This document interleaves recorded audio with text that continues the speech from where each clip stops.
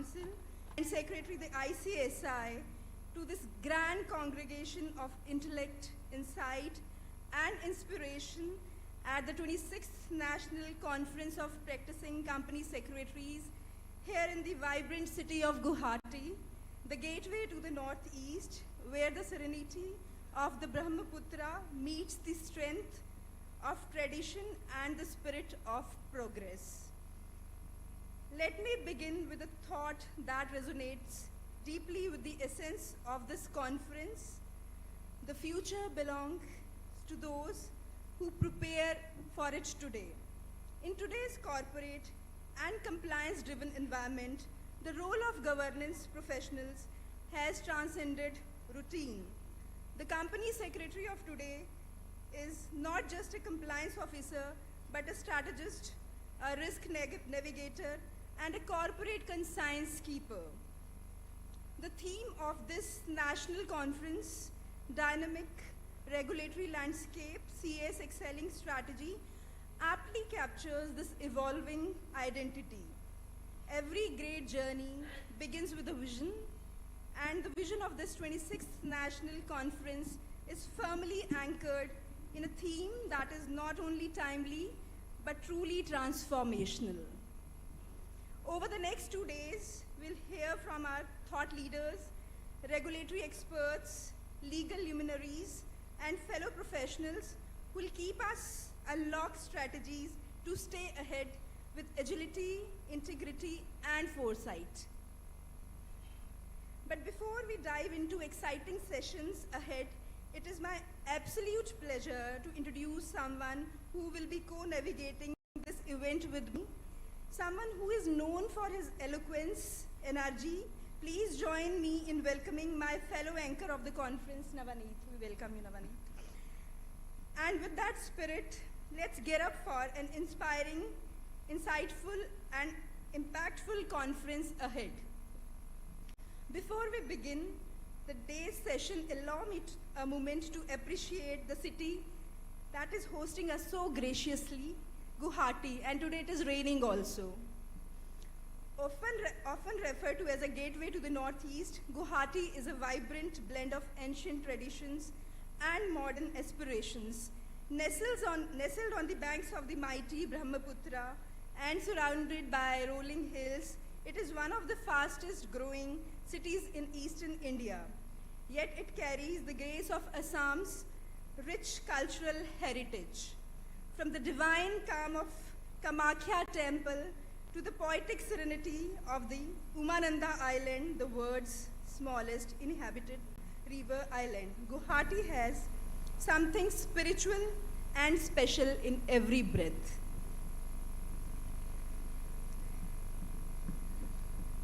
So now we'll have a motto song. We begin this session with the ICSI motto song, an ode to the values that bind our profession: integrity, governance, and service. I request everyone to kindly rise for the motto song. Kindly play the motto song, please.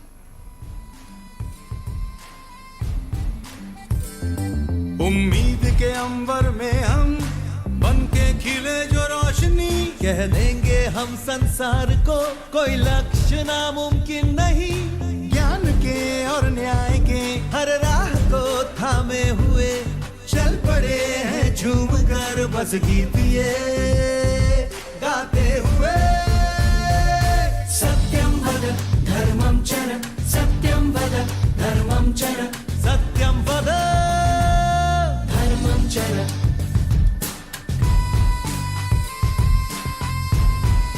Company सचिव कदमों की हर एक गूंज में बस जीत का एहसास हो, राष्ट्र प्रगति पथ पे हो और आत्मबल की आस हो।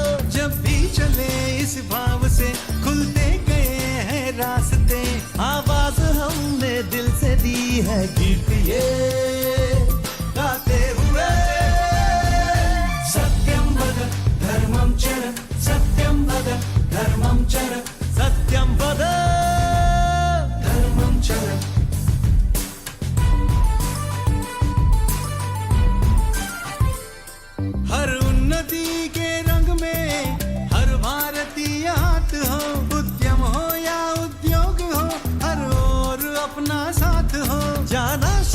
तक है हमें सच की कलाई थाम कर, हम जीत के सुर छेड़ेंगे गीत ये गाते हुए। सत्यम वद धर्मम चर, सत्यम वद धर्मम चर, सत्यम वद धर्मम चर। Thank you everyone. Kindly be seated. Over to you, Navneet.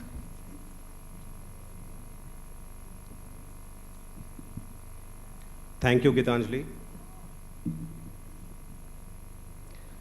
I request you all to please continue sitting at your places as we are shortly expecting the arrival of our esteemed chief guest for the program today.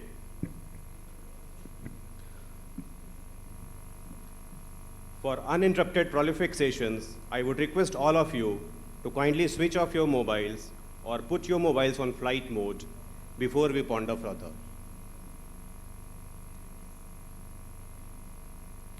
May I request you all to kindly maintain decorum and refrain from moving inside the hall during the presence of our chief guest on the dais. Very shortly, he will be arriving.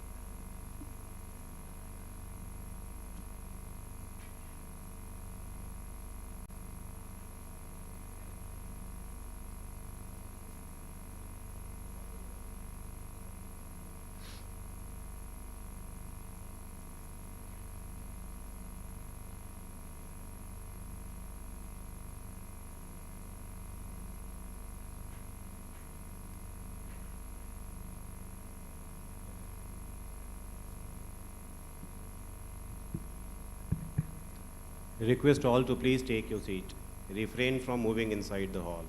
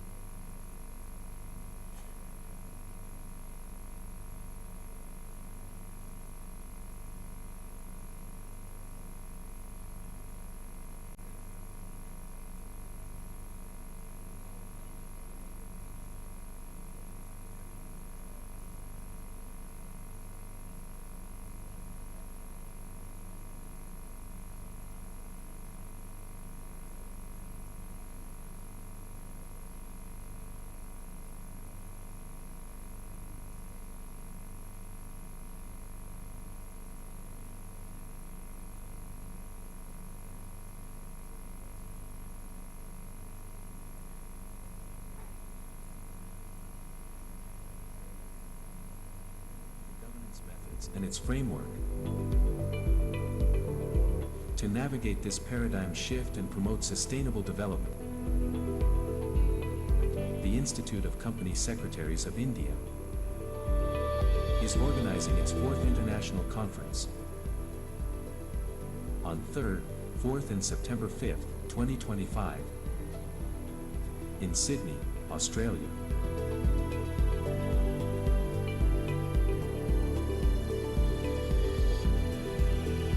Hosted by ICSI Overseas Centre Australia Incorporated. The conference will focus on the theme Embracing Innovation, Enhancing Good Governance. Join in for 3 days of insightful learning, networking and resource enhancement. For more details, log on to www.icsi.edu.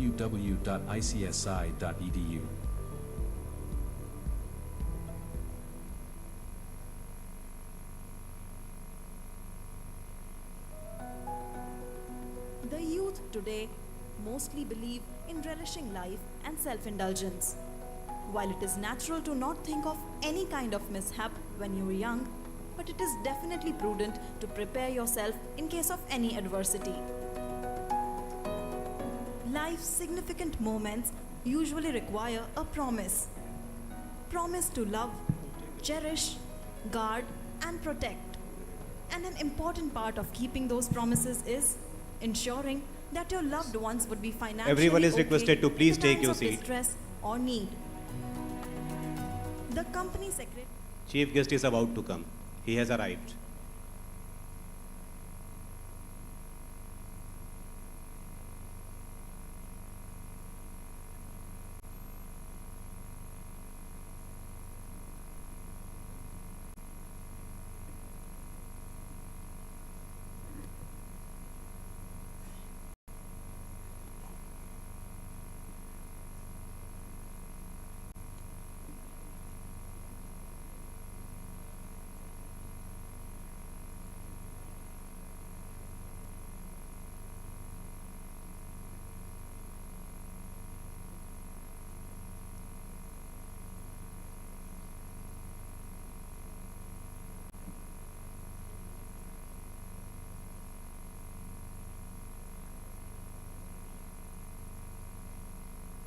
Our esteemed chief guest has arrived, and I request you all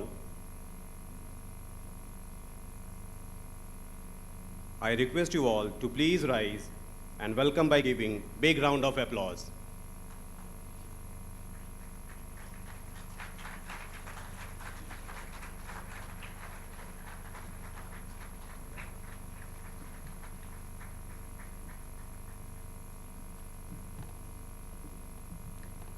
We are deeply honored to have with us today a leader whose service and dedication to the nation continue to inspire generations. A statesman of vision and values, His Excellency Sri Lakshman Prasad Acharya Ji, Honorable Governor of Assam.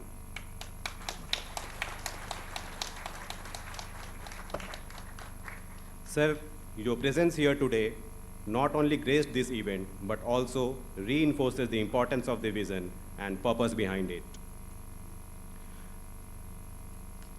Ladies and gentlemen, let's welcome our esteemed guest on dais with a big round of applause for a joyous occasion of the 26th National Conference of Practicing Company Secretaries.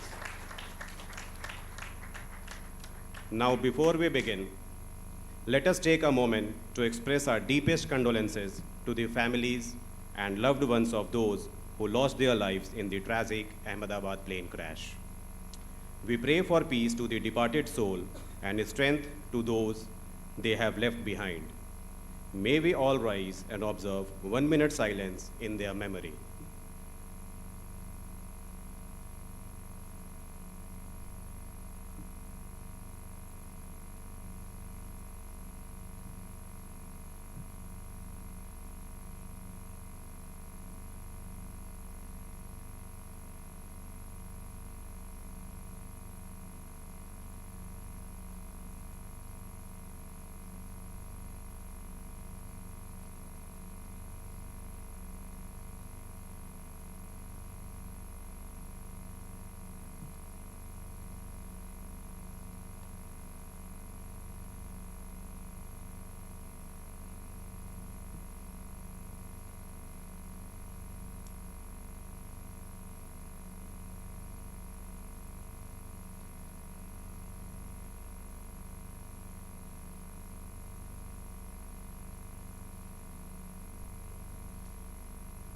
Thank you. Let us now start this inaugural session with the national anthem, followed by the state anthem. I request everyone to rise for the national anthem, a tribute to our great nation and a moment to stand together in unity and pride. National anthem, please.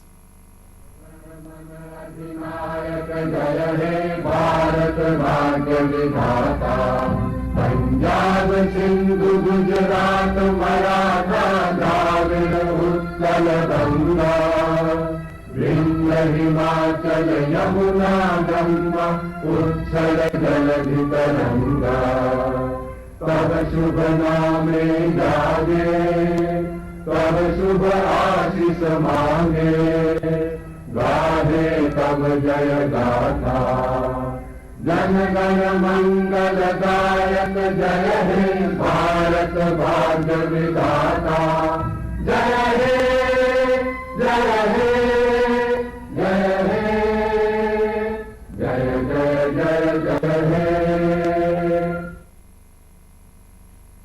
State anthem, please.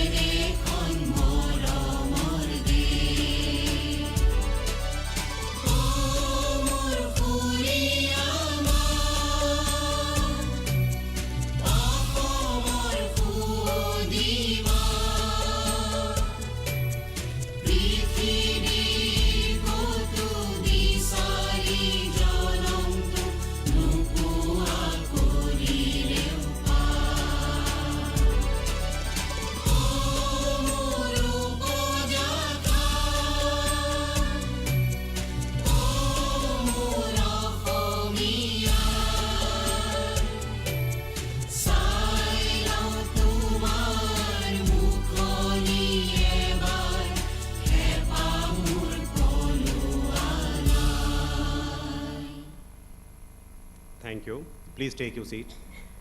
With the dais now graced by our esteemed dignitaries, we are all set to begin the proceedings of the day. Ladies and gentlemen, to mark the auspicious beginning of today's event, I now invite our esteemed dignitaries to come forward for the lighting of the ceremonial lamp, a symbol of knowledge, wisdom, and the triumph of light over darkness.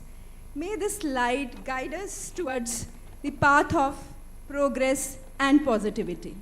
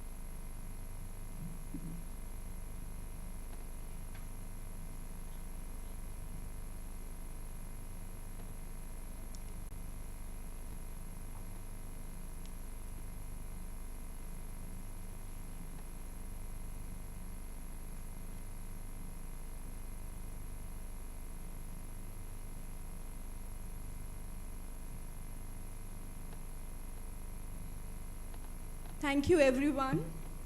As a symbol of respect, gratitude, and our shared commitment to sustainability, we now proceed to present a token of appreciation in the form of a green planter, a memento, japi, fulam gamucha, a gesture that signifies growth, harmony, and lasting impact. May I now request C.S. Dhananjay Shukla ji, President the ICSI, to kindly present a planter, memento, japi, fulam gamcha, to our chief guest Shri Lakshman Prasad Acharya ji, Honorable Governor of Assam. Please give a huge round of applause, ladies and gentlemen. Thank you, sir, for gracing this auspicious event, and thank you for your kind presence. We welcome you once again.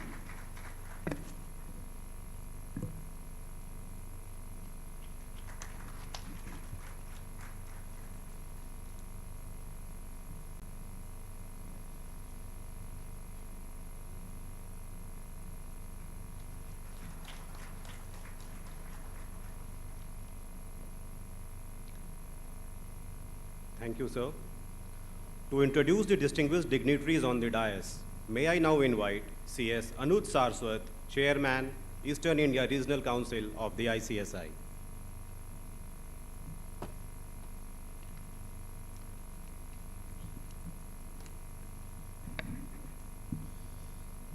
Distinguished dignitaries, esteemed guests, and beloved members of CS fraternity, a very good afternoon and a warm welcome on the land of Ma Kamakhya.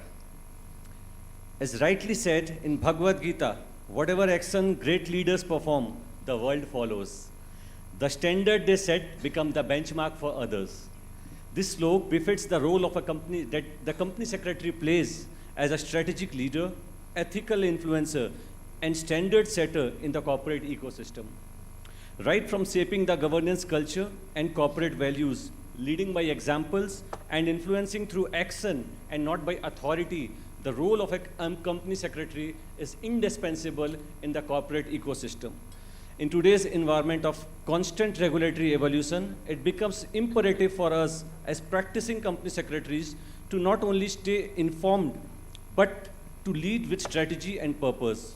As the regulatory framework becomes more interactive, the CS profession must rise as a compass for corporate India, guiding, enabling, and ensuring governance excellence. Let us remember the best strategy in the world is useless unless it is executed. Strategy is only as good as its implementation, and our role as CS professional lies at the very nexus of ideation and execution, turning compliance into culture and governance into growth. It is my great privilege and honor to extend a warm welcome on behalf of EIRC of ICSI at the inaugural session of 26th National Conference of Practicing Company Secretaries. The theme for this year's conference is Dynamic Regulatory Landscape, CS at Excelling Strategies. Could not be more apt or timely. Now, with a great pleasure, I take this opportunity to introduce our honorable chief guest, Sri Lakshman Prasad Acharya, Governor of Assam. His Excellency, Sri Acharya, is the 32nd Governor of Assam and hails from Varanasi, Uttar Pradesh, a distinguished leader whose journey from grassroots education activism to holding constitutional office is truly inspiring.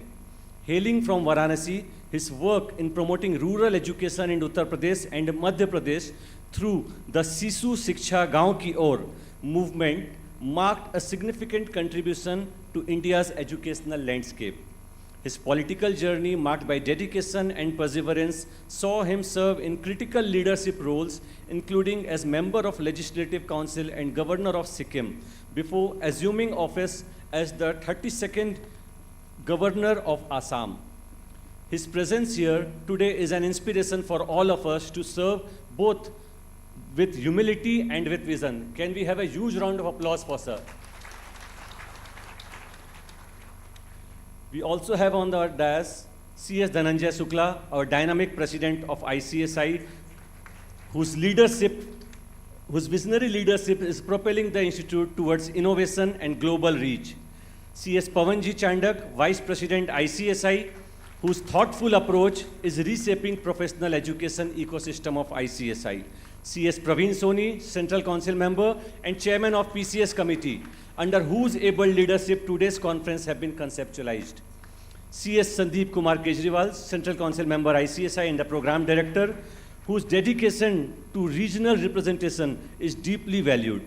CS Rupanjana De, Central Council member and the sole lady member in our Central Council. CS Ashish Mohan, Secretary of the Institute, whose administrative leadership keeps ICSI thriving. And last but not the least, CS Lohit Bagadia, the dynamic chairman of our Guwahati Northeast chapter, whose undying effort in hosting this conference in the Northeast is commendable.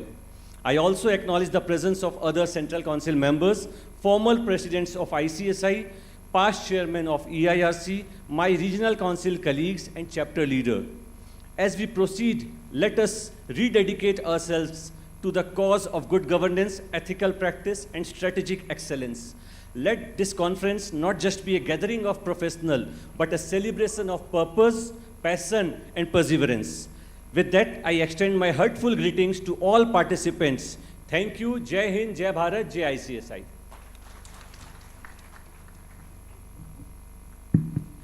Thank you, CS Anuj Saraswat, for your kind introduction and setting the tone of the session. Every successful event has a visionary behind it, someone who leads from the front, coordinates tirelessly, and ensures that every element falls into place with purpose and precision.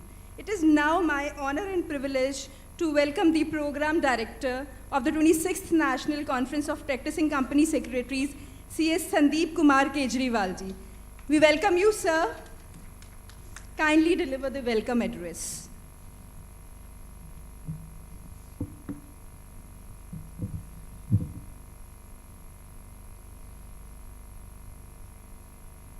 Respected Mahavahim, Honorable Governor of Assam, Chief Guest of the Day, CS Ranjay Shukla ji, President ICSI, Sri Pawan Chandak, VP ICSI, my colleagues on the dais, off the dais, distinguished guests, eminent speakers, professional colleagues, delegates present here physically and virtually. Welcome you all in this National PCS Conference at Guwahati. My heartfelt thanks to Mahamahim, Honorable Governor of Assam, for gracing the inaugural session. It is an honor to extend a heartfelt welcome to all our esteemed guests, speakers, delegates, and esteemed leaders. माँ कामाख्या की पावन धरती पर आप सभी का स्वागत है. महामहिम respected governor initiated a theme, शिशु शिक्षा गांव की ओर, child education in the village, campaign with the sole aim to establishing schools in the remotest village. My high regard to his vision. Like महामहिम का जो विजन है, उसी विजन को हमारे प्रेसिडेंट आगे बढ़ाते हुए उनका भी एक विजन है, to reach out every chapter is the main reason to come at Guwahati for national PCS conference. उनका एक थॉट प्रोसेस है कि देश के अंतिम छोर तक के सीएस को भी सारे अवसर मिलने चाहिए, and we are here to celebrate this national PCS conference. When we decided this venue as the National PCS Conference, उनकी एक चाह थी, उनकी एक इच्छा थी कि गुवाहाटी के सारे PCS, सारे कंपनी सेक्रेटरी इस प्रोग्राम को पार्टिसिपेट्स करें. And I hope that almost all the company secretary of the Guwahati have registered for this program. It's a great achievement for the Guwahati chapter. Thanks to Guwahati chapter, thanks to Lohit chapter chairman, Vishal ex-officio member, and other senior members like Rajkumar Sharma ji, Amit Parikh ji, Biman, Anil, Narayan Sharma ji for their support for the success of this conference. Tomorrow is PCS Day. Journey of PCS Day has started 4 decades back with a theme, Satyam Vada Dharmam Chara. And now we are showcasing ourselves not only as the practicing professional in Companies Act, but as a compliance advisor, tax professionals, insolvency professionals, registered valuer, arbitrator, mediator, architect of corporate governance, and so on. ICSI is always believe in good skilled, updated professionals, and it requires skill development and updation time to make us competent to plan and perform for future. There are various knowledge enhancing and skill development initiatives rolled out by the ICSI, like this National PCS Conference. We, ICSI, has an MOU with NEDP. You all know NEDP. Some of the key points of that MOU, that NEDP invited ICSI to train their professionals in entire northeastern region, to use their offices in entire northeastern region. And one more important thing that must be known to all the members of the Guwahati chapter, that NETFI also invited us to do the due diligence work of their small borrower. So it's a great opportunity for all of us. We urge my fellow member to encase it. I would like to appreciate the President and team ICSI for untiring efforts to make us a good tax professionals. Team ICSI under his leadership also trying to come with Form MGT 8A like earlier compliance certificate for small companies. We can practice from local to global, and in this area, ICSI is coming with a training program for practice at Dubai. The recognition for company secretaries in the country is going to evolve like never before. New opportunities like opening up for the company secretaries. Regulators are reposing faith in the profession by according new recognitions. In one of the case in SEBI told the company that please comply the violation and take a certificate from the PCS and come back to me with that PCS certificate. It shows the faith of a regulator upon the ICSI. I also appreciate the role of Manish Gupta ji, who is helping all PCS in V2 and V3 always to come out from the V2 and V3. Professionals of Guwahati always plays a vital role in the growth of Northeast and for the country as well. I wish you all a very fruitful and memorable 2 days of learning and networking. Thank you very much.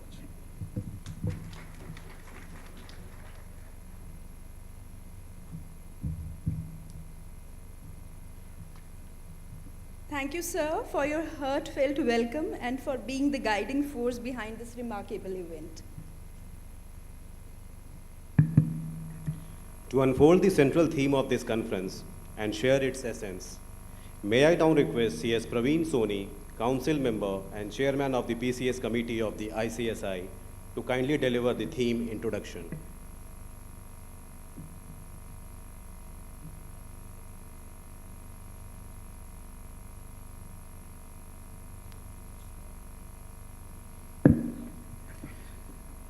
Chief guest of the day, Shri Lakshmi Prasad Acharya ji, Honorable Governor of Assam, CS Dhananjay Shukla ji, President ICSI, Pawan Chandak ji, Vice President ICSI, all dignitaries on the dais, eminent speakers, professionals, delegates present here, and more than 2,500 delegates present virtually.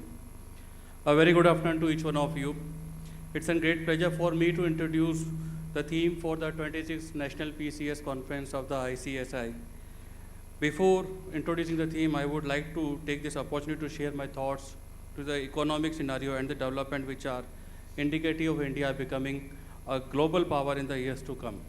Dear friends, it's a pleasure to hold this biggest national program of PCS in the city of the lush tea gardens, Guwahati, that is within the state of Assam.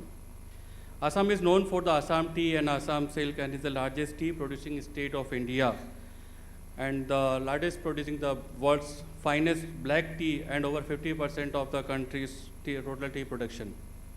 Assam was the first site for drilling the oil in Asia and is now a major contributor to the crude oil production and to an home for one horn on rhinos, Indian rhinos.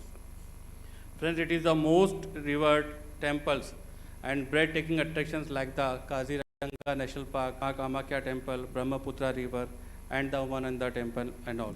Bhupen Hazarika ji from Assam was the first to get the Assam Ratna Award, and thereafter he awarded with the Bharat Ratna also. The city of Guwahati translates into a market of the areca nut that becomes the British capital in the year 1826, and the Guwahati is the largest city in the Assam and Northeast India, having Assamia as its main language. Reforms have always been in a foundation of a resilient and progressive economy. This year's conference theme, Dynamic Regulatory Landscape, CS at Excelling Strategies, holds immense relevance. It reflects how expanding the horizons, venturing into new domains, becomes the key for the company secretaries to achieve the unlimited success. With over 1.5 lakhs of startups and 100 plus unicorns, India has emerged as one of the most vibrant startup ecosystem globally, entering into the place as the third largest startup hub. Reforms such as GST, while implementation has led to the decent increase into the indirect tax collections, while the technology and AI-driven initiatives have reinforced transparency, efficiency, and accountability in the tax assessment, further boosting India's standing in the global ease of doing business ranking. Company secretaries are the stepping beyond the boundaries, and their expertise is sought in the PSU, startup, MSME, ESG compliance, CSR audit, panchayat and cooperative. Additionally, many of us are also serving as advisors to the government and various regulatory bodies. With the emergence of the new area of practicing, company secretary must remain agile with the informed and adaptable to the latest developments. Friends, deliberations during the technical sessions by the eminent speakers on the critical areas such as secretarial audit, annual secretarial compliance report, opportunities under taxation regime, alternative dispute resolutions, and expanding horizons will provide invaluable insights and the professional opportunities that lie ahead of our members. As we are envisioned towards a developed nation, the corporate sector look up the company secretaries as an essential pillar for adoption and mitigation. There is a say in Hindi, नियमों का पालन अनुशासन नहीं है, एक श्रेष्ठ रणनीति है, क्योंकि सफल वही होता है जो संकट में भी अवसर ढूंढ ले, और समय के साथ जो नहीं बदलते, समय उन्हें बदल देता है. So with all these words, I would not like to conclude that it is the opportunity moment for us to embrace the evolving role, led with the purpose and leaving a lasting imprint on the corporate landscape. Now is the time to learn, grow, and emerge even more stronger. I wish you all a very fruitful and memorable 2 days of learning in this magnificent city of Guwahati. Thank you very much. Jai Hind, Jai Bharat, Jai ICSI. Thank you, CS Praveen Soni, sir, for articulating the theme so insightfully and laying a strong intellectual foundation for the deliberations ahead.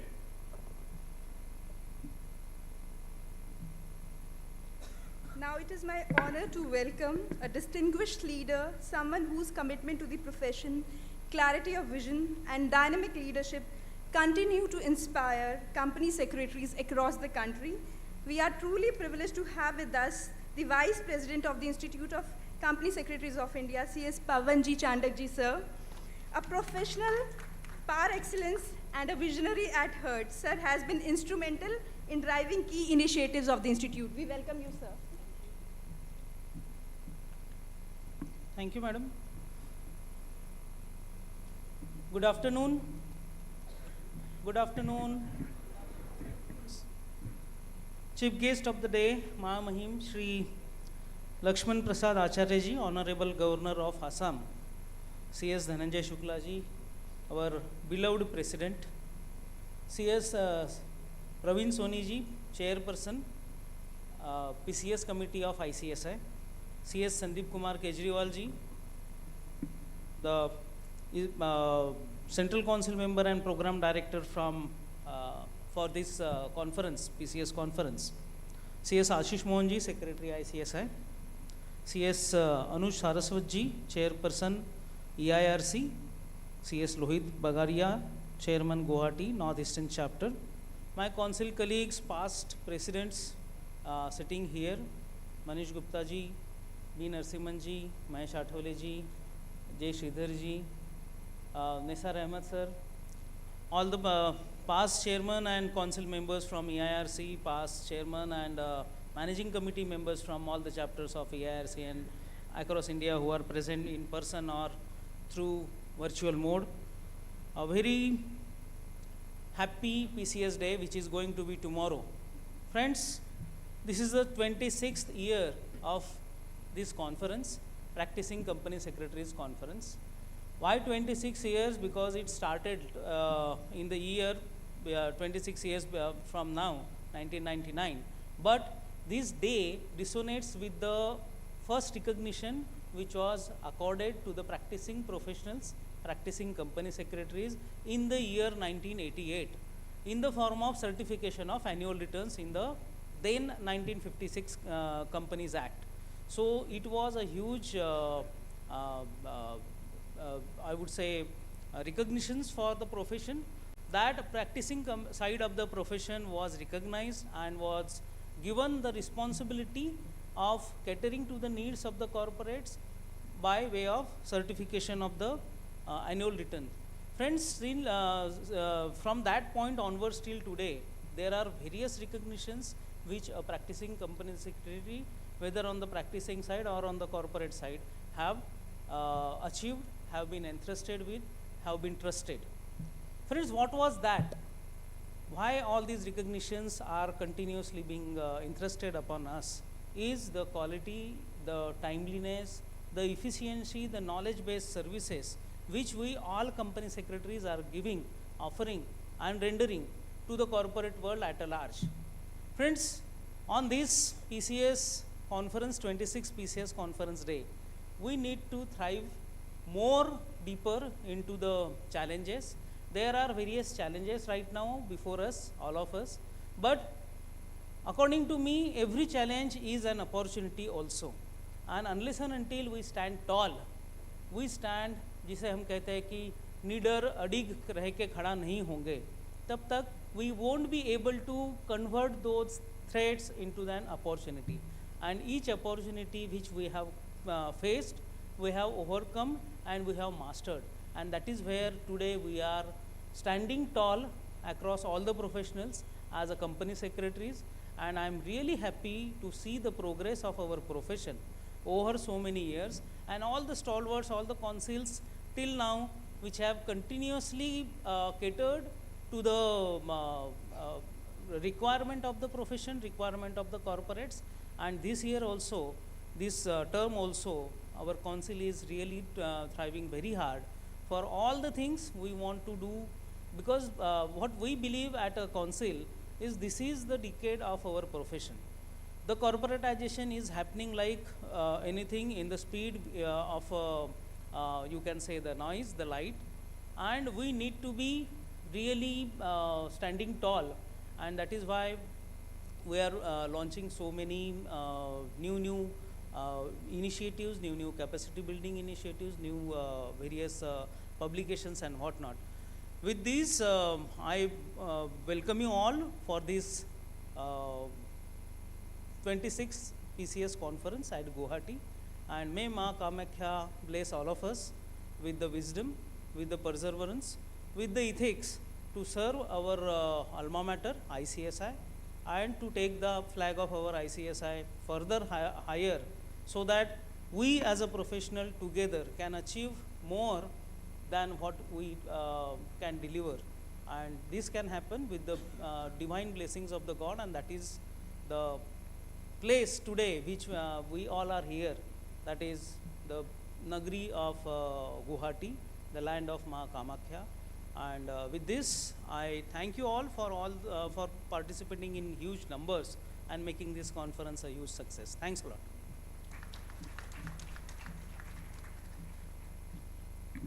Thank you, VP sir, for your encouraging words and for reminding us of the expanding opportunities and responsibilities that lie ahead. To deliver the presidential address and share the vision that drives our profession forward, I now request the respected President of the ICSI, CS Dhananjay Shukla, to address the August gathering.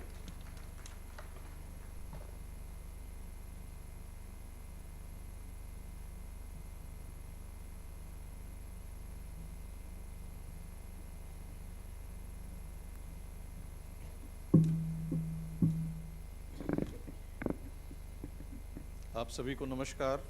नमस्कार। His Excellency Sri Lakshman Prasad Acharya ji, Honorable Governor of Assam, Chief Guest of the Day, CS Pawan Chandak ji, Vice President ICSI, CS Praveen Soni, PCS Committee Chairman and Central Council Member, CS Sandeep Kejriwal, Program Director and Central Council Member, my worthy council colleagues, former President CS Manish Gupta, immediate former President CS B. Narasimhan, CS Nisar Ahmed, J. Sridhar Saab, Mahesh Anant Athawale ji, Secretary ICSI CS Ashish Mohan ji, Rupanjana De ji, Lohit Bagedia ji, Anuj Saraswat ji, past and sitting council, regional council members from East region, former President, former Secretaries, esteemed dignitaries on the dais, eminent speakers, distinguished speakers, distinguished delegates who are present in this hall, and all the distinguished delegates who have joined this conference through the virtual mode. Ladies and gentlemen, a very warm welcome to all of you. मैं आप सभी का माँ कामाख्या की पावन भूमि, लचित बोरफुकन की महान भूमि, भारत रत्न भूपेन हजारिका की पवित्र भूमि पर आप सबका हार्दिक अभिनंदन करता हूं, स्वागत करता हूं और आप सभी से विनम्र आग्रह है कि तालियों की गड़गड़ाहट से महामहिम राज्यपाल महोदय का जोरदार स्वागत करें। तालियां बजी नहीं ठीक से।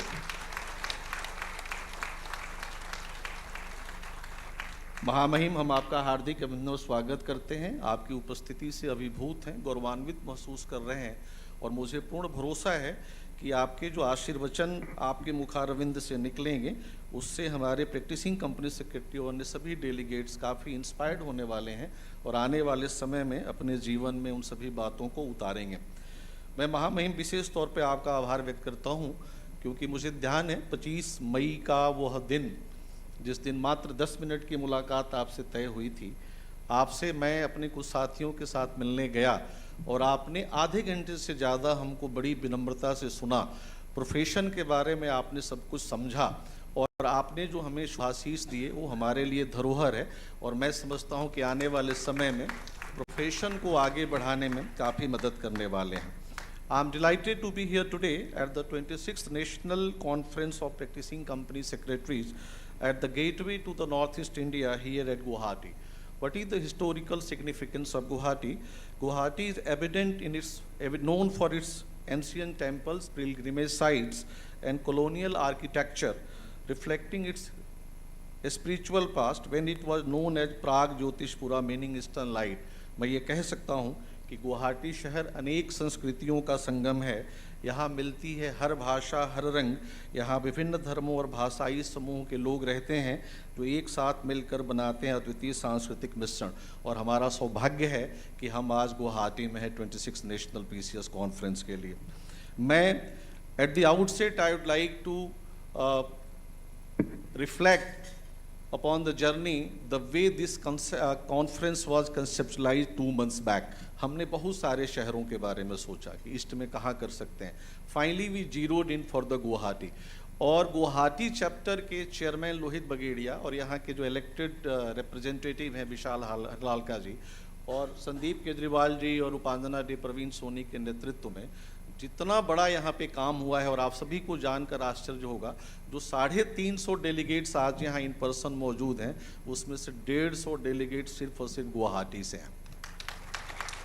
तो मैं आप सबका हार्दिक आभार व्यक्त करता हूँ लोहित जी और पूरी team. I am sure the way you have been doing for this PCS conference will continue the same work in the future also. Again, I am coming to the Guwahati. It's a strategic location connecting the northeastern states to the rest of India. Present immense opportunities of growth and development for entrepreneurs, business and professionals eager to tap into the region's vast potential. And our Honorable Prime Minister has separately created a Ministry of Northeast Development. So our focus is also to tap more and more strength for the northeastern region. I was talking to the Nisar Saab few months back and he said, why don't you visit northeastern states and you create lot of career awareness program.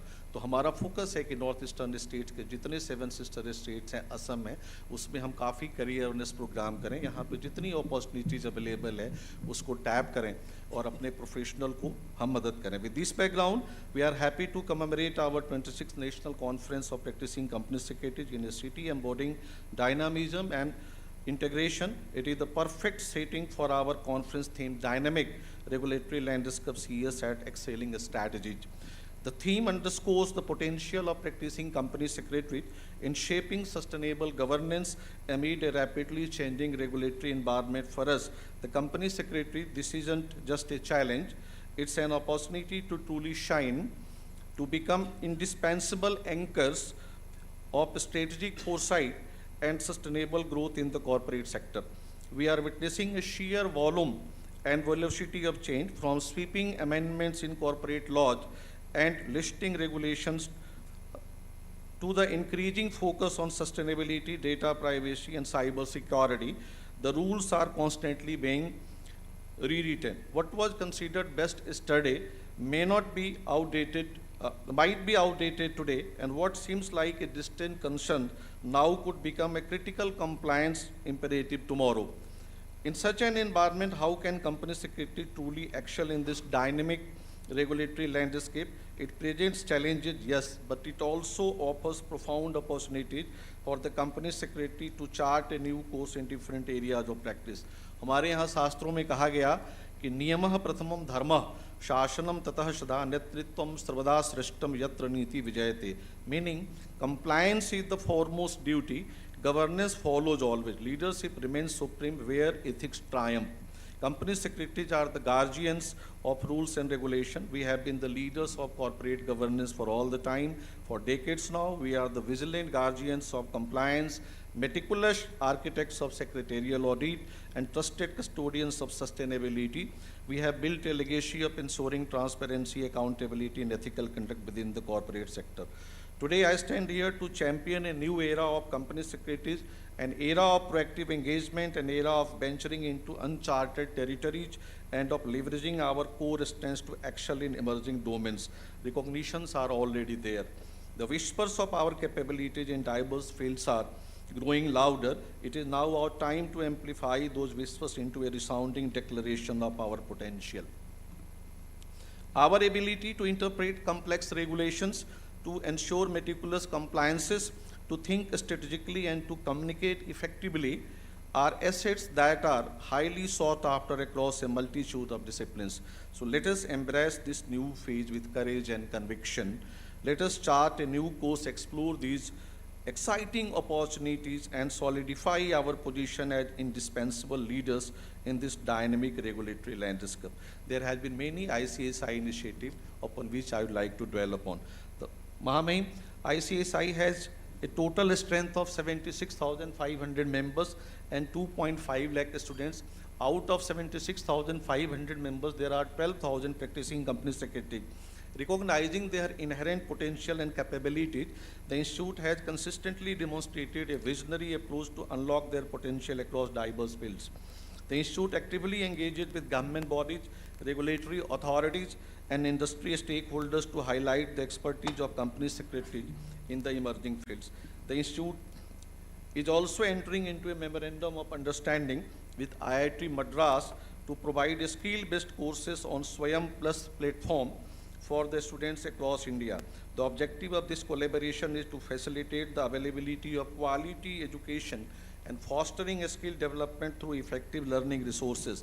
We are also entering into one of the MOU with the service enabled SEPC, a organization within the Ministry of Commerce, which is going to enable us for providing service-enabled, export-enabled services to the, for the global outreach. And in fact, the Institute has launched a free capacity building program now on the direct access for members and students to enhance their knowledge and skills through practical application of provisions. It aims to create future-ready practitioners in direct taxation. Friends, you all have seen that how we have worked hard during last 3 months for positioning ourselves as a tax auditor in the new income tax bill provisions. We tried our level best. We have met till now 53 parliamentarians, including 8 cabinet ministers, and we are keeping our fingers crossed as we have made the presentation before the select committee on 16th of April 2025. We cannot divulge the details that what all transpired over there because all are the privileged communication, but we are quite hopeful that something good would happen. Then additionally, the Institute is launching today, that is more important, a capacity building series in webinar mode without charging any fee. We have identified more than 25 areas wherein we are going to provide webinar-based modules wherein we are not going to charge any fees. There would be minimum 5 modules, there would be maximum 10 modules of 2 hours each, and it will be available for one and all the members.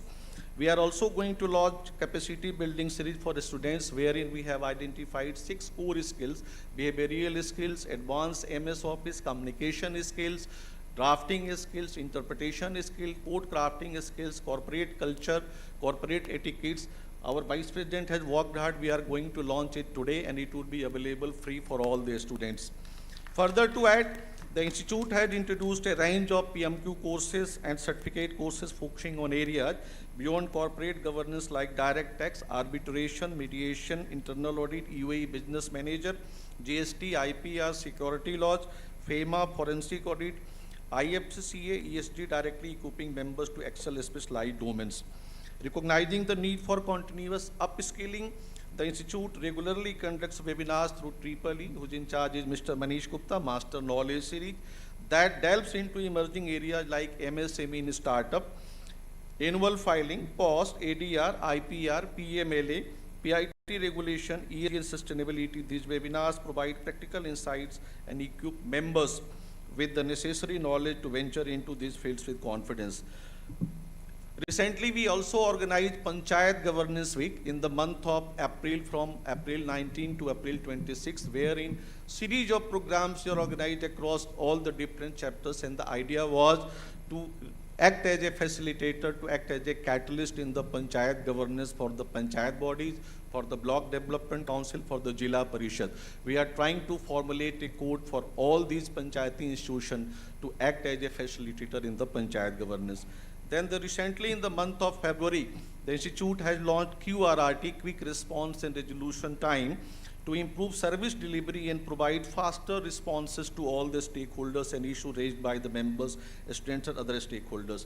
The Institute is actively collaborating with universities and academic institutions to offer integrated programs for enhancing the academic foundation of company secretary. मैं इतना कह सकता हूँ कि institute के 4 बड़े focus हैं. पहला, हमारे मेंबर्स की स्थिति इंडस्ट्री में बहुत मजबूत हो. Brand equity of the profession should be very very strong. नए स्टूडेंट्स प्रोफेशन में आएँ, जुड़ें, और जो प्रेजेंट स्टूडेंट्स हैं उनकी बहुत अच्छे से हम अप स्किलिंग करें और उनको मेंबर के रूप में इंडस्ट्री को हम सौंपें. और चौथा सबसे बड़ा महत्वपूर्ण है कि ट्रेड, इंडस्ट्री और रेगुलेटर का भरोसा दिनानुदिन प्रोफेशन पे बढ़ते रहना चाहिए. और इन सभी मुद्दों पे ICSI बहुत ज़्यादा काम कर रहा है. मैं समझता हूँ कि नॉर्थ ईस्टर्न रीजन के प्रति भी जो हमारा फोकस है आने वाले दिनों में हमारा बढ़ता रहेगा.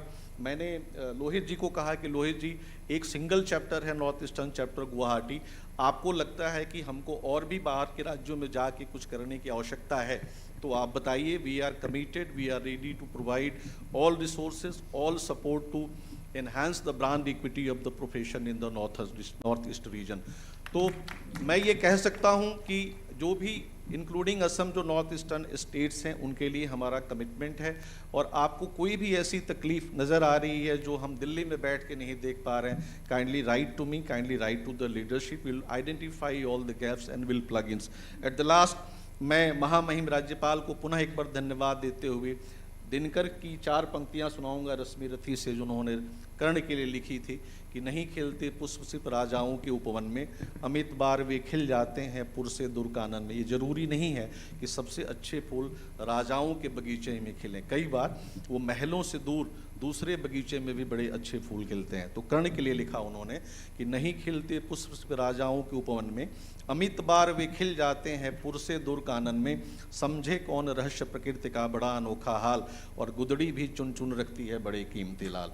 महामहिम, आप जिस बैकग्राउंड से आते हैं, बनारस की धरती से, मेरी वहाँ थोड़े समय के लिए पढ़ाई हुई, मैंने आपको परिचय में बताया था. मैं फिर से दोहरा रहा हूँ कि आपके आने से हमारा गौरव बढ़ा है, हम अभिभूत हैं, हम आह्लादित हैं, और आपकी उपस्थिति आने वाले समय में हम सबका मार्गदर्शन करती रहेगी. मैं एक बार पुनः आपका हार्दिक धन्यवाद करता हूँ, स्वागत करता हूँ, मैं आप सबका स्वागत करता हूँ. जय हिंद, जय ICSI, जय आई ओखोम.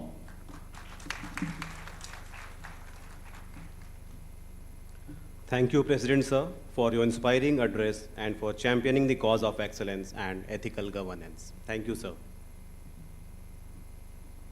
Dear all, we are now honored and witness the official releases of souvenir, few publications and flyer by the Honorable Chief Guest in the esteemed presence of our President, Vice President and all dignitaries gracing the dais.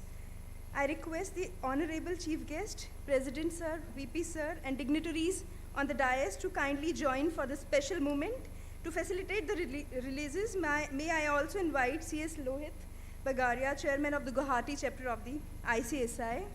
Our first release is Souvenir.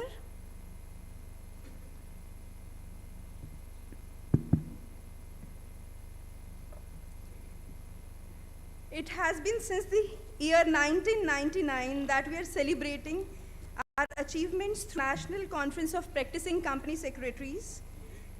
To commemorate the occasion of 26th edition, the souvenir is being released. The souvenir contains various selected articles based on the theme, sub-theme of the conference and details of the sponsors. Please give a huge round of applause for our first release, Souvenir.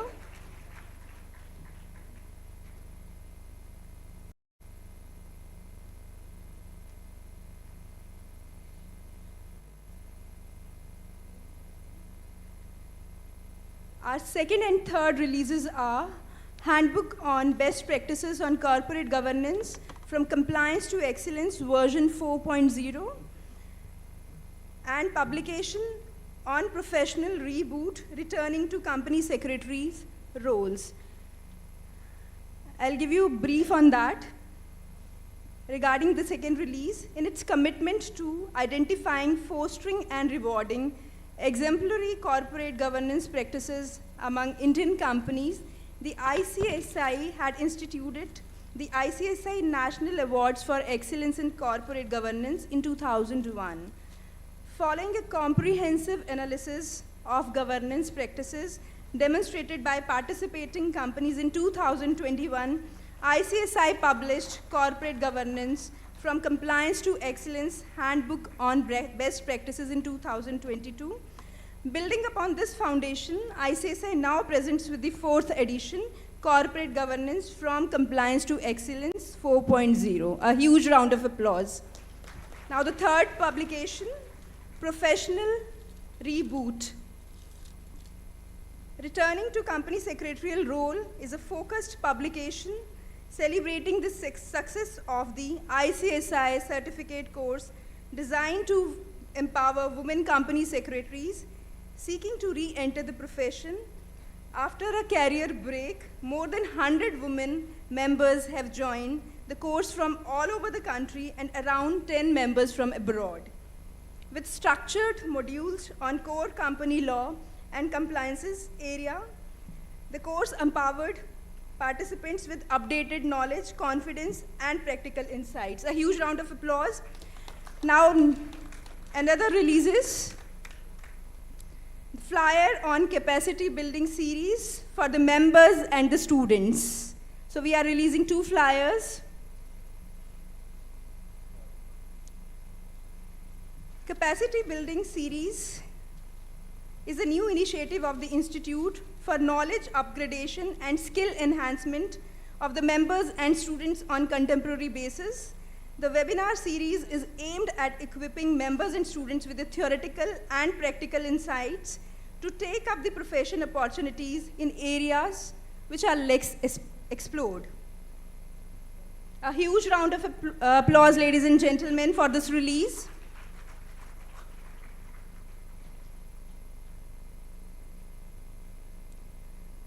Our next release is Chartered Secretary Collector Series, a compendium of selected articles on direct taxes and GST. The Chartered Secretary Collector Series is a compendium of selected articles on direct taxes and GST, is an attempt of the institutes towards collating the pearls of wisdom spread over the various editions and volumes of the Chartered Secretary Journal across years and bringing them within the bindings of a single publication. Please put your hands together for this release also. The last one, Registered Values Toolkit for the asset class of securities and financial assets, SFA. The toolkit for registered valuers is a comprehensive resource tailored to meet the dynamic needs of valuation professionals. This book offers an in-depth exploration of values, methodology, practical templates, and detailed checklists covering security and financial assets. It integrates case studies, regulatory updates, and best practices to enhance accuracy and compliance in valuation assignments. Please put your hands together for this release also. Thank you very much, sir. The same will certainly serve as a beacon of knowledge for the fraternity, enabling professionals to navigate the dynamic regulatory landscape with strategic clarity and confidence. Thank you so much. Esteemed dignitaries, respected members of the profession, and dear delegates, there are moments in every conference that elevates its spirit, deepen its meaning, and dignify its purpose. This indeed is one such moment. We are truly honored and filled with immense pride as we welcome a distinguished leader and statesman, a guiding force in public life and constitutional governance. It is with deep respect and gratitude that we welcome our chief guest for the inaugural session of the 26th National Conference of Practicing Company Secretaries, His Excellency Shri Lakshman Prasad Acharya Ji, the Honorable Governor of Assam. Please put your hands together. Sir, your presence today is not a matter of great pride for the ICSI and the Company Secretaries fraternity. We welcome you, sir.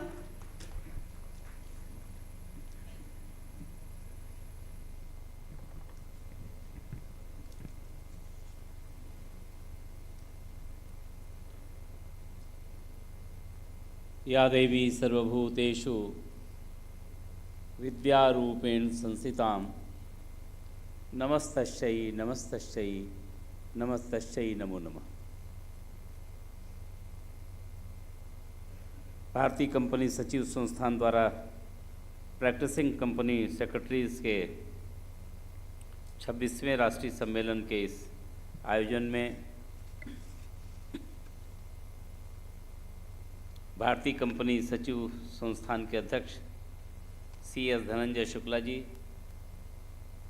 उपाध्यक्ष CS पवन चंडक जी, पूर्वी क्षेत्रीय परिषद के chairman CS अनुज सरस्वत जी, practising company secretaries committee के chairman CS Praveen Soni ji, कार्यक्रम निदेशक CS Deep Kumar Kejriwal ji, Guwahati chapter के chairman CS Lohit Bagaria जी, सचिव CS आशीष मोहन जी, अन्य विशिष्ट अतिथिगण, संस्थान के सम्मानित सदस्यगण, मीडिया के मित्रों, देवी और सज्जनों,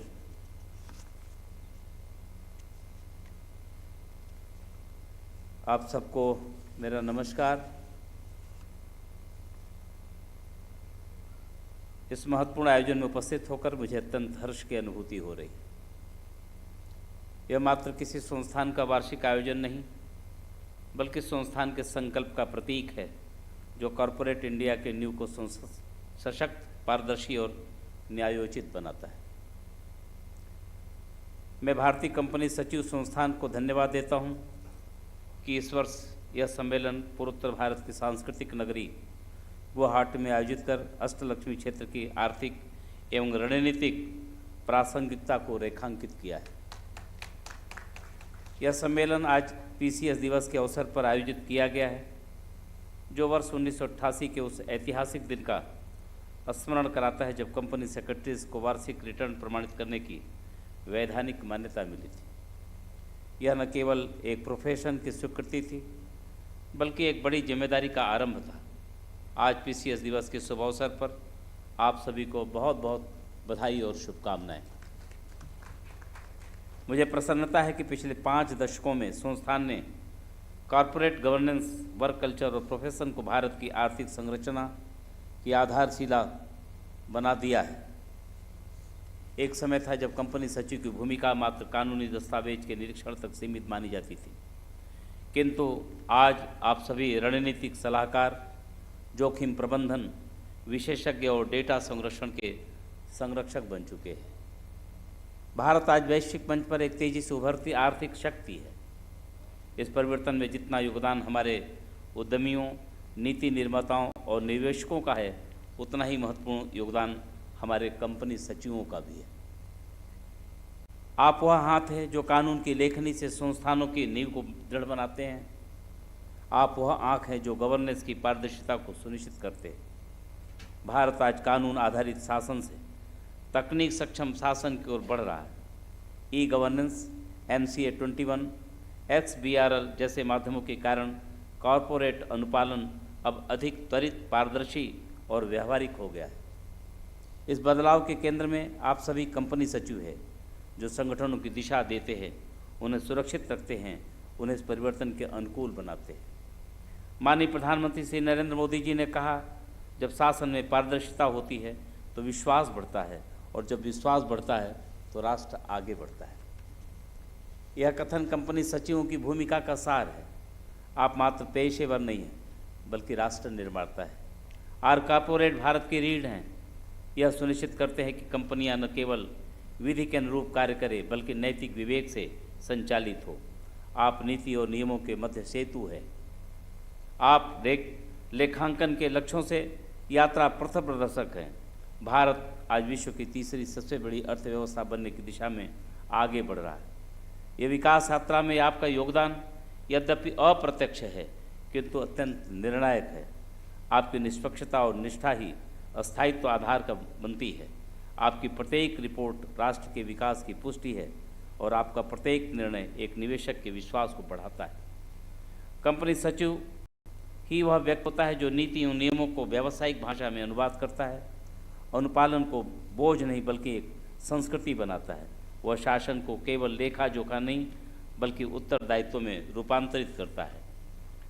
मित्रों, हम एक ऐसे युग में प्रवेश कर चुके हैं जहां निर्णय AI, बिग डाटा और ब्लॉकचेन की गति से लिए जा रहे हैं। किंतु यह न भूलें कि तकनीक तेज हो सकती है, पर दिशा केवल नैतिक विवेक ही दे सकता है, और वह विवेक आपके पास है।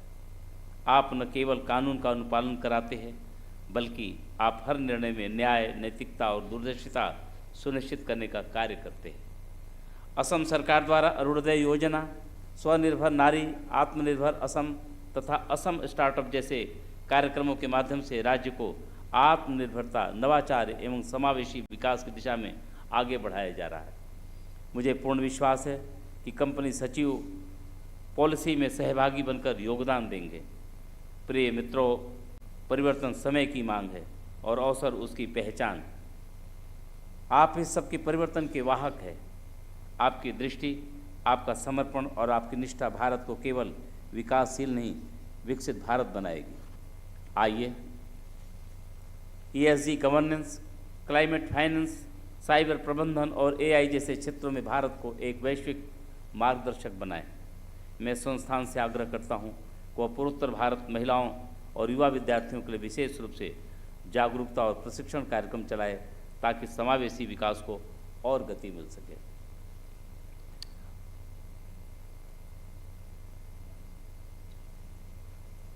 बहनों भाइयों, कुछ लिखित मेरे भाव थे, उनको मैंने आपके समक्ष रखा।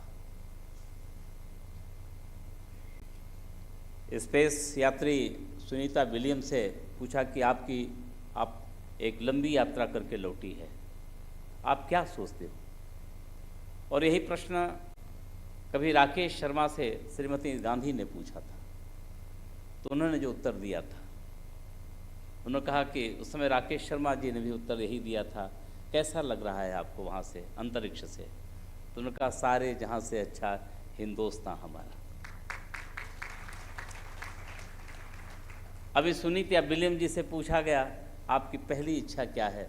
उन्होंने कहा, मैं अपनी जन्मभूमि भारत को पहले आकर के प्रणाम करना चाहते हैं। यानी हमारे जीवन का जो भी हम काम करते हैं, उस सब के पीछे हमारा उद्देश्य क्या होता है? उद्देश्य होता है हमारा राष्ट्र, राष्ट्र देवो भव। तो राष्ट्र को हम कैसे मजबूती दे सकते हैं? और राष्ट्र के मजबूती करने के अनेक, हम जिस काम को करते हैं उसके पीछे हमारा राष्ट्र होना चाहिए। वो कभी हम लोगों ने सामान्य बातों में सुना करते थे, पढ़ा करते थे, सर्वे गुणा कांचन माशयंती, सारे गुण कांचन में हैं। हम कई बार उसको दूसरे अर्थों में ले लेते हैं, परंतु अगर हमारे जीवन में धन का प्रबंधन ठीक है तो हमारा व्यक्तिगत जीवन ठीक रहेगा, हमारा परिवार ठीक होगा, परिवार से एक अच्छा समाज अच्छा होगा, और एक अच्छे समाज से एक अच्छा राष्ट्र का निर्माण होगा। और उसकी धुरी आप है। और हम देख सकते हैं महज कुछ दिनों में, चूँकि देश का नेतृत्व, और बस विशेष रूप से मैं कहूँ देश के यशस्वी प्रधानमंत्री आदरणीय नरेंद्र मोदी जी, आज यदि दुनिया में बहुत जोर से कहते हैं, अनेक प्रकार के झंझावातों से भी लड़ते हुए, अनेक प्रकार के संघर्ष करते हुए भी, अगर जापान को भी आर्थिक दृष्टि से पछाड़ने का काम करके अगर वो चौथी अर्थव्यवस्था हो सकते हैं, और उतना ही पर ही नहीं रुकते हैं, उससे तीसरी दुनिया की सबसे तीसरी अर्थव्यवस्था का यदि संकल्प लेते हैं, तो आप जैसे शक्ति के कारण लेते हैं, तो चाहते हैं कि आप और ताकतवर बन करके देश को और आर्थिक दृष्टि से मजबूत कर तीसरी आर्थिक व्यवस्था बनाएं। उसमें आपका योगदान महत्वपूर्ण है, आपका संकल्प मजबूत होगा। आपके मन में बात होती ही है, होनी चाहिए शब्द मैं नहीं इस्तेमाल करता, क्योंकि आप संकल्पों से भरे हैं। मुझे खुशी है कि आपने इस पावन बहुत ही पवित्र संकल्प के लिए आपने ऐसी शक्तिपीठ माँ कामाख्या के धाम को चुना है। यहाँ तो माँ शक्ति देती है, यहाँ माँ लक्ष्मी की मूर्ति है, माँ सरस्वती की पीठ है, ये शक्ति पीठ है, ये हर प्रकार का हमें ज्ञान वर्धित करती है। किसान है, किसान खेती करता है, जब उसके मन में ये बात होती है कि हमें देश को मजबूत करना है, हम केवल अपने लिए नहीं, हम देश के लिए। तेरा वैभव सदा रहे, ऐ भारत भूमि तुम्हारा वैभव बढ़ाना। जब हम ये सोचते हैं तो हमारे काम करने का तरीका बदल जाता है। हमारे सामने कोई ऐसा कार्य आता है जो नहीं करना चाहिए, आपके कलम रुकते हैं। लेकिन यदि राष्ट्रभाव से भरे नहीं हैं, कहीं स्वयं का भाव है, तो कहीं ना कहीं हमें कमज़ोर कर देते हैं। आज खुशी है कि एक बहुत ही, चूँकि मेरी आपके अध्यक्ष सीएम धनंजय शुक्ला जी से जब मेरी बात हो रही थी, तो जो इनसे चर्चा होने लगी और उस दिन बैठे थे, तो मुझे खुशी हुई। आपने भी बताया कि हमारा मुख्य उद्देश्य ही है राष्ट्र को एक सुनियोजित विकास देना, और सुनियोजित विकास करने में हम अपना क्या योगदान दे सकते हैं, उस दिशा में एक अच्छी सोच बना करके आज आप ये सम्मेलन आपने इस पावन भूमि पर आयोजित किया है। मैं विश्वास करता हूँ, क्योंकि यदि हमारे मन में संकल्प हो, तो मन में अगर भाव निश्चय हो, तो पंथ स्वयं आगे आएगा। हमारा मजबूत संकल्प है तो रास्ता हमारे अपने आप सामने आके खड़ा होता है। आज अनेक संघर्ष करते हुए, हर प्रकार की लोहा को बहुत मजबूती से उत्तर देते हुए हम तेज़ी से आर्थिक प्रगति कर रहे हैं, और उस प्रगति में इसमें कोई संशय नहीं, आपका योगदान बहुत महत्वपूर्ण है। एक बार फिर से मैं इतना ही कहना चाहूँगा, जहाँ नियमों के साथ नीयत जुड़ती है, वहीं श्रेष्ठ प्रशासन जन्म लेता है। जहाँ प्रोफेशन में सेवा भाव होता है, वहीं राष्ट्र निर्माण होता है। मैं भारतीय कंपनी सचिव संस्थान को इस भव्य आयोजन हेतु बधाई देता हूँ। आशा करता हूँ कि इस सम्मेलन से निकलने वाले विचार, संकल्प और दिशा भारत को आर्थिक एवं नैतिक नींव को और मजबूत करेंगे। आप सभी को पीसीएस दिवस की बहुत बहुत शुभकामनाएं। जय अखम, जय Hind.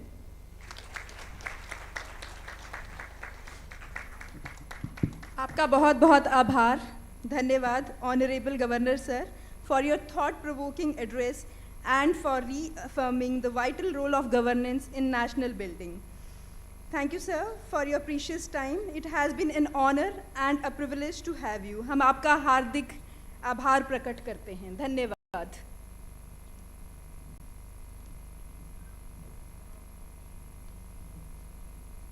Ladies and gentlemen, we have two more releases. First one is ICSI National Sustainability Conference 2025 to be held on 26-27 July at Udaipur, Rajasthan. Registration is going to be open from today.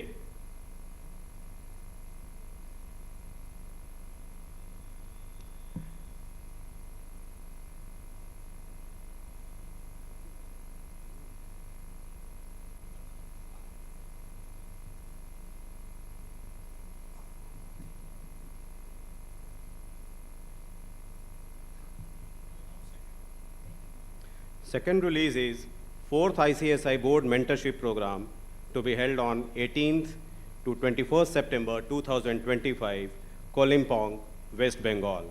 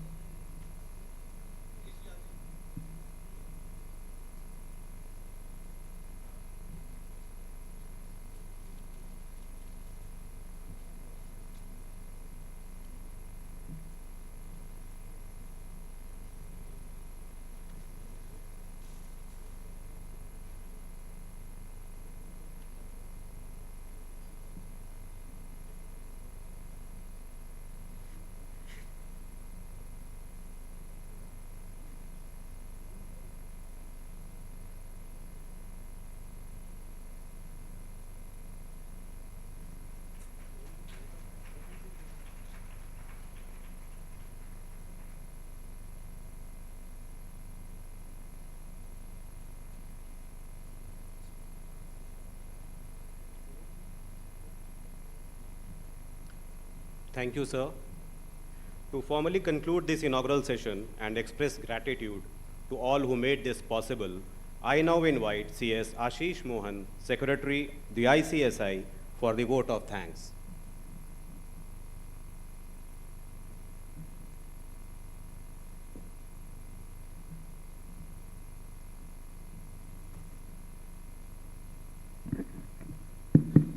Good afternoon. Chief guest for the day, Shri Lakshman Prasad Acharya ji, Honorable Governor of Assam, CS Dhananjay Shukla, President ICSI, CS Pawan Chandak, Vice President ICSI, CS Praveen Soni, Chairman PCS Committee and Council Member, CS Sandeep Kejriwal, Program Director and Council Member, CS Rupanjana Dey, Central Council Member, CS Anuj Saraswat, Chairman EIRC, CS Lohit Bagheria, Chairman, Guwahati Chapter of ICSI, Council Members, Shri Ashok Mishra ji, Government Nominee to the Council, the former presidents here in the sitting council, CS Manish Gupta ji, CS B Narasimhan ji, former presidents CS Mahesh Hatawale ji, CS J Sridhar ji, CS Nisar Ahmed ji, members of the regional council, managing committee members, eminent faculties, dignitaries, delegates, proud members, students, team ICSI. Ladies and gentlemen, before I proceed to deliver the formal vote of thanks, I want to take a moment to extend my heartfelt wishes in advance to all of you on this special occasion of Happy PCS Day. Every year on June 15th, we come together to celebrate this significant milestone of our profession, the very first official recognition granted to the company secretaries in practice back in the year 1988, the certification of annual returns. This day is more than just a date on the calendar, it is a celebration of our dedication, professionalism, and valuable contribution to the corporate sector. Over the years, the profession of company secretaries in practice has received numerous achievements and from various regulators, giving us a reason to celebrate that we have attained and strive for more. Ladies and gentlemen, the theme for this year's conference is Dynamic Regulatory Landscape, CS, Excelling Strategies, captures the essence of what it means to be a practicing company secretary today. It speaks about the challenges we face and the remarkable opportunities that lie ahead of us in the dynamic regulatory environment. I would like to extend our deepest gratitude to our chief guest, Shri Lakshman Prasad Acharya ji, Honorable Governor of Assam, sir, whose presence has added immense value to our inaugural ceremony. Sir, your words of encouragement have not only enlightened us, but also energized us to strive for greater heights. Thank you, sir, for your presence here this afternoon. I thank all the esteemed delegates for joining this conference in person and in virtual mode. Your kind presence has amplified the significance of the conference. Dear friends, a program of this magnitude requires a lot of planning and guidance. I place on record my sincere thanks to CS Dhananjay Shukla, President ICSI, CS Pawan Chandak, Vice President ICSI, CS Praveen Soni, Chairman PCS Committee and Council Member, CS Sandeep Kejriwal, Program Director and Council Member, CS Rupanjana Dey, the entire Program Organizing Committee, entire Central Council members, CS Anuj Saraswat, CS Lohit Bagheria ji also here. I thank each of the Managing Committee members and the Regional Council members also. I thank one and all present here for their support and participation in this conference. Dear members, as we embark on this journey of learning and collaboration over these 2 days. Let us draw inspiration from the spirit of this divine land, Guwahati. Wishing you all here a pleasant stay here, and let's take pride in the milestones we celebrate today and look forward to the continuing journey with renewed vigor, upholding the highest standards of professionalism. Let us broaden our expertise, embrace new opportunities, and make a significant impact in different fields. Happy learning to all of you. Thank you. Jai Hind, Jai ICSI.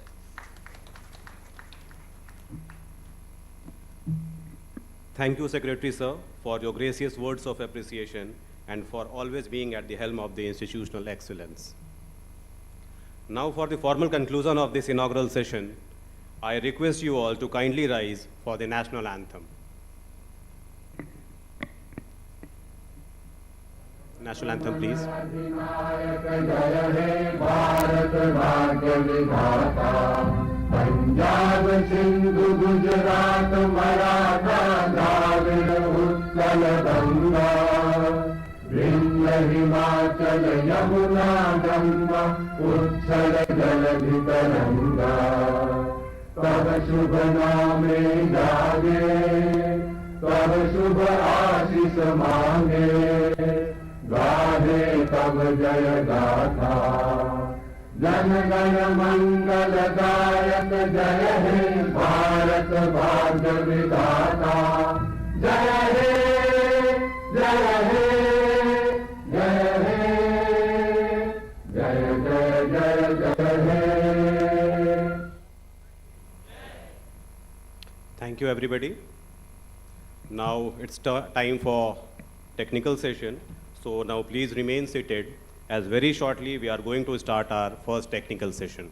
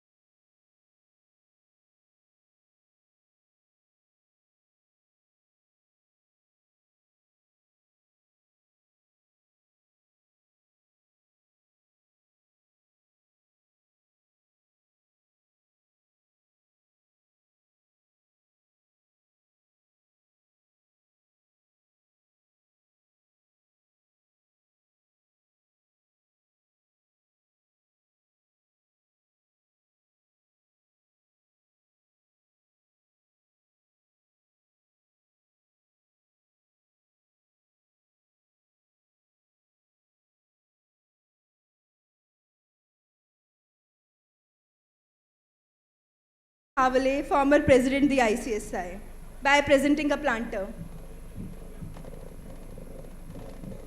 We welcome you, sir. CS Mahesh Athavale is the Vice President and member of Governing Council of Deccan Society. He is also the Chairman of the Institute of Management Development and Research with professional experience of 32 years. His areas of practice include representation services at NCLT on operation and mismanagement matters and corporate restructuring matters, SEBI-related laws and regulation and listing compliances. We welcome you, sir.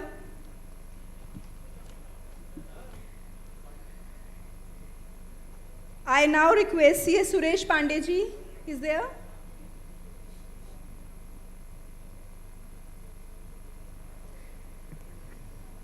I request President sir, please join us on the dais to welcome CS Manoj Panthia ji.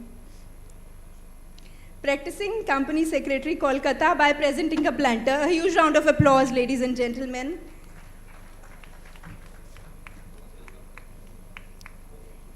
CS Manoj Kumar Banthia is the managing partner of MKB and Associates, practicing company secretaries with experience of, thank you sir, with experience of practicing in the field of corporate laws for around 30 years. His core areas of practice are corporate litigation, insolvency and bankruptcy code. We welcome you, sir. Ladies and gentlemen, now we move forward into the heart of deliberations, the technical session that promises to provide deep insights and perspectives aligned with the overarching theme of the conference. Every technical session gains its strength from a well-anchored sub-theme, and to introduce that sub-theme and set the context of today's discussion, we have with us distinguished professional, a thought leader in his own right, Shri Narasimhan ji, former president, the ICSI and session coordinator. We welcome you, sir. Over to you. Thank you. Good evening, all of you. Dignitaries on the dais. For the sake of time, I don't want to take the names of all the dignitaries. You already heard who are all on the dais. Well, the topic which we got is on sectoral audit and annual sectoral compliance report. Last year was a very significant year for all of us. In fact, I would say a landmark decision was made by SEBI in giving huge recognition to the profession. We have been clamoring for a long period of time that our profession is no way inferior to that of any other profession. And formal recognition came whereby SEBI recognized that the appointment of the sectoral auditor should be on par with that of a statutory auditor. And therefore, our appointment will be done by the shareholders in a general body meeting and will be for a period of 5 years, which will help maintain the independence which is required of the sectoral auditor. Now, this is the first step which has come in, and by another circular which was issued on 31st December, they gave certain areas which we should not be involved in as a sectoral auditor. Kuch kehte hain na, because people were upset about certain things which was prohibited by SEBI, saying that which was earlier being done. But in order to maintain sanctity of the sectoral audit, they have deliberately removed it, and they have specified these are prohibited areas. And as far as they also went through the process of asking ICSI to come out the detailed circular in terms of identifying what will be permitted areas. So that has already been done. कुछ कहते हैं ना, बहुत कुछ मिलता है जिंदगी में, but गिनती उसी की होती है जो हासिल नहीं हो सका. तब तक तो हम तो we were not able to get it, then we were clamoring for it. Once we got it, when we feel that this should also be there, वो उसके बारे में भी बोलते हैं, इच्छाएं बड़ी बेवफा होती है, पूरे होते ही बदल जाती है. यही situation है. But anyway, all said and done, the second one, which is on the annual sectoral compliance report, again a very significant one. I'm sure all of you would have gone through the concept paper which was put up by SEBI on the 7th of February 2025, where they have identified what will all be coming under annual sectoral compliance report. There are significant changes over here. This is only a concept paper. The response received from the public will be analyzed by the committee, and a final decision will be taken before it's being presented to SEBI board for their concurrence and approval. The significant changes over here is there are certain certificates which the practicing company secretary ought to give, which is getting combined under the annual secretary compliance report, which includes the director disqualification certificate, which also includes the ESOP certificate, which is to be given at the end of the year, and most importantly, the corporate governance certificate. Currently, corporate governance certificate is given by a practicing company secretary or by a chartered accountant or the statutory auditor. Invariably, in fact, initially it was only in the hands of the statutory auditor, because based on the perseverance and the effort which we put in, we formally got the recognition that even a company secretary, practicing company secretary, can give the corporate governance certificate. Now, this will be encompassed with the annual secretary compliance report. That would mean in future, the corporate governance certificate will be in the exclusive domain of the company secretary in practice. So that is again a big victory for us. We will await what will be the final decision coming from SEBI. So having said this, this is a very, very critical one for the company secretaries in practice.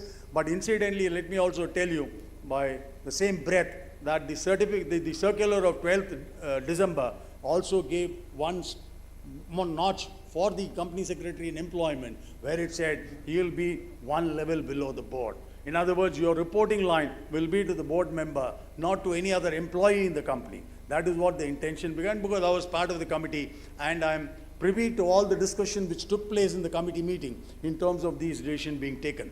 So we have with us the panelists you have already seen, who have already been identified. So they will be sharing their quick thoughts. Each one will take about 5 to 7 minutes to share their thoughts before we put up some questions for the panelists.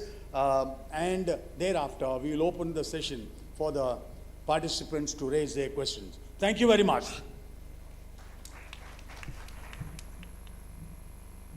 Thank you, sir. I now request our session chair, Ms. Kamla K., Chief Regulatory Officer, BSE Limited, to please take the session ahead. Very good afternoon to everyone. I know it is that portion of the day where it is very difficult to keep ourselves awake for a dry subject like secretarial audit, but we will do our best. And we had a very lovely, wonderful session, and I'm happy to be in Guwahati to attend this 26th National Conference of this Company Secretaries Institute. And 26 is a big number, and I should appreciate and acknowledge efforts by the Institute in continuously conducting such programs so as to spread awareness to all the company secretaries. Coming to today's subject, Secretarial Audit and Annual Compliance Certificate, 2 subject lines. But before that, little bit of a macro perspective from my end.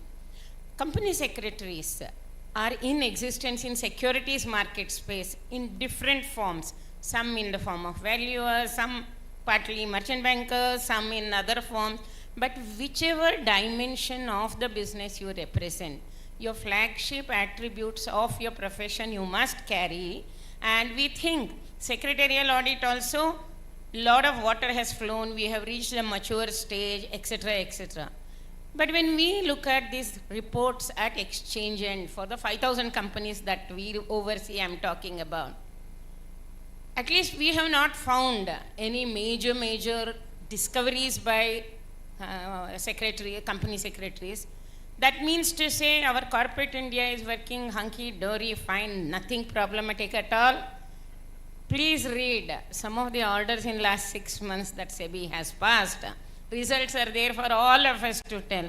In fact, last week, without citing the name, I can quote an example.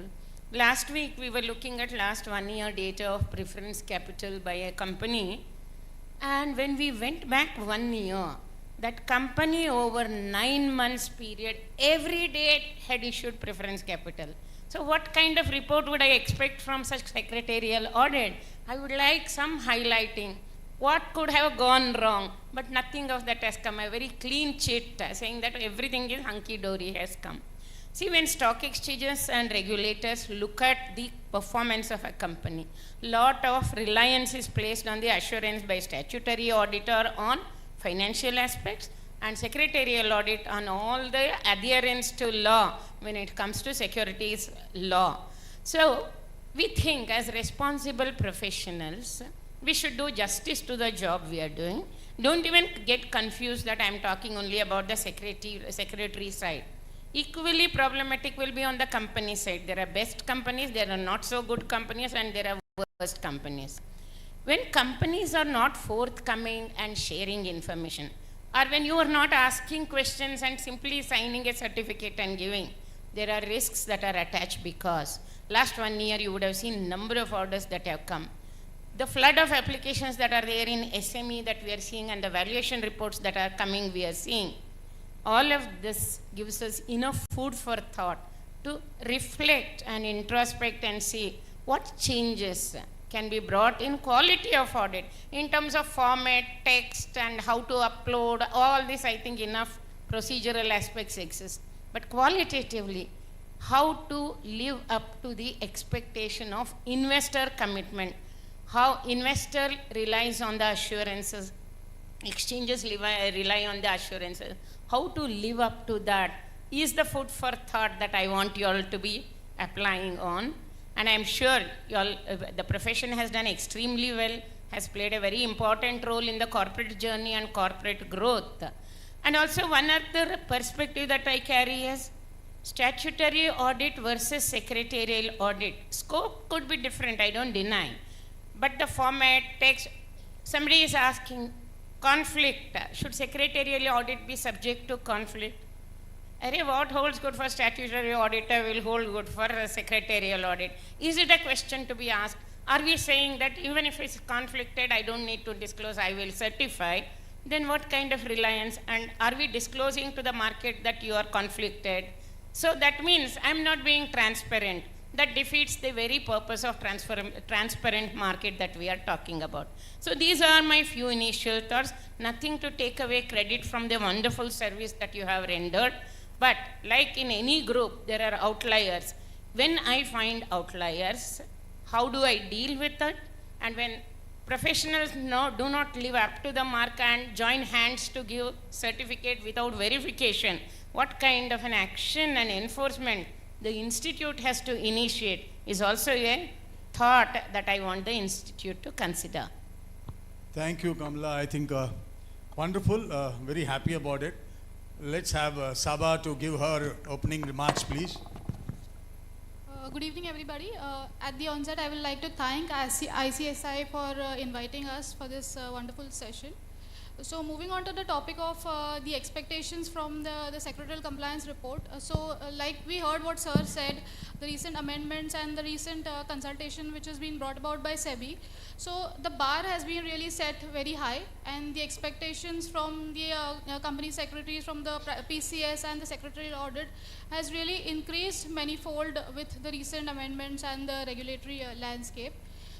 One such key expectation I would like to mention is the independent verification by the company secretaries and the secretarial auditors that we expect. So just to take one example, now this topic is very debatable, we understand. Just to take one example, we come across examples where companies are submitting disclosures here and there. Annual quarterly disclosures are submitted, however, the company is not found to be present at its location.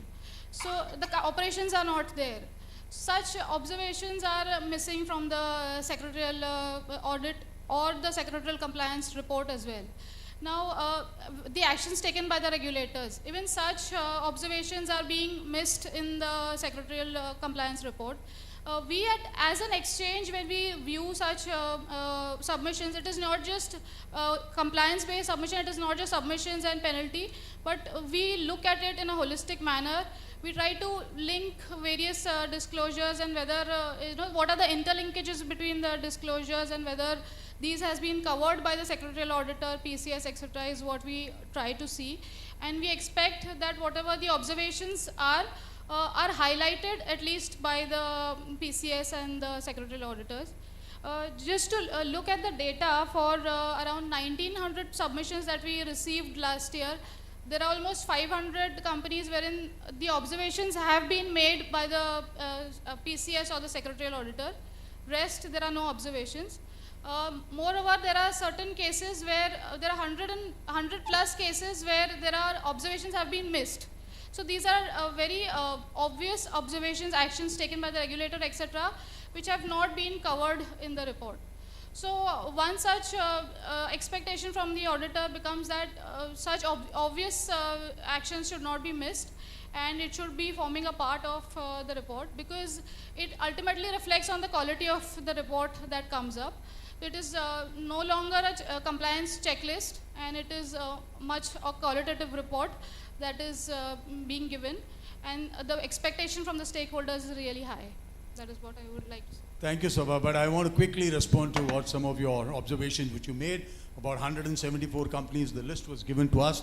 We have done a detailed examination, and now that we find that the certificate has been, the annual cyclical compliance report has been given on 26 May, and on 29th May a penalty has been imposed. So there is no way we can bring that into the certificate, why it's not been brought out. But most importantly, what is worrying is there has been instances where the annual cyclical compliance report includes the observation or qualification by the auditor, but when it's being filed in XBRL, the company has obliterated from that report itself. Now that is what is a great concern. I don't know how to address it, but we'll be sharing the figures with you and the details, and obviously we look at what action you can take. Can I request now my good old friend Mahesh Bhai to give his opening remark? Good afternoon. I'll put my thoughts in bullet points because time is running out, and we have lost half of the time of this session.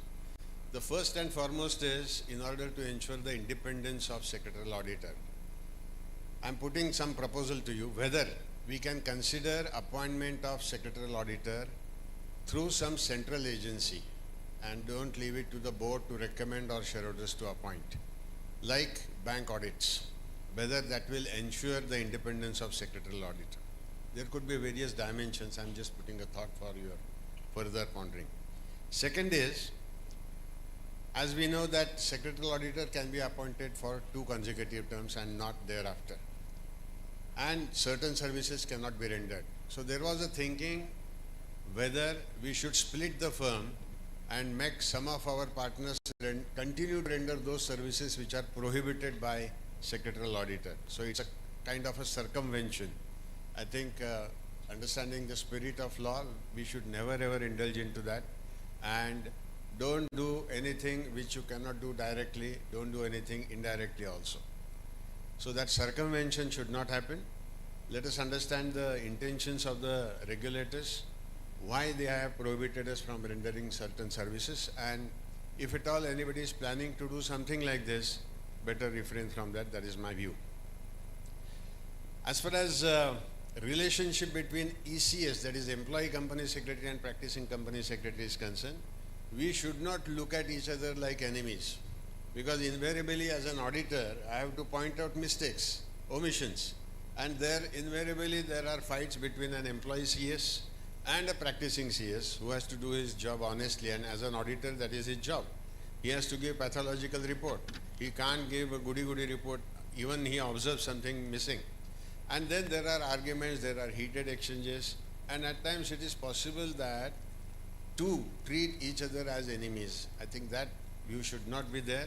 We should discuss the issues, debate various options, and there are umpteen number of situations where one may not agree to a view expressed by another person. Then the simple way out is a practicing secretary who is going to do the audit should mention his point with the facts, and perhaps if he thinks appropriate, he may also mention the view expressed by the management, that is the employee secretary. Or in any case that will be answered by the director's report if they are not agreeing with your view, and situation is or occasions are not very rare. As far as statutory auditors are concerned, CA auditors, there are occasions where auditor will express something to which management may not agree. One should not be hesitant to express his views, of course with due care, diligence, because any adverse comment, any qualification given by the secretarial auditor is nothing but a tool in the hands of regulator to prosecute the company. So it should not happen that we are giving just for the sake of it our view. That should never happen. We should be able to substantiate that. Now, there has been an occasions where secretarial auditor in the past also, when there was no restriction, he was asked informally, what is your opinion in advance, so that if that action is taken by the company, at the end of the year, secretarial auditor should not qualify the report. I hope I am making my point clear. Suppose company wants to take a particular action and there are 2-3 different options available, 2-3 views, and there is no clarity about the law. Take for example, qualification of independent directors. The restriction is there that he should not have pecuniary relationship with the company for any pecuniary transaction which exceeds 10% of his income. However, remuneration is exempted. Now, one issue was whether the remuneration also is capped to 10%. If you would have seen the Uday Kotak committee report, in that he has suggested that it should not be a case where a person calls himself as an independent director and 90% of his income comes from a particular company just because, and you claim to be an independent because the remuneration received as a director is exempt. No, there could be issue on this. Ideally, you should have some discussions and then form your opinion. Once you form an opinion, one should not hesitate in expressing that. Understand the difference in opinion, report and certificate. There are 3 words which are often used interchangeably, but certificate has to be perfect. We are certifying the fact. Report may have some opinion which is being expressed by the professional. So this distinction has to be understood. As far as other laws compliance is concerned, maybe I think all of us, we need not have expert knowledge on, for example, if I am doing secretarial audit of a pharma company, then I have to ensure and I have to certify whether company has complied with the specific laws applicable to that company. Now, how do I do that? I don't have expertise in laws applicable to pharma company or some industry specific laws, or some company like chemical company, there would be pollution control related laws. Now, how do I ensure that? Now, in my view, we should take support of an expert on the question whether a PCS rely on some expert's opinion. The answer is yes, provided the reliance is reasonable. And what is reasonable is a question of fact. We can't have back-to-back certificate. And let me also put a word of caution that taking management representation letter is a good practice, and it has to be there, because otherwise, for example, if I have to confirm that minutes are properly recorded and the view expressed by any director which is which is a different view, he has expressed a negative vote, then it has to be recorded. Now, how do I ensure that? Because I was not present in the board meeting. So for such a situation, I have to rely on the representation letter given by the management. However, there can't be a back-to-back certificate. And there are some decided cases on this, to what extent auditor can rely on the expert's opinion. My point here is that we should be very reasonable in putting all these things. Last point is about fees. Please charge reasonable fees. I think putting 50,000, 75,000 rupees, I really wonder how a PCS can afford. And then he claims that within so much fee I can give only this kind of a time and I can't spend more than this. This can't be an excuse. I think we all should learn something from it, and please desist from going for undercutting and prove yourself. Management should invite you as a pathologist to understand where they went wrong so that mistakes are not repeated. Thank you. Thanks, Mahesh. I don't want to get into a dispute with you right now. Maybe we'll have a offline meeting on some of the points which you've raised. I now request Manoj. Thank you, Narasimhan Saab, and good evening to every one of you. Friends, I have been listening to the other panelists, and I personally feel that the answer to most of these problems would lie in effective and proper use of auditing standards. The Institute has come out with 4 auditing standards, as you all are aware, and I consider these 4 to be the 4 pillars of a temple. And without them, the entire structure would collapse. And that is what has been seen in almost all SEBI orders, all NAFRA orders as well. So adherence to secretarial standards is very, very essential. And once you adhere to secretarial standards, most of the issues relating to secretarial audit or annual secretarial compliance report would automatically be taken care of. Now, how do you effectively use these secretarial auditing standards? The tools that you need to use, according to me, for effective use of secretarial auditing standards is, one is consistency. Every regulator expects us to be consistent in our approach. The standards also expect us to be consistent in our approach. If all of us company secretaries start dancing to different tunes, just imagine what a chaos it would create. Consistency often results in reliable and more acceptable information which can be shared with the regulators, which can be shared with all the stakeholders. So I would feel that, yes, it is like a recipe to bake a cake, and all of you stop putting your special ingredient and stop using the consistent ingredient, then perhaps the cake would taste better. The second tool which I would expect all of you to adhere to while following auditing standards is that of I would say objectivity. Now friends, the second I would say is diligence. You have to be thorough in what you are doing. An audit is not a two-day job. An audit is not sending your trainees or your subordinates to an auditee's office and just asking him to note down points which you take from minutes or which you take from some other records. An audit requires a thorough, elaborate, planning. It requires a thorough and elaborate and extensive collection of evidence. It requires documentation of almost everything that you do during the entire phase of audit that you are conducting. And this documentation is actually the evidence of what work you have actually done. This audit documentation is, do you know Watson, what Watson was to Sherlock Holmes? Or what Ajit Bandyopadhyay was to Byomkesh Bakshi? Your audit documentation is that diary which tells your story to the whole world, what you did and why you did.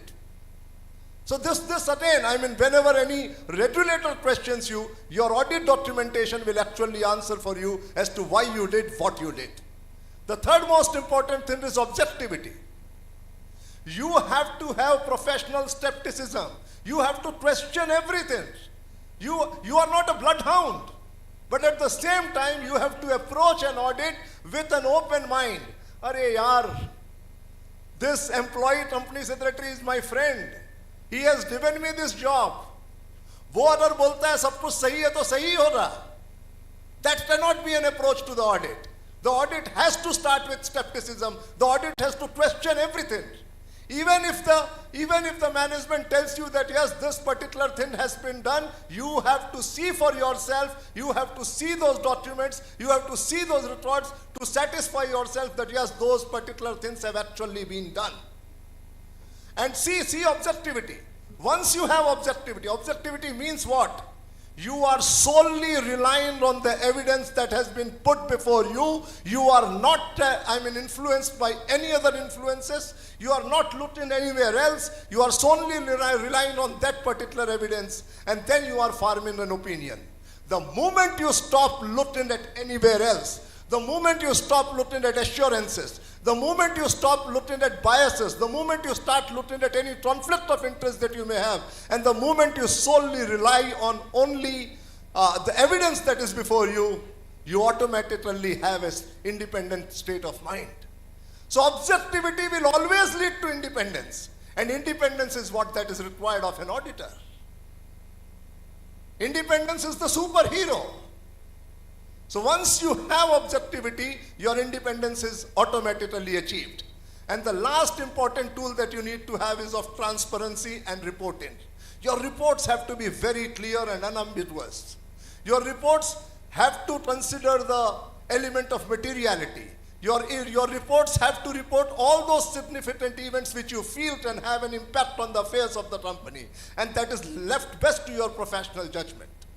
So friends, I think with these 4 tools, perhaps you can effectively use auditing standards, and the moment you effectively use the auditing standards, the quality of your audit, the ethical requirements of your audit, all will be taken care of.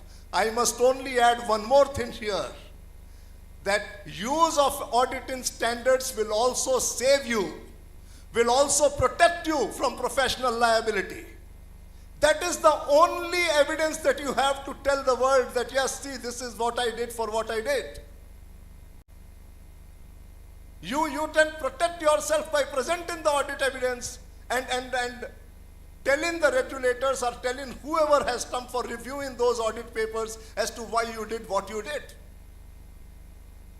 And finally, Madam referred to several orders. You can also see several NAFRA orders in the last 1 year or 1.5 years. Multi-year bans. Multi-year bans have been imposed. Don't feel happy that NAFRA is in relation to financial audit. It is a wake-up call to all of us. It is a lesson that we should learn. Professional skepticism, independence, thorough examination, these are true for any audit, whether it be financial or secretarial. And if you look at those orders, you will see that most of the cases, most of the lapses that have been pointed out are lapses in not complying with auditing standards, in not complying with standards of auditing. So my friends, I think you should take it as a wake-up call. You should comply effectively with auditing standards. All that you need to do is speak the truth and abide by the law. Satyam vada dharmam chara. Thank you. Thank you, Manoj. That is wonderful. I'm also thankful to you for giving compliments to the Institute for bringing out this auditing standards. Look, friends, Manoj has to leave. He has got a flight to catch at 7:30. Therefore, what we will do now is, first he will be the target for the questions to be posed by the moderators. Over to you, Ashish. Thank you, sir. Manoj sir, my first question to you. As a CSAS1 mandates receiving an audit engagement letter before accepting any audit to clarify, define the role and responsibility of both the auditor and the auditee. Can you highlight essential clause that should form part of engagement letter, keeping the view of recent LODR amendment pertaining to the secretarial auditor? Please. In fact, Ashish ji, I was just now, while coming in the flight, I was trying to understand what changes have been brought in and how it is going to impact my audit engagement letter. I feel that yes, besides whatever is provided in CSAS 1, the audit engagement letter now has to clearly provide for the eligibility criteria, the peer review requirements, the disqualifications. The audit engagement letter has to now clearly provide for the tenure of the auditors and the manner of their appointment, the tenure of their appointment, and if required, even removal. Then someone rightly mentioned, there are many things that you are permitted to do, there are many things that you are permitted not to do. Audit engagement letters should also take care and should also include all those issues. What that is permissible, what that is not permissible. I think audit engagement letter should also focus on independence and should clearly state that any auditor should not have any conflict of interest. And definitely the institute says that if you have a substantial conflict of interest, you cannot undertake the audit. But if you have any other conflict of interest, you have to disclose it. So audit engagement letter should also call for such disclosures. These are some few things which immediately come to my mind. There may be many more which others may add. Manoj, I have a question for you before you leave the hall. Emphasizing the importance of principles of objectivity. You've spoken a lot about objectivity and independence, but nevertheless, for the sake of repetition, I just still want to go ahead with this question. Objectivity of CSAS 3 requires that the audit opinion be based solely on evidence obtained and not on assumptions or external influence. How can practicing company secretary ensure independence and objectivity? You've spoken a lot about it. Nevertheless, for the benefit of everybody, you need to emphasize this all over again. While what are the company ensure independent objectivity while forming an audit opinion? Narasimhan Saab, first of all, I should thank the Institute for bringing out that beautiful guidance note on auditing standards. If you look at the guidance note, it clearly says that if you solely rely only on the audit evidence that is placed before you and do not allow any other influence, any other assurance to cloud your judgment, then you are bound to be independent. If you are, I mean, it is it's like a magic. The moment you are objective, you become independent. The moment you don't, the moment you are only looking at that particular audit evidence and forming your opinion based only on that evidence, you cannot go wrong. There may be limitations to forming of your opinion, that's a different issue. But if you solely rely on audit evidence, I personally feel that yes, independence would be achieved. And objectivity and independence are hallmark of any audits. That's it. Thank you, Manoj. I think I'm relieving you 15 minutes in advance of the committed time. I request the organizers to share the memento.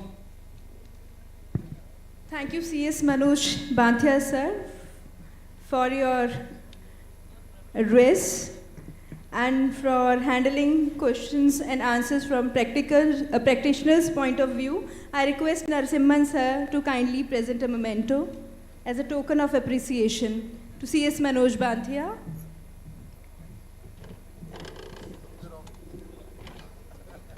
Please put your hands together. Thank you, sir.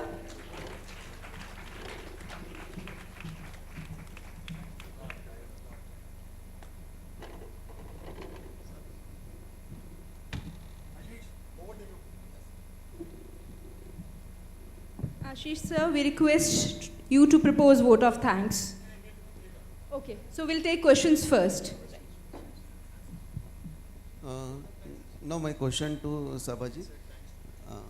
Ma'am, as you are head of listing and compliance NSE, and in your experience, what are the most common gaps of instance where you feel that the reporting has failed to bring clear picture of the events? What need to be looked upon or improving areas for company secretary working in areas? So to highlight a few gaps that we see, the commonly observed gaps across the submissions that we received is the company secretary is, the PCS, when they mention the observations, they give vague, the observations are not clearly mentioned. So for example, if they are giving, highlighting a particular non-compliance, the period of the event, the occurrence of the event, etc. is not mentioned. So in such scenarios, it also becomes difficult for the exchange to identify what was the non-compliance. Although the observations are mentioned, but if you do not give details about it, the meaning of the observation is taken away. So that is to be taken care of. Secondly, the aligning with the regulation 30 disclosures. If there is a non-compliance of one particular regulation, the auditor has to also check whether it triggers any other non-compliance, and such interlinkages should be highlighted. These are few common areas that we see which are getting missed. Thank you, Sabha. I think I have a question to be shared with Ms. Kamala. She's a quasi-regulator sitting at BSE. So a question for you, ma'am. Can sectoral audit report be leveraged beyond compliance to add strategic value to the board and its stakeholders? If yes, how can sectoral audit report can impact areas such as corporate strategy, risk management, decision-making processes, etc.? Thank you very much. It's a very good question. If you look at from a corporate entity's perspective, they already are mandated under various law. Firstly, they have a statutory audit, they have an internal audit, and for risk management, they have a board level committee which is already there. And for that also, they will be undertaking a risk management exercise which uses external parties.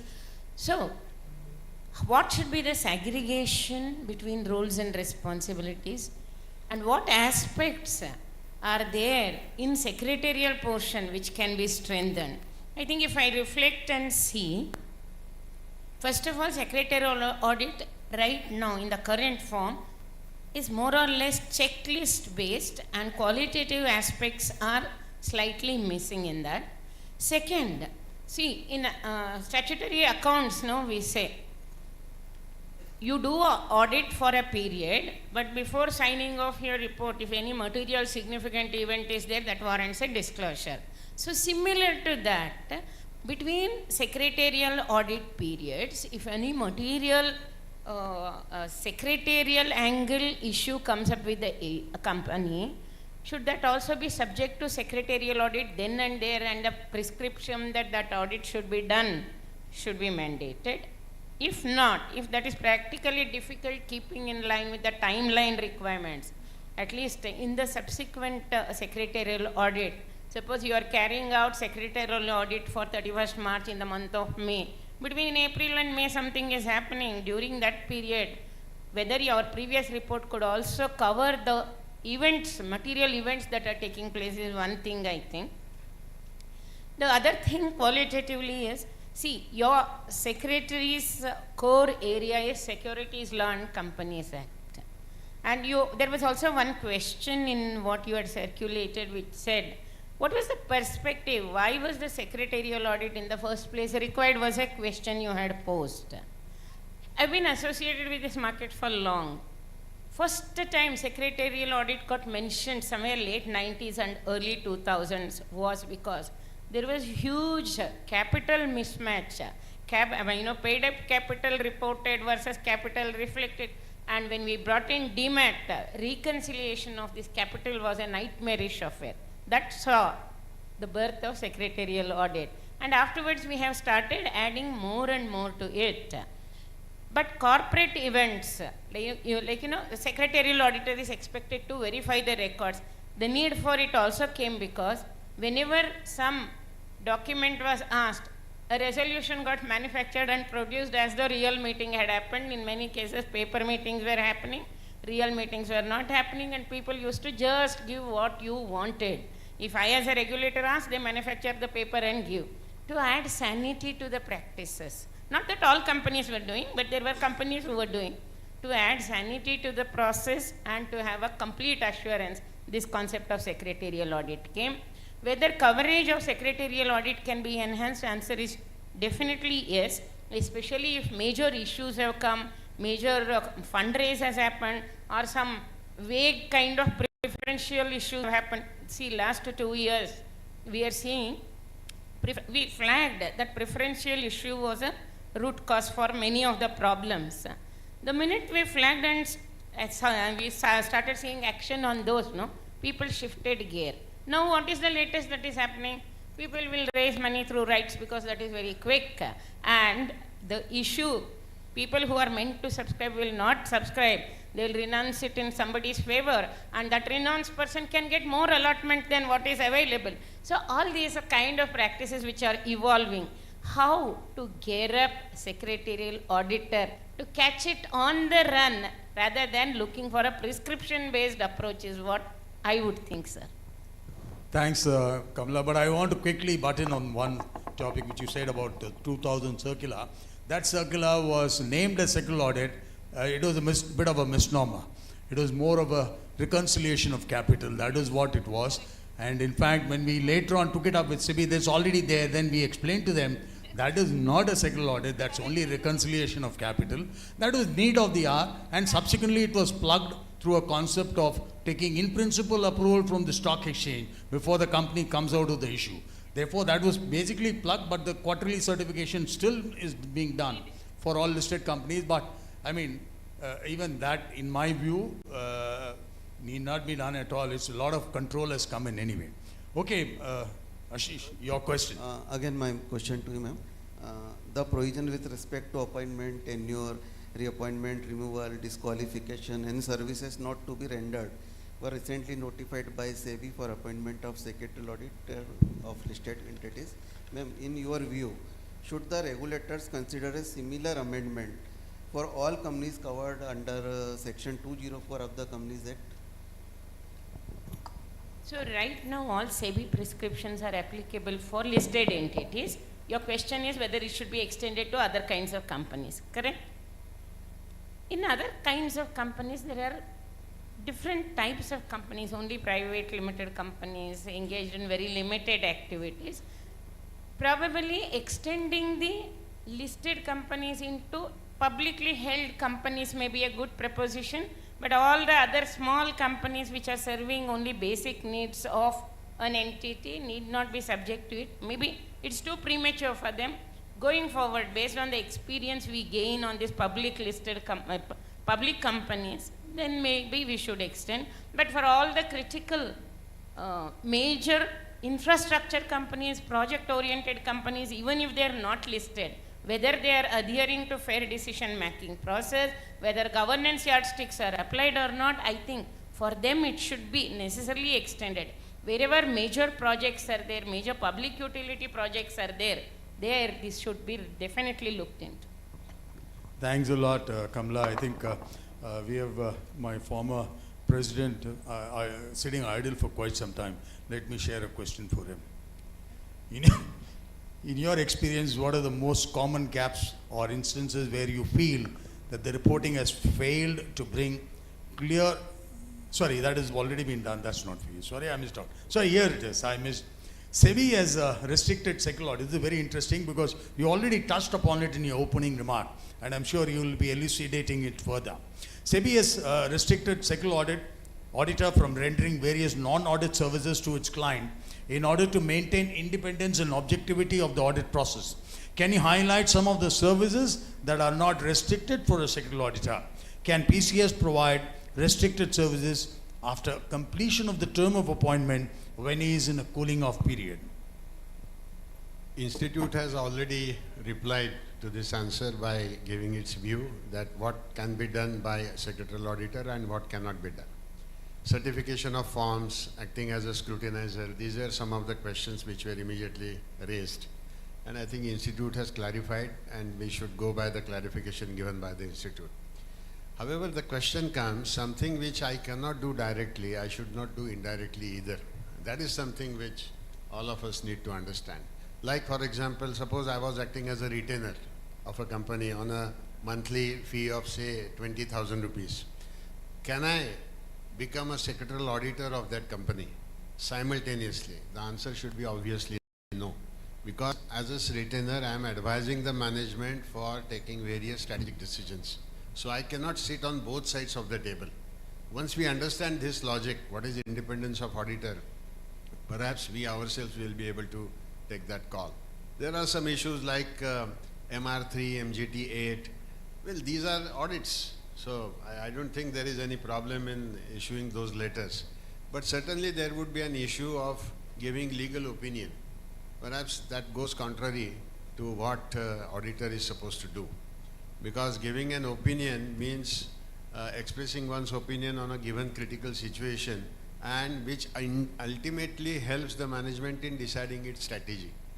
You can take guidance from Section 144 of the Companies Act, where chartered accountants also have a similar restrictions, and our own institute through CCGRT has come out with a publication on that.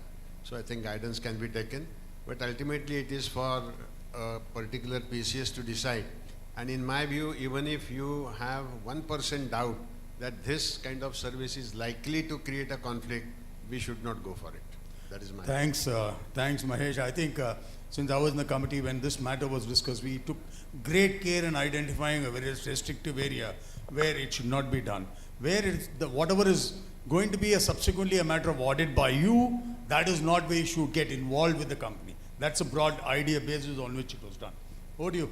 Go ahead. Sir, Athavale sir, once again. The amendment LODR regulation allow firm of company secretaries in practice to be appointed as secretarial auditor for 2 consecutive terms of 5 years. How will this provision affect the competitive landscape among secretarial auditor firm, particularly small firm versus a large firm?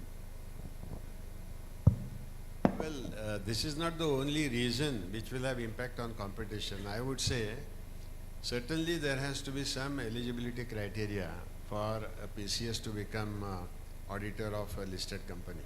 because he has to have infrastructure, he has to have various tools available.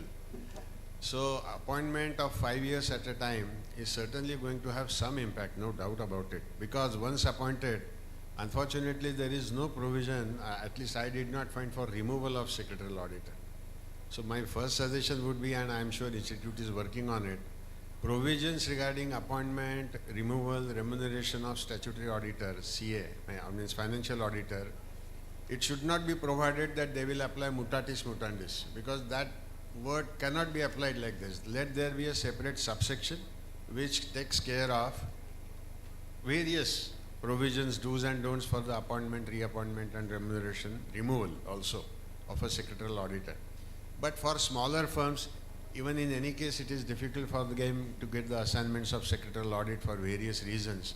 So I don't see these are two different areas where even companies prefer some PCS with a good credibility, because ultimately members would look at the name of the firm who is going to do the audit. Otherwise, why multinational companies should prefer only top 4 chartered accountancy firms?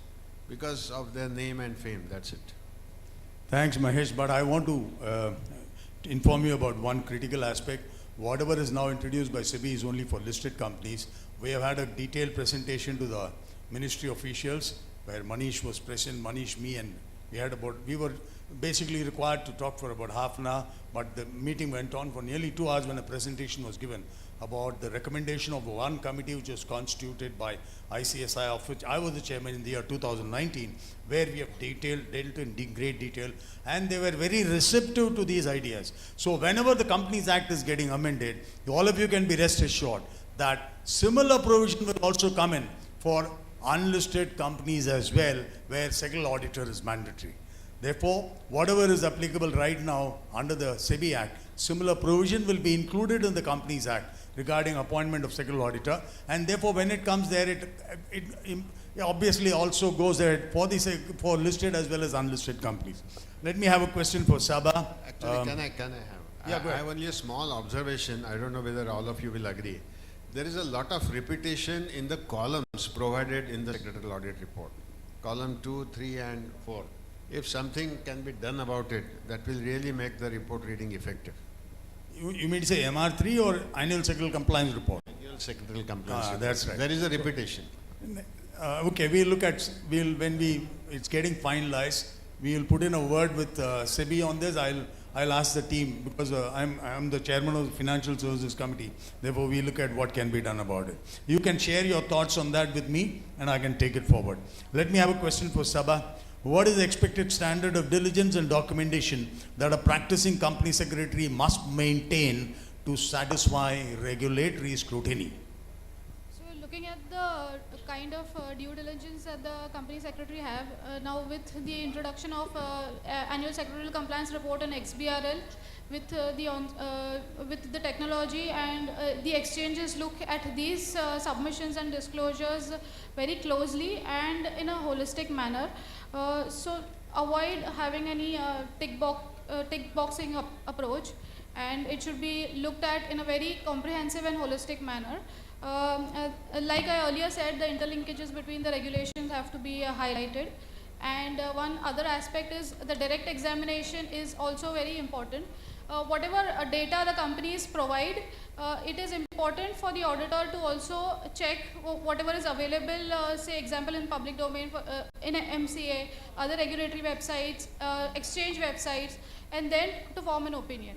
So yeah, this kind of due diligence is expected from the auditor. Thank you. So I just want to add one point to what Sabha said. Please go ahead. See, in the financial side, working papers maintained by statutory auditors and the other kind of auditors have traveled multiple times to courts and judiciary, and a lot of views have been taken. What has saved the audit firms is the documentation they had done. So like that, for secretarial audit, how do you maintain your working papers? What all document you will contain in that? It's worth examining is what I would think. That's part of the auditing standards which has been mentioned. We have given complete details about it. Thanks a lot. Now I'll open the questions to the floor. If people want to raise participants want to raise any question. We'll have a quick, because we started about an hour late, but I'd like to finish not an hour later, but I want to complete in the next 10-15 minutes. Over to the floor. Your questions, please.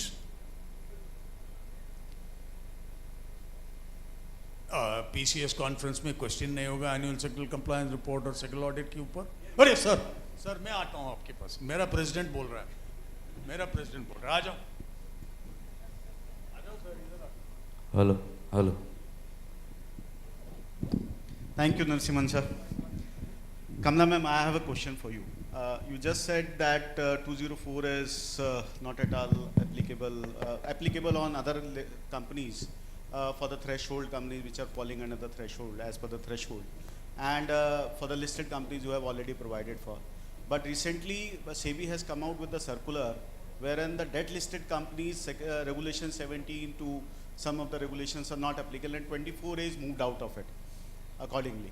So whether for the debt listed entities, appointment of secretarial auditor, whether those restriction, appointment, removal, restriction to work would also be applicable on the debt listed company or not?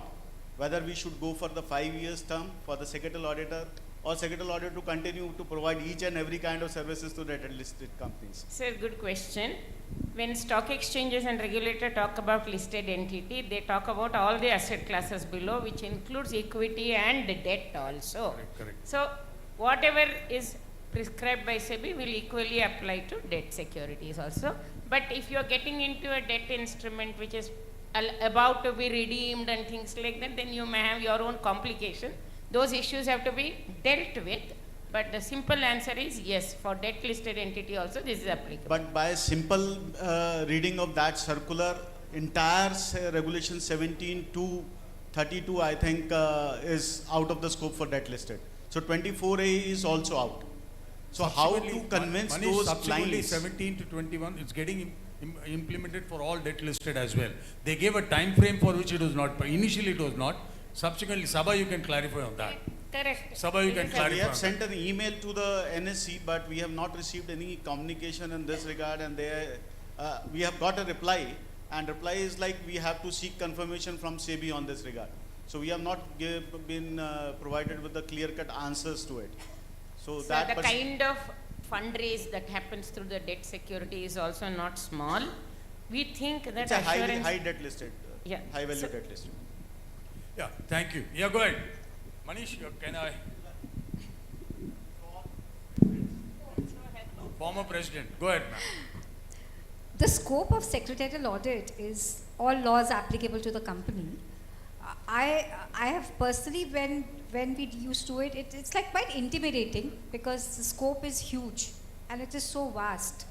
So how do we capture a situation when, for example, there were 140 laws that were applicable or 14 laws that were applicable, but somebody has only seen, for example, 8. And the 6 has not been seen for reasons whatsoever. Maybe not dug deep, or maybe not so much aware that, oh, this could have also been applicable. So how do we handle such situations in secretarial audit? Whom do you want to answer? Mahesh bhai. Mahesh, obviously.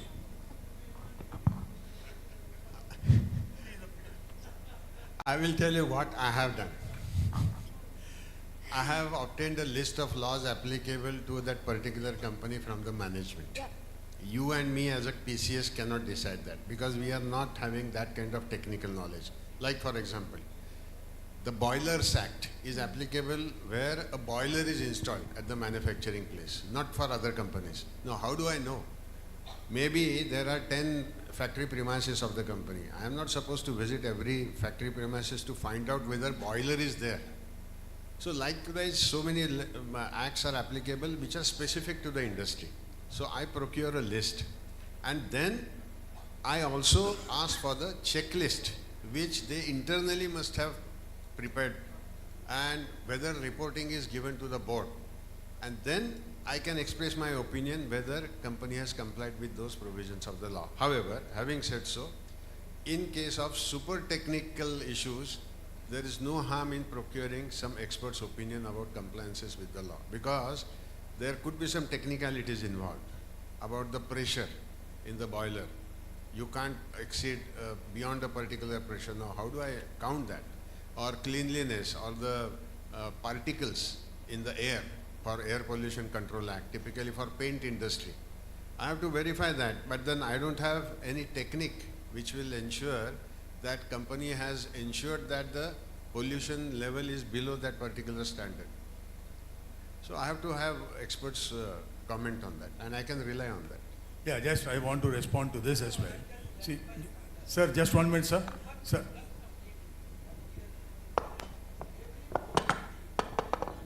Company secretary, because every listed company will have a company secretary, he gives a format that what are the various laws and how each law's compliance, various questionnaire type things are there. So it is the board, they are reporting every quarterly.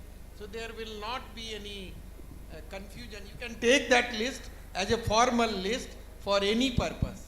Thank you, sir. But I want to say one more thing. In 2014, when 2013 this company came about, the institute had released a detailed publication of various laws, what are the checklists the PCS should take note of. So by and large, quite a few has been covered, but not everything. So as Mahesh suggested, that we take the list of laws which is applicable, which based on which they are giving the certificate, and then work on them. And you can take an expert advice for it. Yes, Dubeji, boliye. My question to Kamala ma'am. Ma'am, lot of regional stock exchange, particularly the Calcutta Stock Exchange, they do nothing, no trading facilities, practically defunct, but they put lot of penalties on the corporates, on professionals, and lakhs for all doing compliances. Whether the company is exclusively listed on Calcutta Stock Exchange, will be treated as a listed or unlisted. What is the SEBI stand on that? Sir, the question is interesting. Answer lies at the regulatory end. But for having known the subject, I can only tell, don't hold me to it. Calcutta Stock Exchange trading function is not taking place for last decade plus.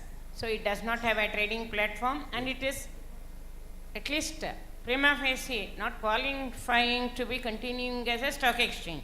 Recognized stock exchange status is not there. As a corporate entity, it is existing and it is fighting its battle with SEBI on what should happen to the surplus corpus, etc., etc. Okay.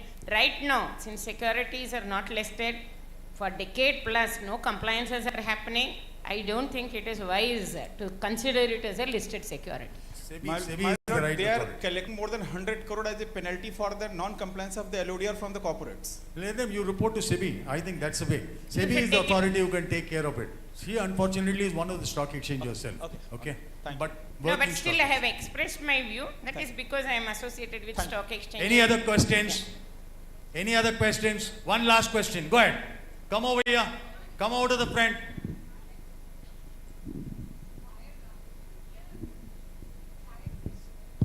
I want to close by 5:30. So my question is somewhere related to Mamta ma'am's question regarding the other laws.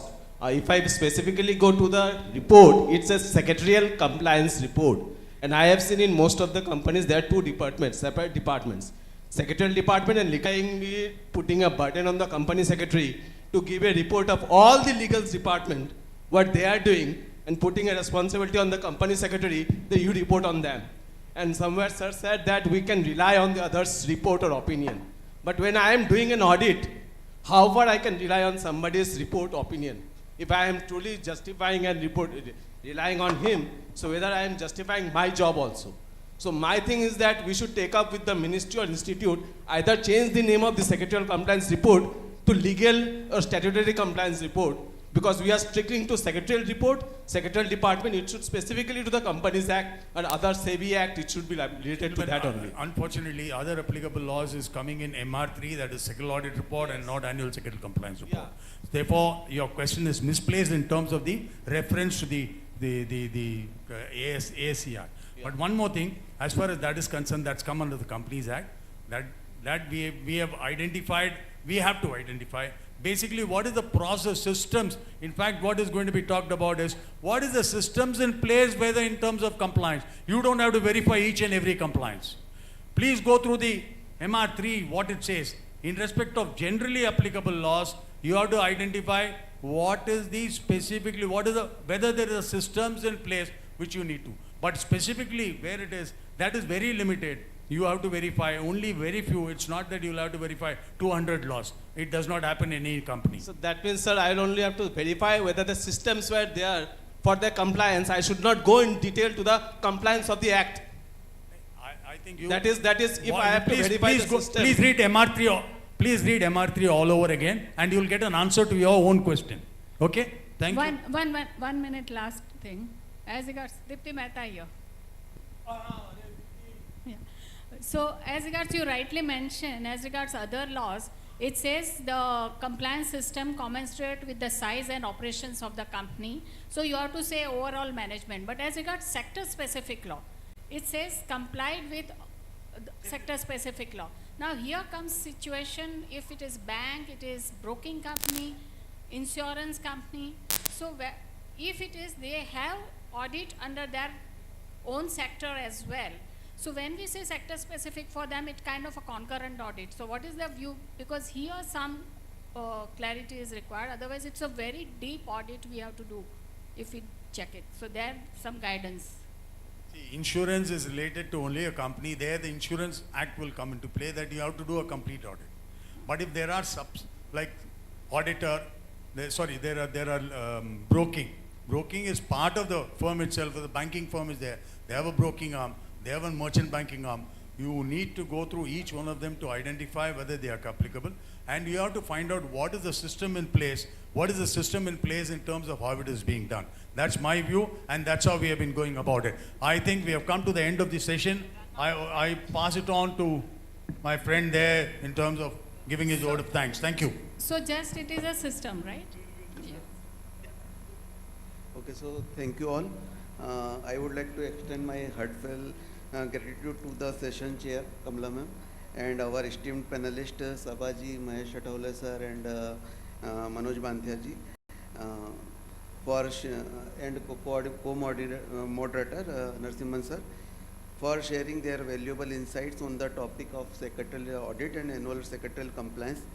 The deliberation today have very well marked the critical role that these reports play in facilitating corporate compliance and ensuring robust compliance governance. Our panelists also discussed how secretarial audit encourages a culture of accountability and empowers corporates to navigate the complexity of governance with confidence. To conclude, I would like to encourage all of you to take the insight gained today and translate them into actionable strategies. It is impressive that we elevate governance standards not only to build a lasting trust, but also to ensure sustainable growth of the corporate sector.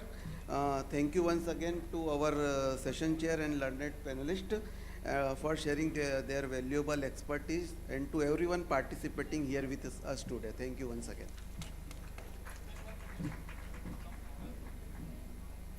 Thank you, sir. So what an insightful session that was.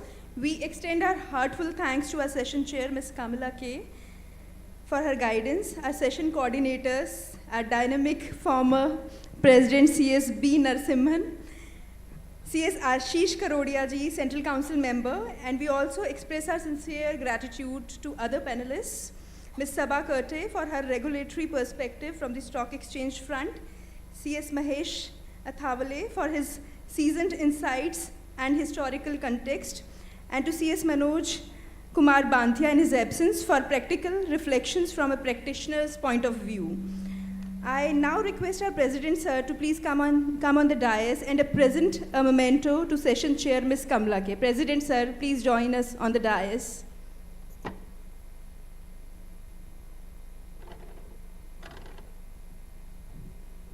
Please put your hands together. Thank you, ma'am, for gracing the occasion.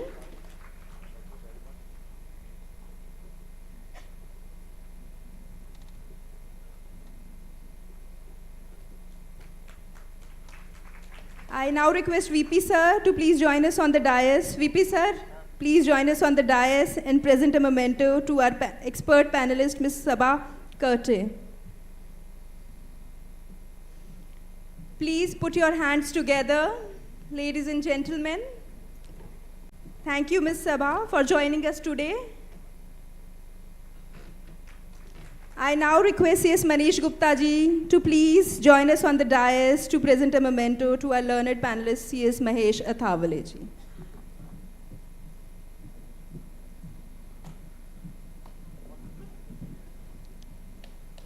Put your hands together, please. Thank you, sir, for gracing the occasion today.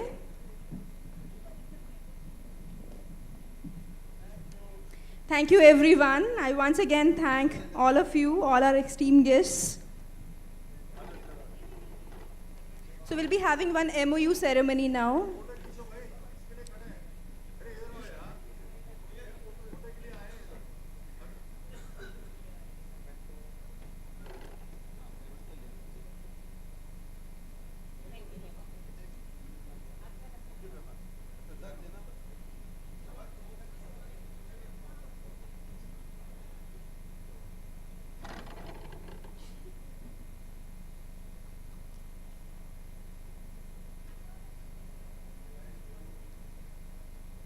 Thank you, everyone, once again.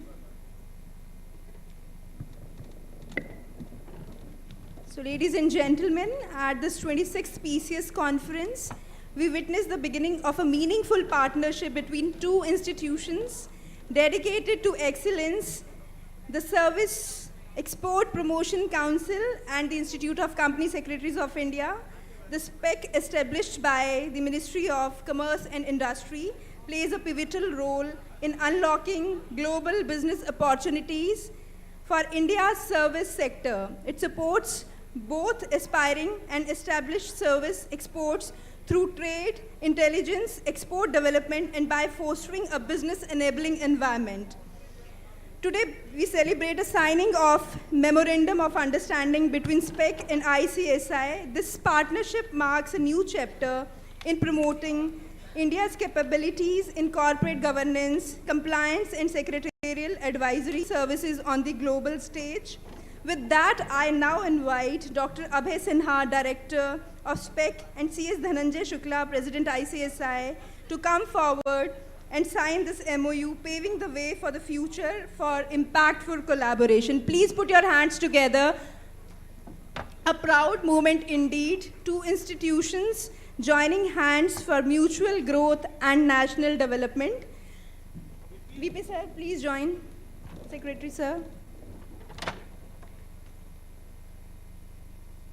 We now invite both dignitaries to sign and exchange the MOUs. I request all Central Council members to please join us on the dais.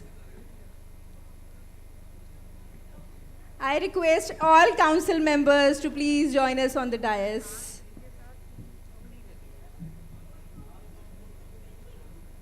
Ladies and gentlemen, a round of applause for this meaningful partnership between ICSI and SPEC.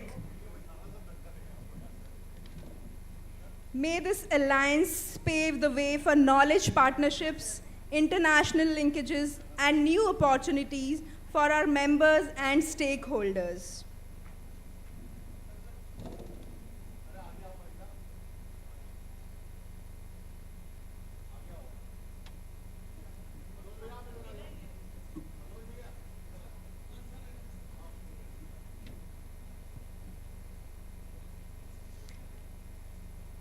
Congratulations to both the institutions. Put your hands together.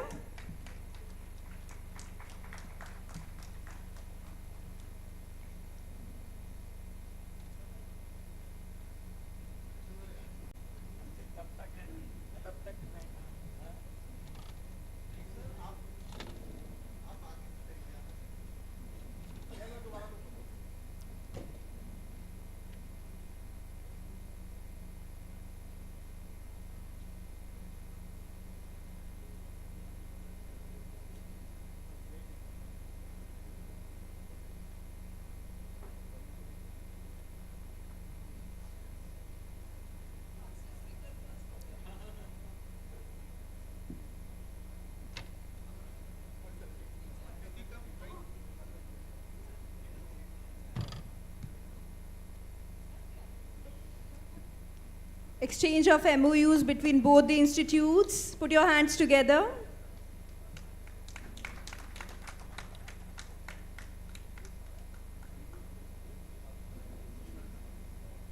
Thank you, everyone.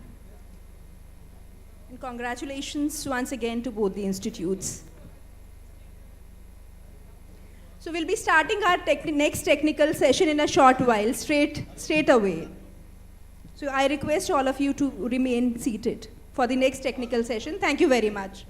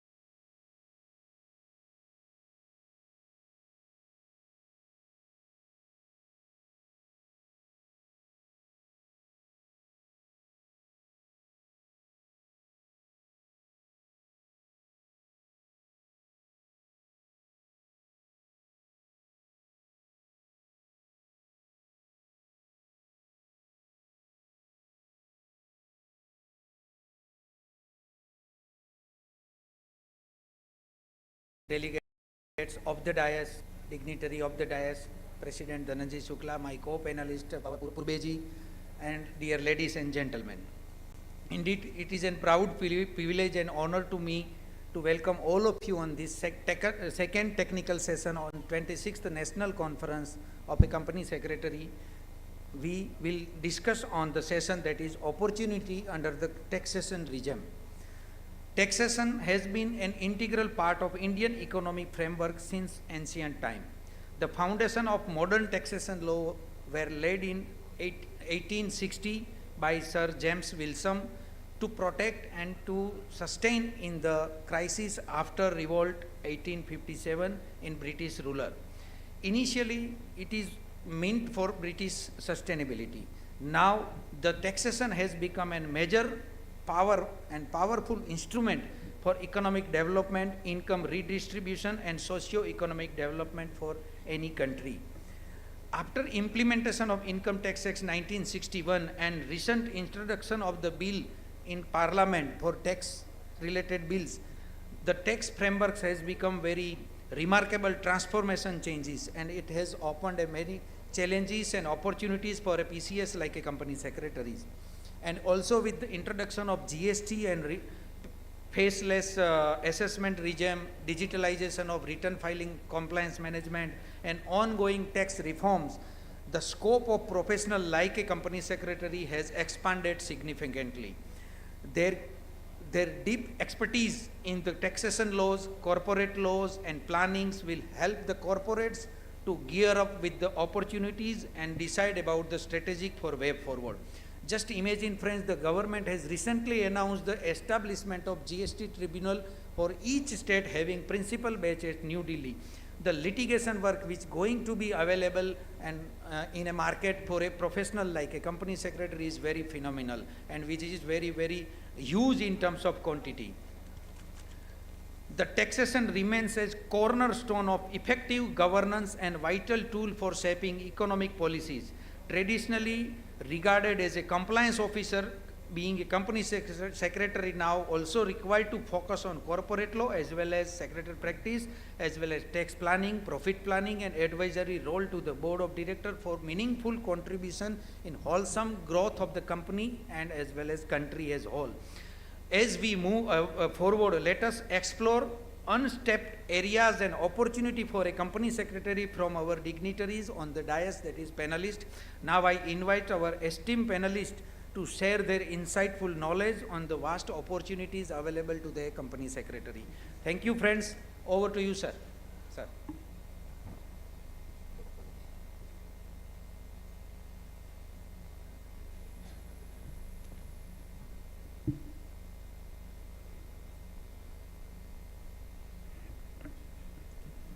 Good evening, friends, dignitaries on the dais and off the dais. At the very outset, I wish to thank our President, Shri Dhananjay Shukla, for providing me an opportunity to share some of my thoughts in this very prestigious National Conference of Practicing Company Secretaries. The President needs special appreciation as he has thought of the seriousness of this issue and has taken it up at the highest levels for deliberations and has taken it up in such high level conferences. The subject, as he also mentioned in the inaugural session, is extremely relevant and significant and needs special discussions and deliberations. The topic given to me is on the opportunities under the direct taxes regime available to company secretaries and the preparedness required for company secretaries to exploit the tremendous opportunities that may become available to them under the new regime. PCS over the years have shown extremely innovative and dynamic side to their professional activities by diversifying into uncharted areas, and there is every reason to believe that they would continue to do so in the direct tax regime as well. They would of course need just a little push from the institute and also from the government for them to venture into some of these less traversed areas and not only survive but also thrive in these areas over the next few years. Let's dive into some of the recent developments and the possibilities which may emerge out of these for the PCSs. In the interest of time, and also keeping in mind the fact that you are probably already well aware of the recent happenings, I'll keep my backdrop as brief as possible. As you're all aware, Income Tax Bill 2025 was introduced in the Lok Sabha on February 13, 2025, with the primary objective of replacing the Income Tax Act of 1961. This bill retains most of the provisions from the 1961 Act, but it aims to simplify the language and remove some redundant provisions that have accumulated over the decades. Importantly, the tax rates and the regimes for both individuals and corporations remain unchanged, ensuring stability in the current tax landscape. Most definitions have also been retained, and there are no changes proposed in the offences and the penalty provisions. The bill proposes a commencement date of 1st April 2026, making a significant step towards modernizing the taxation framework in India. The key changes introduced in the bill include the empowerment of the central government to frame new schemes aimed at enhancing efficiency, transparency, and accountability in tax administration. The bill retains certain provisions for faceless collection of information and assessment of tax cases, which are designed to streamline the processes and reduce the burden on the taxpayers. And the new schemes can also be implemented by eliminating direct interface with the assessee through technology and optimizing resource utilization through economies of scale. And another significant change is the expansion of the definition of undisclosed income.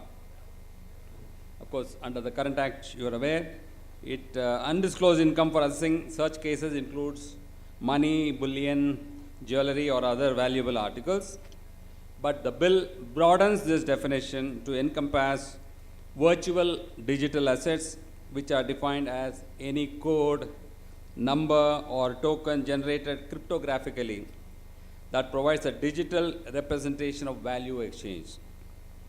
This change aligns with the evolving digital economy and has also been proposed in the Finance Bill of 2025. It also addresses the powers of the income tax authorities regarding access to virtual digital spaces.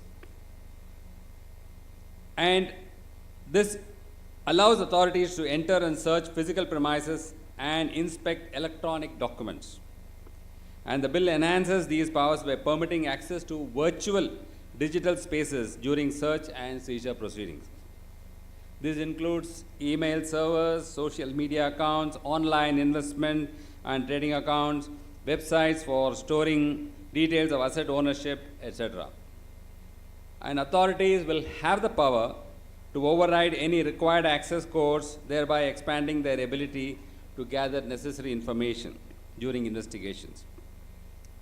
And in terms of dispute resolution as well, the bill retains some provisions that allow certain eligible assessees, such as those engaged in transfer pricing cases, non-residents or foreign companies, to refer draft orders passed by assessing officers to a dispute resolution panel.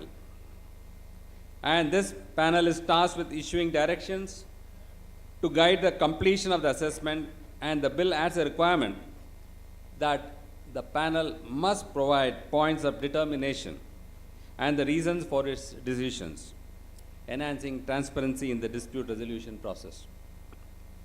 Then the interpretation of tax treaties is another area where the bill retains existing provisions while adding quite a lot of clarity. Now, what are the impressions of ICSI on the new tax regime on the IT Bill 2025.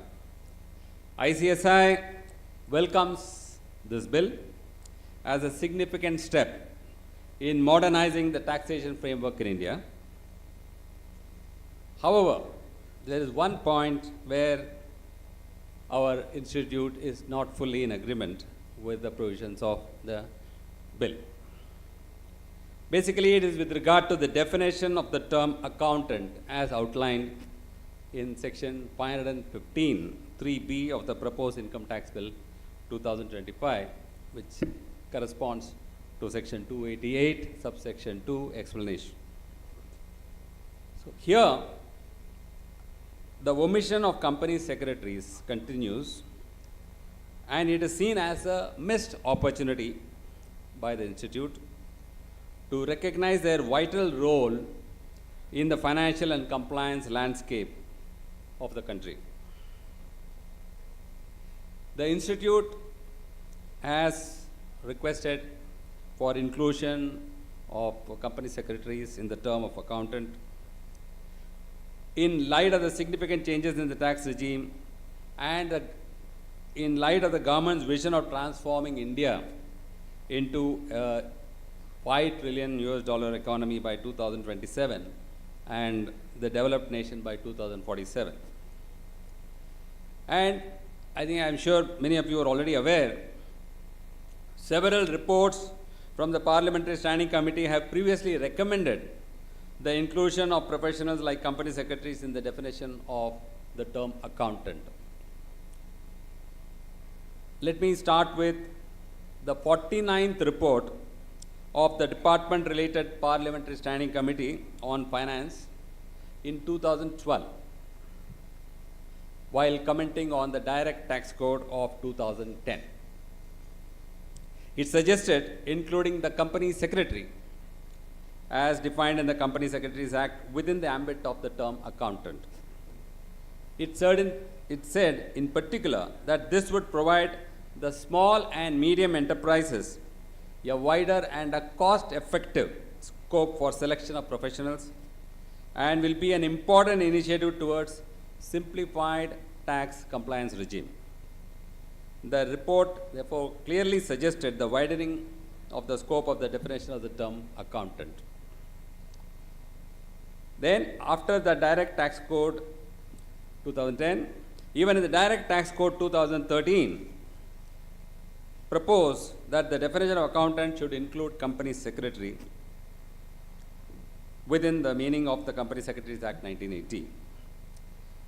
And the 122nd report of the Department-related Parliamentary Standing Committee on Commerce on Ease of Doing Business on 21st December 2015 also recommended expanding the definition of accountant under the Income Tax Act to include other finance professionals and specifically mentioning the profession of company secretaries.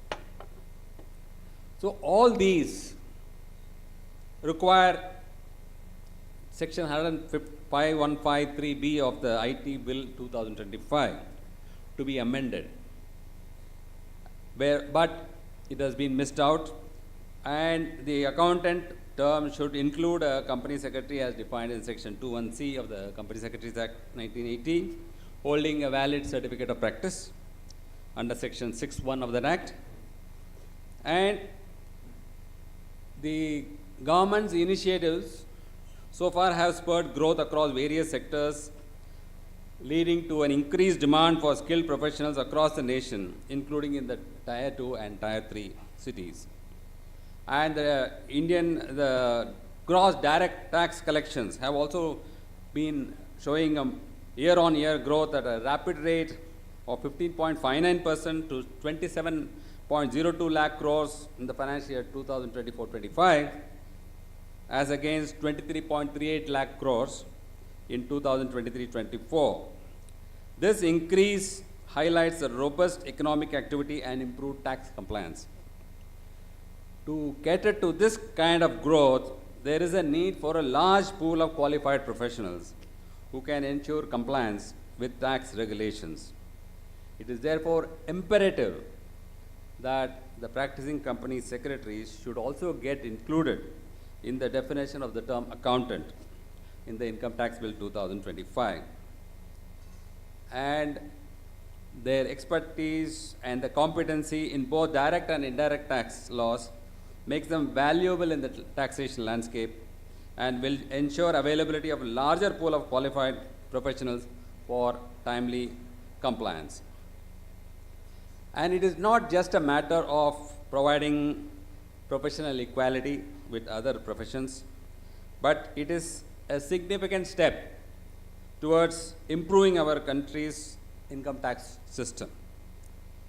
So recognizing company secretaries will strengthen the current tax compliance and the governance framework. It will also reduce the compliance costs for the business sector. It will enhance competition and service quality.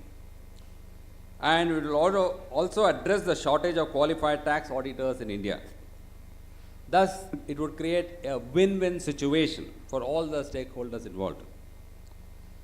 So, in conclusion, in the opening remarks, I would like to just mention that by integrating company secretary professionals into the income tax framework under the definition of accountant, India will build a more inclusive, transparent and efficient income tax system, ultimately benefiting many businesses, taxpayers, and the economy as a whole.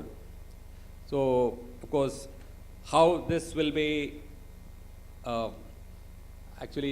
interpreted and how this will be developed, maybe I will take it up in the next part of the discussions. I think with these opening remarks, I thank once again our coordinator for giving me this opportunity. Thank you.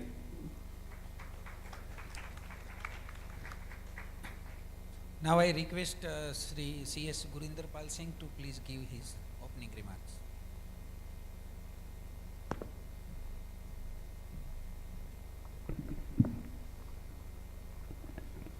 Am I audible? Respected President, dignitaries, and fellow professionals, good evening to all of you. It is my honor and privilege to stand in front of this distinguished gathering at 26th National Convention of Practicing Company Secretaries. The theme, I think, very intelligently it has been chosen. Dynamic regulatory landscape. CS at excelling strategies.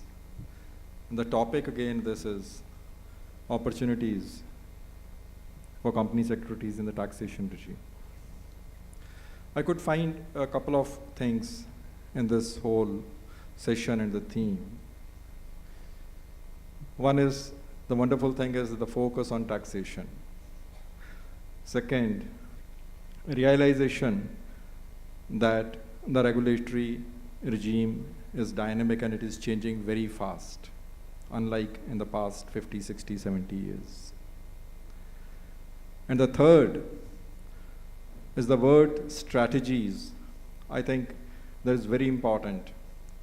We cannot achieve any good results without having proper strategy in place. And strategy is not all about the institute.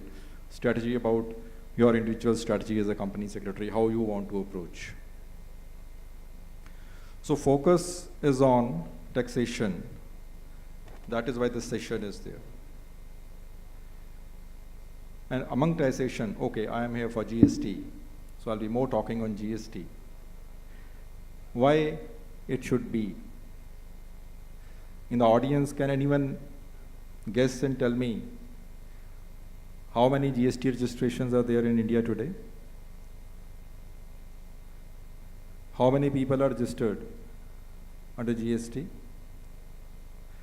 I heard from one of the speaker in the earlier session or somewhere that there are 76,000 company secretaries today, right? That is the number. So how many people who are registered in GST? There are 1,50,00,000 lakhs. 1,50,00,000 lakh people are registered in GST, and The government has made a very clear statement. The next 2 years, their focus will be on the small businesses who are not registered and who are supposed to be registered. I'm very sure that in next 2 to 3 years, the number will touch 2 crores. Maybe another 10, 20 lakhs, always there is a cancelled registration, suspended and all, you leave that also. Just imagine we are 76,000. And there may be more professionals also, cost accountants, chartered accountants. But there, 1 crore 70, 80 lakhs in the times to come, people who may be seeking our support, who want to seek. Now, I want to differentiate this number with other regulations, say income tax and all. In income tax also, I don't know what is the number, but income tax, good number of people are individuals like me. I have never gone to any chartered accountant seeking support for filing the return, right? So effective number is very less, which requires your help or any professional's help.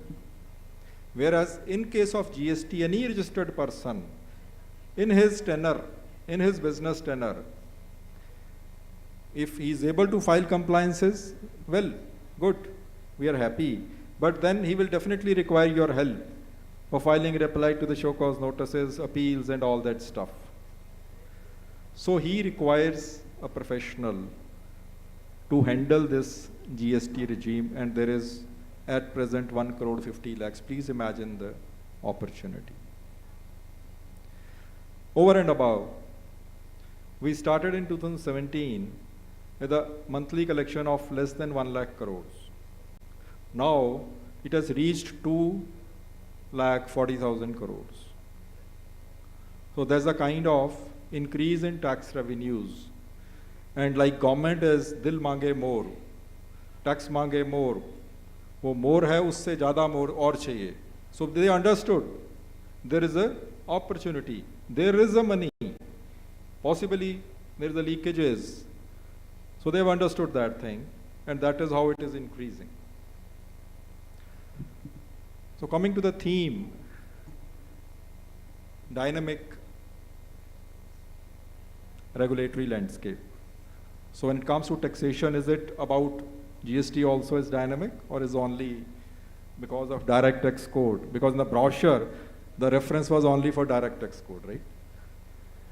I read that, but anyway, I think certain things which are not disputed need not be written, right? So GST is so dynamic that every day it is changing. And I'm telling you, it is not about some amendments or notifications. Those changes are so big that most of the times we have to change, sitting in industry, we have to change our ERPs also. They are so big, we have to change some business models also. And what the changes have happened, maybe thousands of circulars, notifications already issued, and hundreds of representations are still pending with the government, which we are seeking and which may happen in next 1 year, 2 year, 3 years. So it is a real dynamic thing which is happening in India. And the people who are interested in stock market, capital market know that market which is dynamic only that gives profit, right? Which is static, it will not give profit. So GST, because of its dynamism, and for the same reason maybe income tax also, corporate tax also, there is an opportunity because of its dynamism. If we see in 2017 what started, that GST is not there today. It has changed. It has totally changed, and it is changing. It is further changing, right? We all know invoicing has become e-invoicing. 2A has become 2B. Now 2B is also dying. Now IMS, invoice management system, is coming. These are very big changes. We industry, we know that we'll have to totally overturn our SOPs, ERPs and all that to deal with these type of things. Then advanced rulings are coming every day, some 10, 50, 30, 40, 50. Okay? So they are not binding, but we are all love to read and understand and change ourselves every day. So what is more to come? I said it will continue. This dynamism will continue. How? See, today none of our legal issues have been resolved. Why? Because no tribunals are there. That is the first forum where some legal issue will be resolved. It is not yet formed, constituted, but not yet started functioning. It may start functioning in next 3 to 4 months. So litigation is yet to start. It is not yet started. Although issues, hundreds of issues which industry, trade is confronting with, first time they will be discussed in tribunals, then I do not know what calls they will take. It will go to High Court, it will go to Supreme Court, and it will take decades. Like in 1980s we started, or 70s we started with valuation issues and customs, excise and all, or ITC issues. Those get resolved in 2-3 decades. Like those things are about to come. So, but why it is happening? Why it is dynamic? Because we all are on the learning curve. We all are on the learning curve, be it the government. Government is a learning curve. Every day they get leads, where the leakages, where the corners, to plug that they come out with procedural changes, law changes, GST and portal changes, all that stuff. We are also sitting here. We also are only responding. What government wants, we are responding to that. And we have no choice but to change. So all this is, it is my pain. I'm sitting in industry, but it is your gain. Please realize that. It is your gain. More and more pain I have to suffer. It is, you should be ready to get that gain. Now what should be the strategy? What should be the strategy? Though a president has said that a lot of, modules, webinars, they are releasing for the members free of cost. I think wonderful initiative. Okay? Wonderful initiative. That is very much required. Why? Because the only strategy which I feel that is there for any professional and any practicing company secretary to enter into GST or to succeed in GST is only knowledge. Nothing else. We should not look at the institute that please go to ministry and get some certification for us and all that. Those times have gone. I remember in 2018 or somewhere, I myself accompanied the senior people from the institute to get this GST annual audit empowerment for company secretaries alongside cost accountants and chart accountants, right? But the trade was thinking differently. They told government, we do not want these audits and all, right? The government removed the audit itself for all. So today, for me, as far as I know the law, all 3 professions are at par except 66, that is special audit. That is of no use. Don't even, maybe we can always make effort, keep on making efforts with the government that yes, we also should be recognized. But that is, rather it gives a bad name to the professional. Because trade start feeling this man is a special auditor for the commissioner, we should not allow him to enter our premises. He may take a lot of information from us and all, you never know how come. So today all the 3 professions are at par. So what is common thing is required you to succeed is only knowledge. And for knowledge, you need not spend money. Our president has said it is all free of cost, right? Beyond that, it is just civic.gov.in is sufficient for you to gain knowledge. Just go to that site twice a week, thrice a week, once a week, sufficient. Read some new circular, read some old circular, read some notification, read some 2-3 provisions. So once, if you are able to sell yourself as a GST expert, at least look in the first instance and then sell also. I think that is more than sufficient to be a GST. And what I said is, 15 million people are there who require you. Apart from that, second strategy could be, ancillary you may call, is you should be having a digital agility. Because GST is all about digital. Government is much ahead from us, from the trade. They do some changes and then we have to do that. We respond. So improve your digital education, okay? What is coming in the market on a daily basis, understand that. I think these 2 things, if you acquire, that is a strategy, you can gain advantage. And if it is 1,50,000, or sorry, 1 crore 50 lakhs assessees, you just multiply by X. One assessee has how much has to spend in a year on his compliances or other legal requirements or litigation requirements. You please understand the kind of market, right? Kind of business it is. So my request is to grab this opportunity.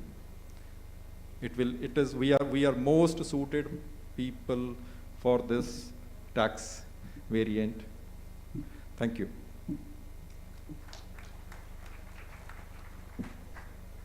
Rahul Dhanukaji, please have opening remarks.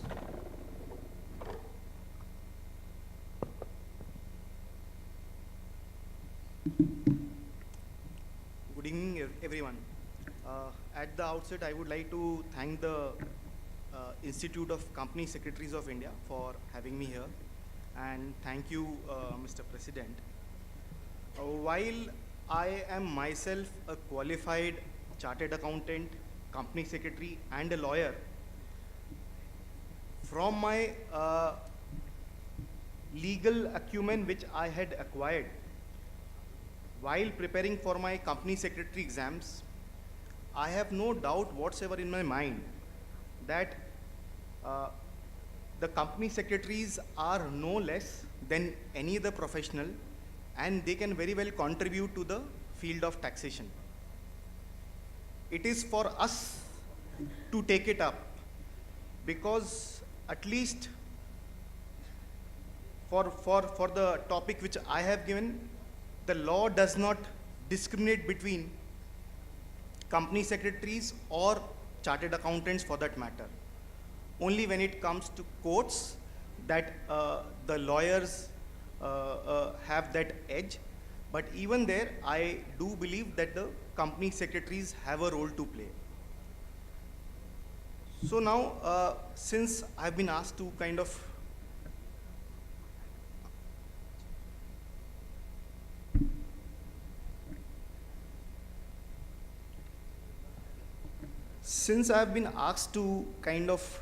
touch upon taxation other than GST, I would like to just briefly kind of touch upon as to what are the areas or what are the fields which maybe most of us are not even aware, and when we are contemplating of taking taxation as a field of practice, we can probably even consider brushing our skills on this side of the law.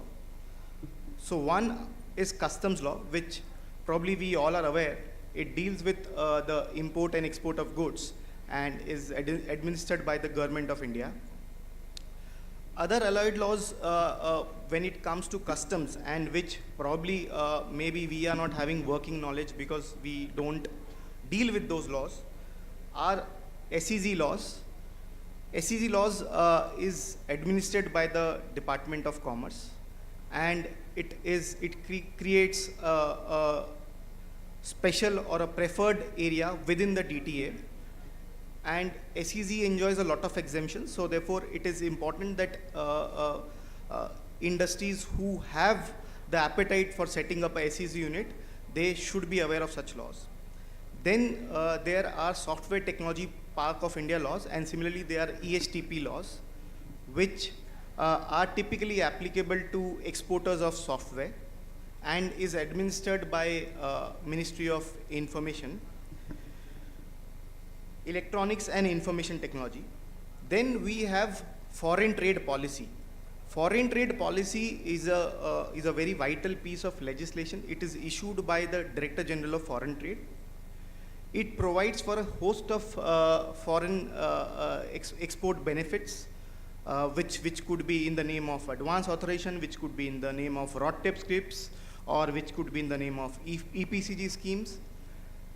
Then FTP also lays down the restrictions which are applicable to import or export of goods, and also lists down the rules for SCOMET items. So SCOMET items are items which are otherwise closely regulated. It could be an item of a weapon, it could be a chemical item, which are generally regulated and require licensing norms or are subject to prohibitions. Then we have these incentive schemes. So there are a lot of incentive schemes which the state government or the central government rolls out from time to time. One such scheme which I can offhand say is the PLI scheme, which has been introduced by the government of India to incentivize manufacturing or the Make in India project, a successful project.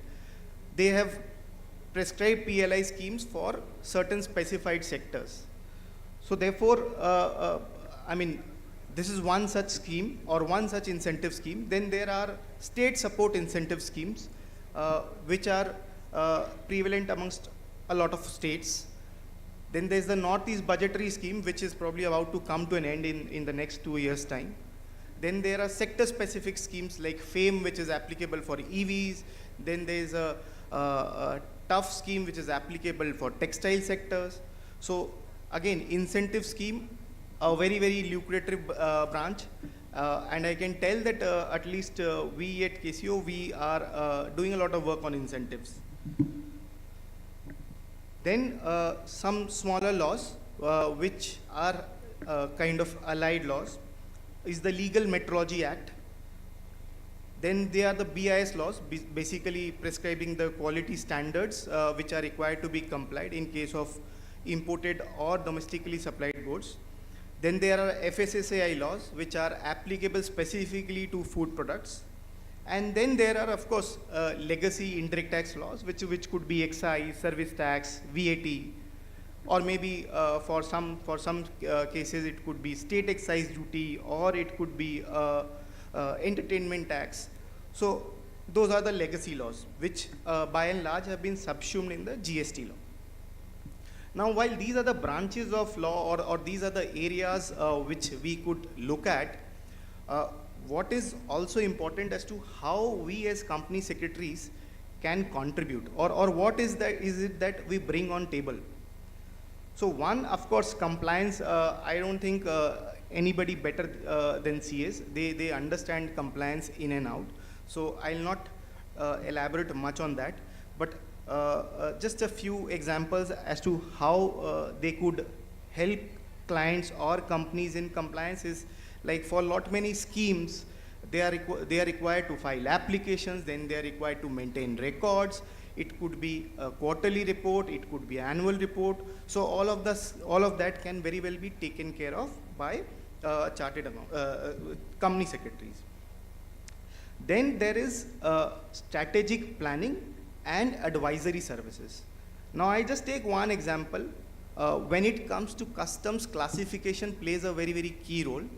And classification involves a lot of research, and it also requires you to gain an understanding of what is the understanding in the industry, what is the trade parlance understanding of that particular product. So therefore, classification is a classic example where we can chip in with advisory work. Then, of course, there could be advisory on trade-offs between various schemes. One could be, let's say, a EPCG scheme versus a project import scheme, or an advance authorization versus a direct import, or it could be a mover scheme versus an EPCG scheme. So it all depends upon the dynamics as to how the company perceives that it would operate in the future. But of course, there's a great scope for advisory on that piece. Then there is representation and dispute resolution. Now, here I would like to make a specific mention that insofar as Customs Act is concerned, it covers chartered accountant and company secretary and cost accountant within the definition of authorized representatives. So therefore, it does not discriminate between any of these professionals, and it is upon us to take up the representation services or the assist the clients before authorities or up to the tribunals. When it comes to court, of course, the company secretaries can partner with law firms or individual advocates, and they can play an active role insofar as working out or chalking out the strategy is concerned. Then there are few other, I would say an offshoot of compliance is a diagnostic health checkup or a reviews which could be done, and even maybe assistance in departmental audits. And last but not the least is policy advocacy. So a lot of clients come to us with a request to kind of draft out representations and maybe also face the concerned secretaries so as to maybe make out a particular case as to how the industry or that particular company is affected by a provision, and therefore that may have to be or that needs to be rolled out.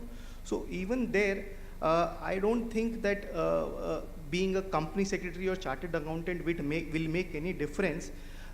What it requires is for you to take it up, and of course all that comes with a lot of hard work and knowledge. So thank you so much. I'll ask the coordinators to take it up from here. Thank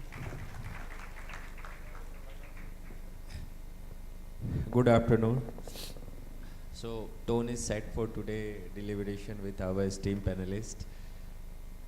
What is the important point highlighted in three discussions? One is inner checking, whether we people are ready for this tax regime, whether we are capable, whether we are having something but not explored yet, why it is so. Because this is the domain where we can earn in so much things.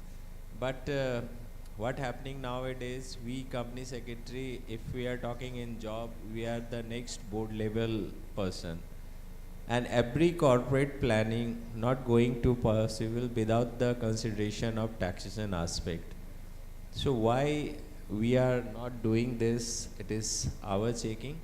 Under our leadership of President, well supported by Council, ICCI has done a lot of efforts towards, as said by J. Sridhar sir, because he is also one of the our esteemed person to represent us before the select committee. And he has put it strongly over there under the leadership of our president. And we had tried a lot in direct taxation, tax audit, or say to include company secretary under the definition of accountant. So, okay, our ICSI is doing so many things for this purpose, but it is also from your side need to have further. So now, question session we have to start. Sir, J. Sridhar sir, first question from your side only, because you have taken this flag before the ministry. So, inclusion of company secretary in the definition of accountant will lead to undertaking tax audit assignment by PCS. How can company secretary positions themselves to take on such assignment proactively? Hello. Yeah, thanks, Manoj. Yeah, in the opening remarks, I mentioned about the definition of accountant. I'm sure all of you are fully familiar what is the context in which that was mentioned. Yeah, it is not just tax audit that we want that company secretaries should get included for the purposes of tax audit. I think many of you are already aware, Income Tax Act 1961, of course, which is also more or less contained in that 2025 bill. The term accountant comes in as many as 100 places. It is not just tax audit. And so, if the definition of accountant is amended in such a way that it includes not only chartered accountants in practice, but also the company secretaries in practice, then there will be opportunities at 100 places for company secretaries, practicing company secretaries, to undertake audits, such certification work, and so on. Just to give you an example, see, one thing I would like to mention is that even for chartered accountants, constant updating is anyway required. I mean, it's not that without updations, they can do such audits or certifications. They need to update themselves on the various tax law changes. They have to look at the ICI guidance notes, then they have to know the case laws and various other matters. They have to keep updating themselves, and it is no different for company secretary if he gets into the tax practice, direct tax practice. Just to give a few examples, of course I don't want to take everybody's time about those 100 instances where the term accountant comes in the Income Tax Act. I'll just give I'll take about 7-8 examples. For example, now various tax holiday exemption certifications like SEZ exemption, special deductions for say tea plantations, additional deductions for expenditure in specified projects like notified hotels, hospitals, cold storage, etc. In all these cases, there is a certificate which is required to be given by an accountant. And if we say that the accountant includes the company secretary also will become eligible to do so. Now, for example, charitable trust audit under section 11 and 12, that also can be done.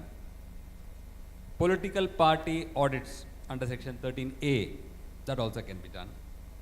And then you have the focus, of course, according to many, was on the tax audit part under section 44AB in form 3CACD, where companies whose accounts have been audited by a chartered accountant under any other law. Only in another tax audit, because there are two forms, if you know, form CACD and form CBCD. In one case, of course, it is the accounts have been audited by a chartered accountant under any other law, whereas there is another one where it has been audited by under the Income Tax Act. So it is possible that there can be some objections raised where it is under the Income Tax Act. So there could be a requirement to have one additional proviso to be added in the definition of accountant for that particular purpose, where probably in that instance they might, one could say, company secretary in practice with, let's say, an additional certificate on tax related matters, on tax audit, etc. If that proviso can be added, then they will become eligible to do that also. And now, for example, transfer pricing certificate, that also can be done, because these are things where it is not restricted only to one profession. I think company secretaries also have in their curriculum quite a lot of things to do with accounting, financial management, etc. So they can very well do that. Analyzing the balance sheet or the profit loss account and various schedules is not something which a company secretary cannot do. He can easily do, but with a little bit of focus on that. Then certification regarding book profits or the alternative minimum tax under section 115 JB or 115 JD, or certificate for payments to non-residents under rule 37 BB, or certificate under 201 that the payee has offered income to tax where payer has failed to deduct TDS, or the slump sale net worth certification under section 50B. These are things which PCS can easily do, of course, provided he has a little focus in the income tax aspect. There could be one more aspect where a proviso might become necessary: the special audit of accounts ordered by assessing officer with prior approval of Commissioner of Income Tax under section 142(2)(a). So it is possible that the CIT may want such special audit to be conducted by a chartered accountant in practice. But there is no harm in having an enabling provision whereby a practicing company secretary is also allowed to conduct special audit, maybe decision as to whom to appoint for the purposes of special audit of accounts, or tonnage tax exemption audit under 115 VW, or certificate of investments by notified zero coupon bonds under rule 8B, or certificate showing particulars of production or books by amalgamated company. Then audit of statement showing amount of income distributed by a business trust to its unit holders.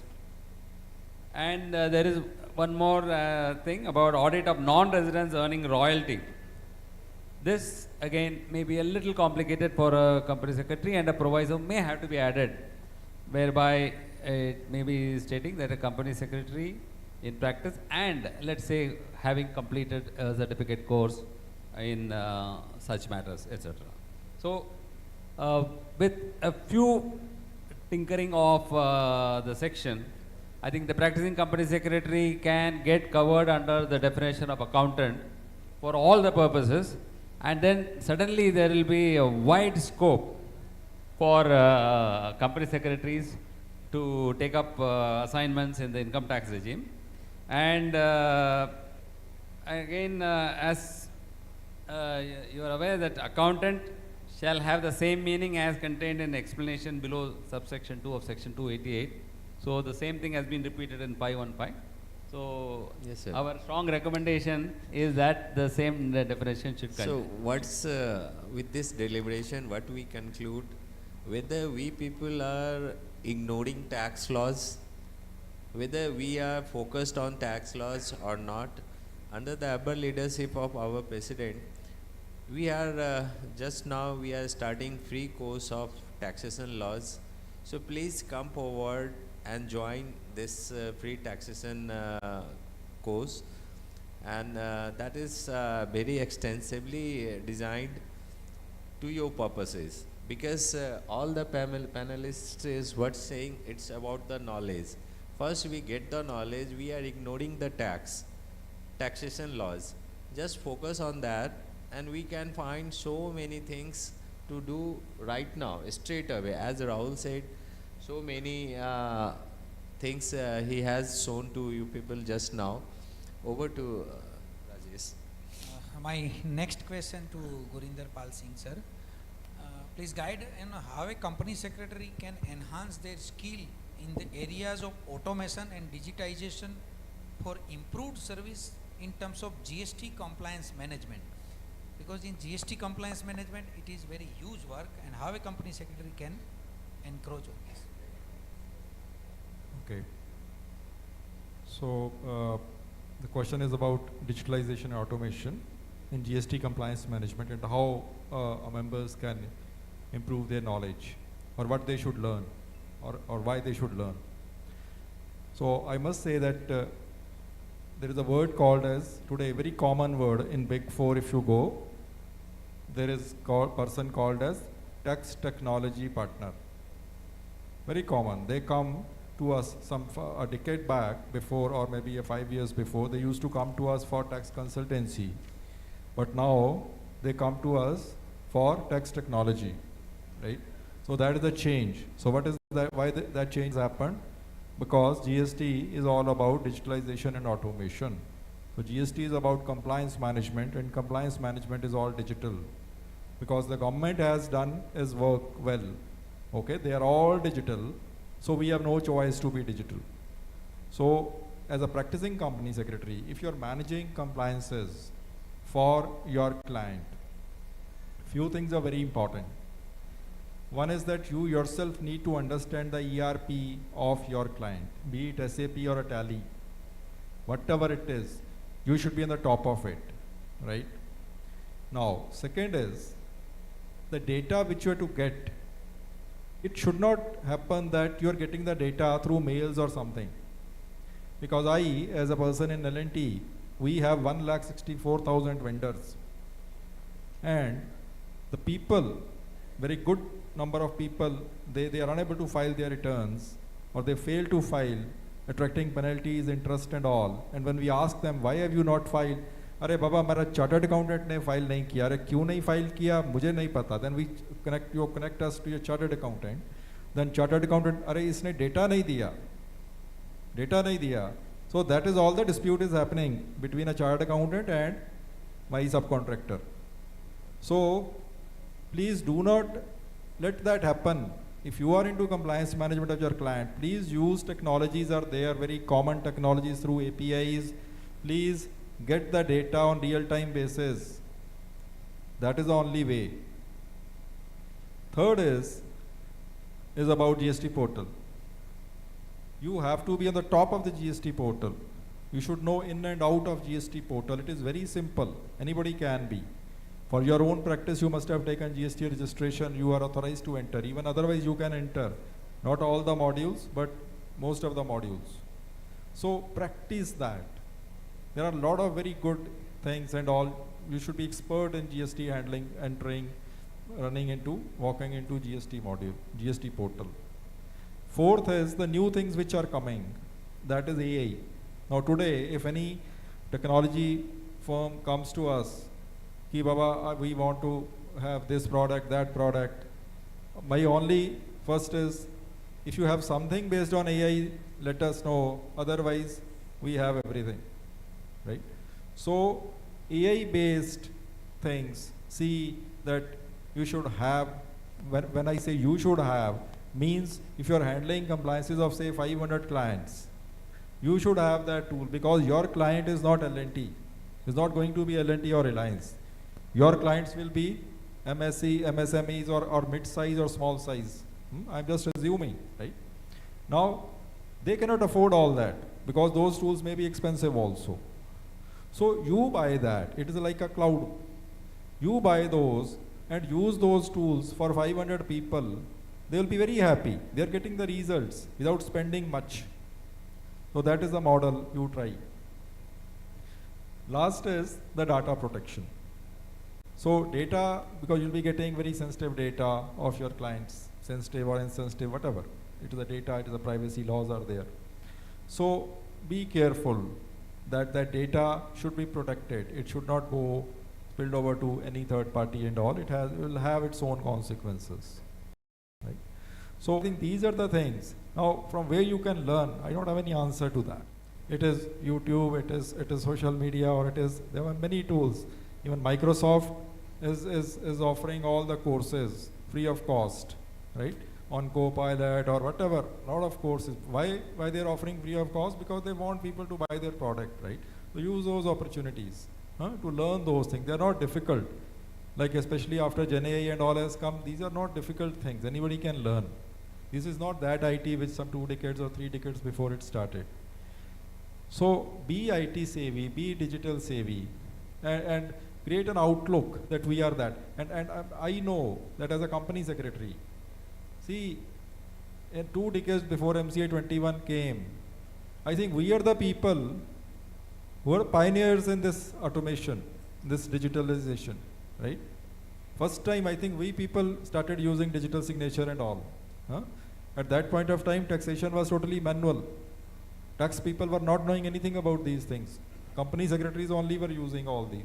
So digital automation is not something new to us. We can always adapt to something different tools which may be more tax centric, right? It's a matter of time. So that is very important. So you have to be digital savvy if you are handling compliance management. It is not restricted to compliance management. If you are handling litigation also, there are tools today available. Some few days before, some big firm came to me and then, so they are telling the AI-based tool. It will draft your replies to show cause notices, appeals, everything. Up to the extent of 50 to 60%, not beyond that. But tools are available in litigation management also. So look for tools, invest in that for your clients. I think that's the best thing to have. Thank you. Thank you, sir. Thank you, sir. Over to you, Purbeji. We have 2 examples before us right now. One J. Sridhar sir and another was Gurinder Pal Singh sir. Both are leading top Indian companies. And both are discharged their roles and responsibility in taxation segment along with other roles and responsibility enshrined to him. But again, it is up to us whether we people want these taxation things or not. Moving further to Rahulji, India is witnessing significant increase in FDI inflows, and India's FDI equity inflows for April-December 2024 surged by 27%, creating a market of opportunities for the entrepreneurs. How can a company secretary integrate tax insight with corporate compliance? While advising, providing solution to organization and avail benefit of opportunities, as you highlighted in your opening remarks. Thank you so much for that question. So when it comes to FDI inflows, so out of my experience, what I can say is that the first thing when a foreign client or a foreign law firm approaches us for acquiring an Indian entity, maybe by way of FDI investments, the first and the foremost thing which we do is we reach out to the our empaneled company secretaries, of course for the compliance bit of it. So again, I don't think compliance is an issue at all here, because even for compliance we do depend upon company secretaries. Now on the tax part of it, how the company secretaries can help, I'll just divide this into two parts.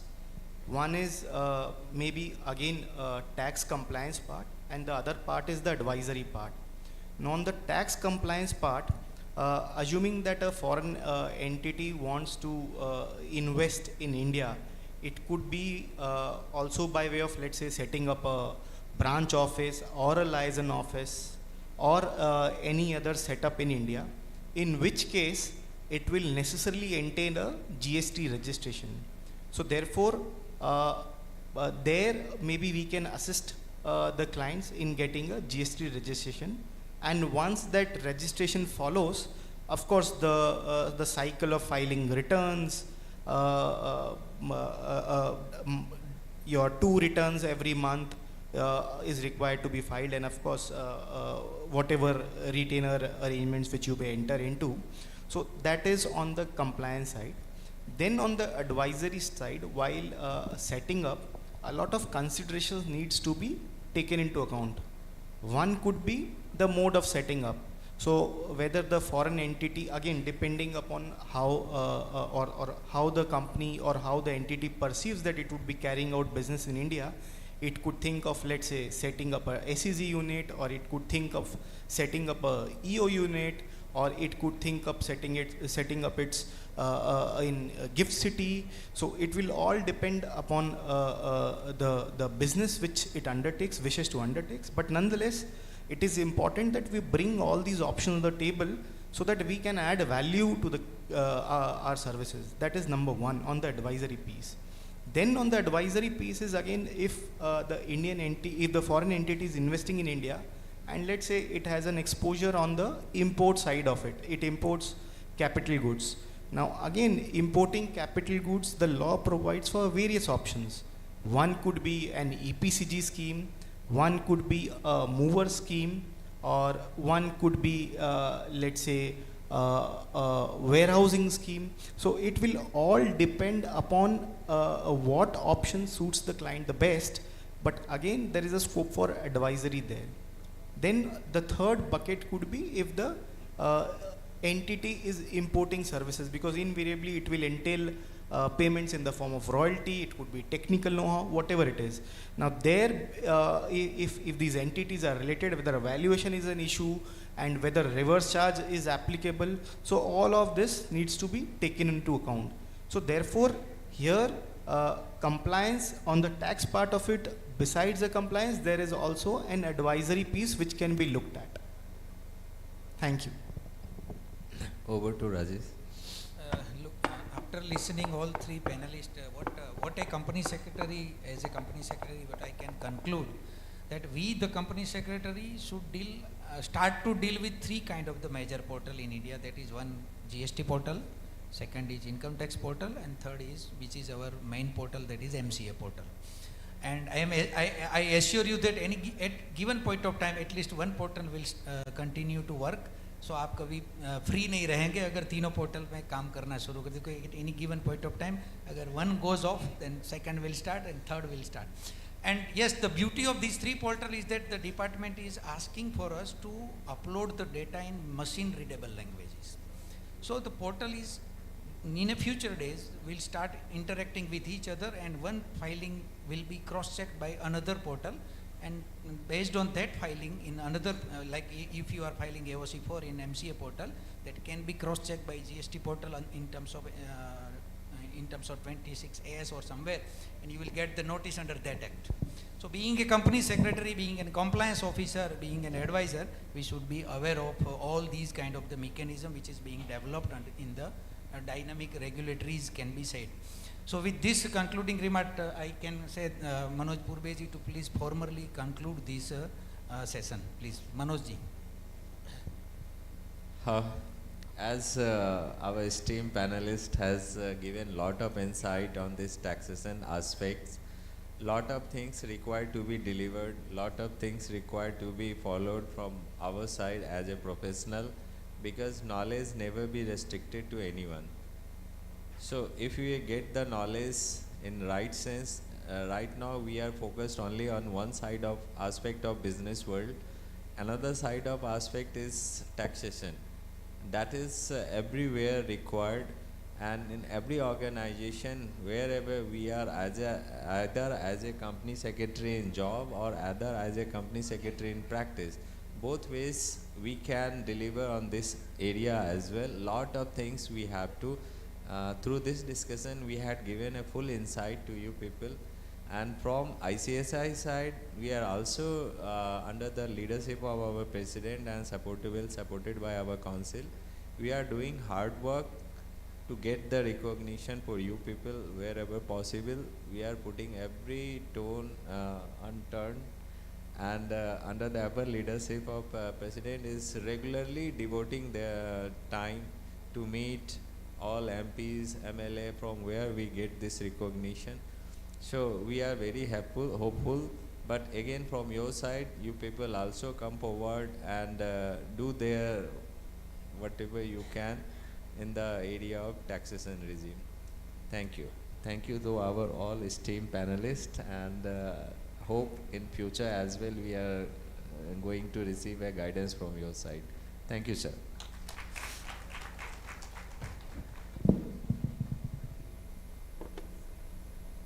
Thank you, sir. Now it's time for e-release of MOU with SWAYAM. For e-release, I would like to invite on dais CS Dhananjay Shukla, President ICSI, and CS Pawan G. Chandak, Vice President ICSI.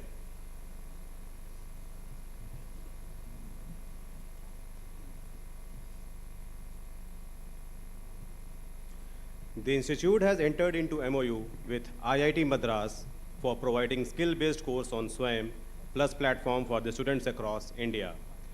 SWAYAM stands for Study Web of Active Learning for Young Aspiring Minds. SWAYAM is an indigenous developed platform initiated by Government of India, which is instrumental for self-actualization, providing opportunities for a lifelong learning. It is a program initiated by Government of India and designed to achieve the three cardinal principles of education policy, with access, equity, and quality. The objective of this effort is to take the best teaching learning resources to all, including the most disadvantaged. SWAYAM Plus portal, an enhanced initiative of the SWAYAM platform, which is focused on expanding the existing offerings to incorporate industry-aligned courses, thereby improving learners' skill and employability. IIT Madras has been designated by the Ministry of Education and SWAYAM Board to oversee and execute the implementation of the SWAYAM Plus initiative. The institute, as part of the knowledge dissemination to students across India, entered into this MOU for providing knowledge content on the SWAYAM Plus portal, which will immensely benefit especially the students in Tier 2 and Tier 3 cities as part of skill enhancement and employability. While it may fetch in credits also under university system for students of various colleges and universities.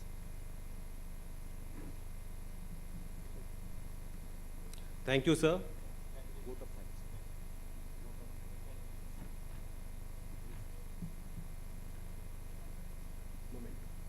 Now it's time for mementos.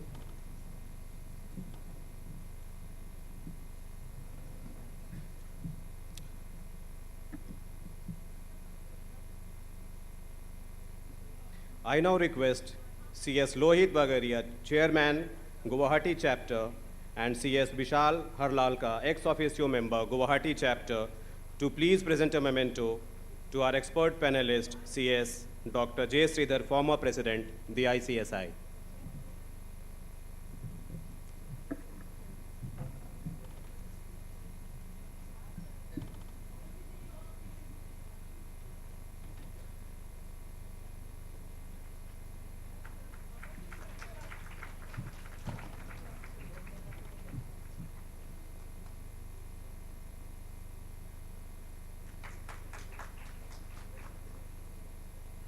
Thank you, sir. I now request CS Manoj Roniar, Vice Chairman, Guwahati Chapter, CS Pradeep Kumar Purbe, Secretary, Guwahati Chapter, CS Bishal Agrawal, Treasurer, Guwahati Chapter, to please come on the dais and present a memento to our learned panelist, CS Gurinder Pal Singh, GM and Head.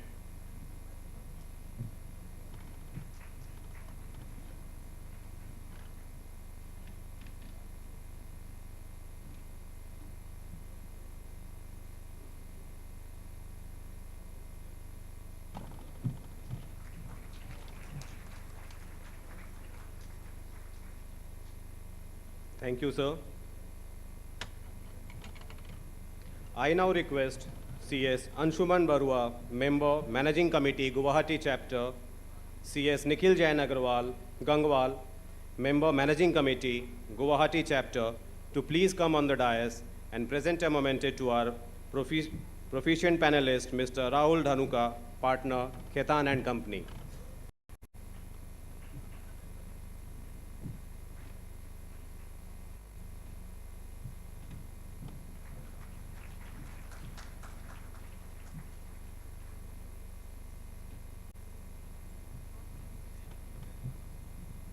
Thank you, sir.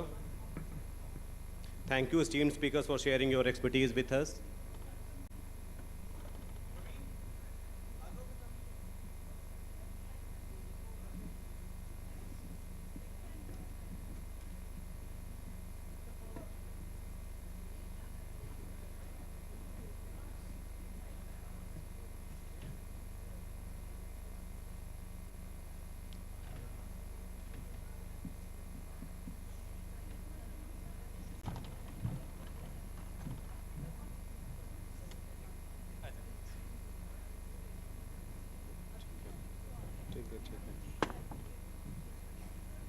Thank you, everyone. Very shortly, we will be starting our cultural program.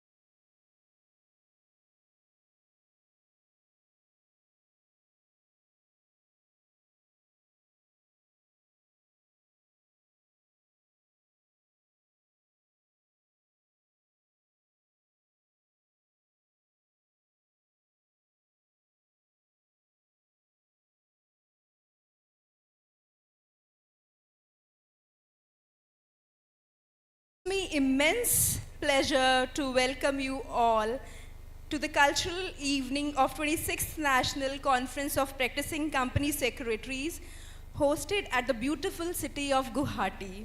As we gather under the theme Dynamic Regulatory Landscapes, CS at the rate Excelling Strategies, tonight let us unwind and celebrate the spirit of culture, tradition and togetherness. Ladies and gentlemen, I would like to acknowledge arrival of our distinguished guest, Sri Dilip Saikia, Honorable Member of Lok Sabha, and Sri Bhuvaneshwar Kalita ji, Honorable Member of Rajya Sabha, among us. I request CS Dhananjay Shukla, President ICSI, and CS Pavan G. Chandak, Vice President ICSI, to escort our guest on the dais. I would also like to invite CS Ashish Mohan, Secretary ICSI, on the dais.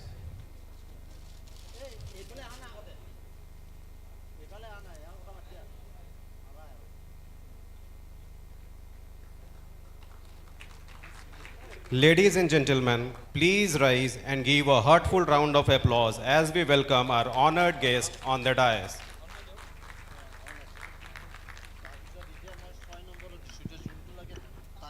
We welcome you, sirs, to express our deepest respect and warm Assamese welcome. We now present the traditional symbols of hospitality, planter, gamcha, japi, and a memento to our dignitaries. I request President ICSI to present a memento, planter, gamcha, and japi to our honorable guest, Shri Dilip Sakia ji, honorable member of Rajya Sabha. We welcome you, sir. Please put your hands together.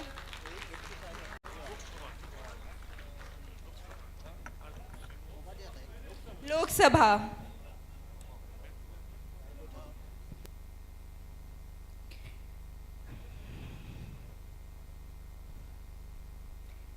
We welcome you, sir.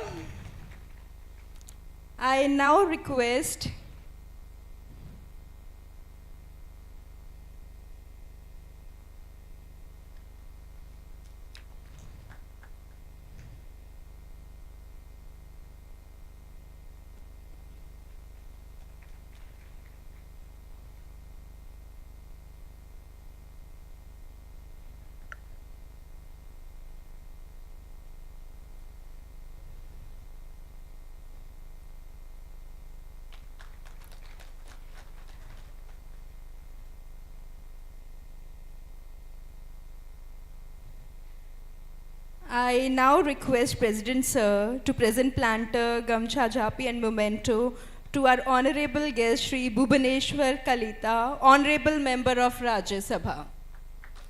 Please put your hands together.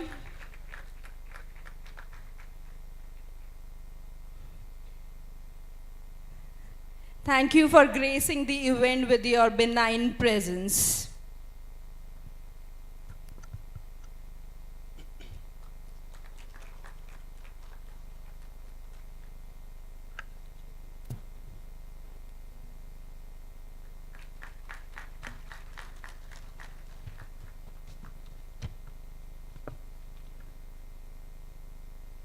Thank you, sir.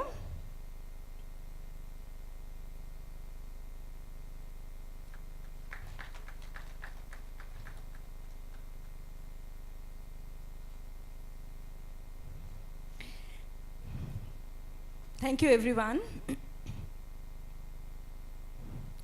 We are honored to have amidst us Shri Bhuvaneshwar Kalita, Honorable Member of Rajya Sabha. Sir, your insights and encouragement will inspire our professionals to aim higher.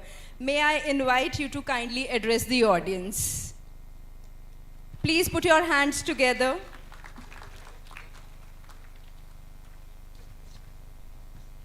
I request President Sir to address the gathering.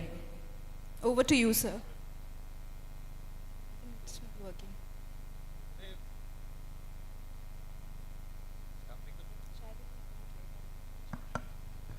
तो जब इतने बड़े बड़े कार्यक्रम होते हैं तो छोटी बहुत गलतियां हो जाती हैं। तो मेरे को बुलाने से पहले माननीय सांसद महोदय को बुला लिया, मैं क्षमा चाहता हूँ। परम आदरणीय परम श्रद्धेय माननीय श्री दिलीप सैकिया जी, सांसद लोकसभा और प्रदेश भाजपा अध्यक्ष असम, हम आपका हार्दिक अभिनंदन और स्वागत करते हैं। आप सभी साथियों से आग्रह है कि तालियों की गड़गड़ाहट से माननीय प्रदेश अध्यक्ष जी का हार्दिक अभिनंदन और स्वागत। तालियां बजी नहीं ठीक से।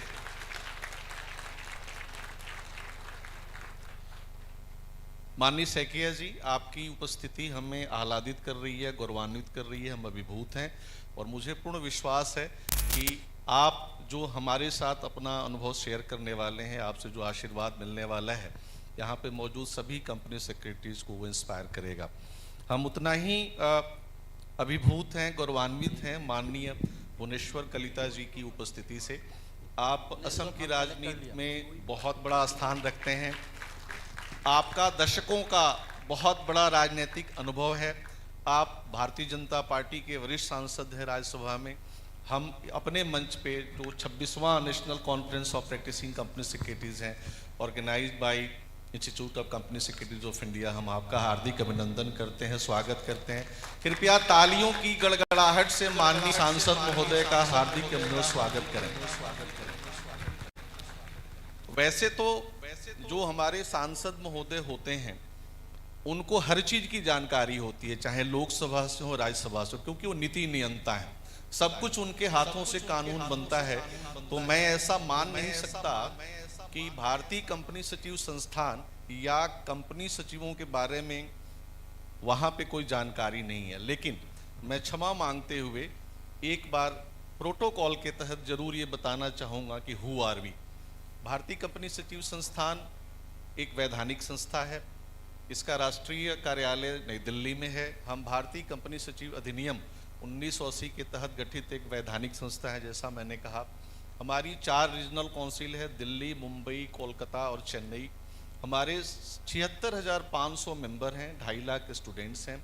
हमारे 73 चैप्टर हैं माननीय सांसद महोदय, और नॉर्थ ईस्टर्न चैप्टर गुवाहाटी उन सभी चैप्टरों में अपना बहुत प्रमुख स्थान रखता है।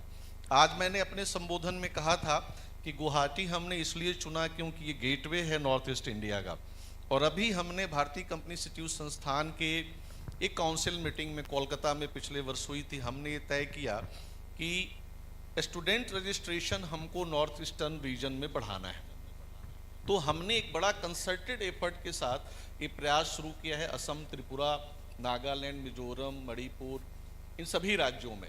और आज मैंने सभी साथियों को ये वादा भी किया कि हम आइडेंटिफाई करेंगे कि कहाँ पे हमसे कोई चूक हो गई, अगर कोई गैप है प्रोफेशन को इस रीजन में आगे बढ़ाने के लिए, तो हम उसको आइडेंटिफाई करेंगे और उस गैप्स को हम फिर प्लग इन करेंगे।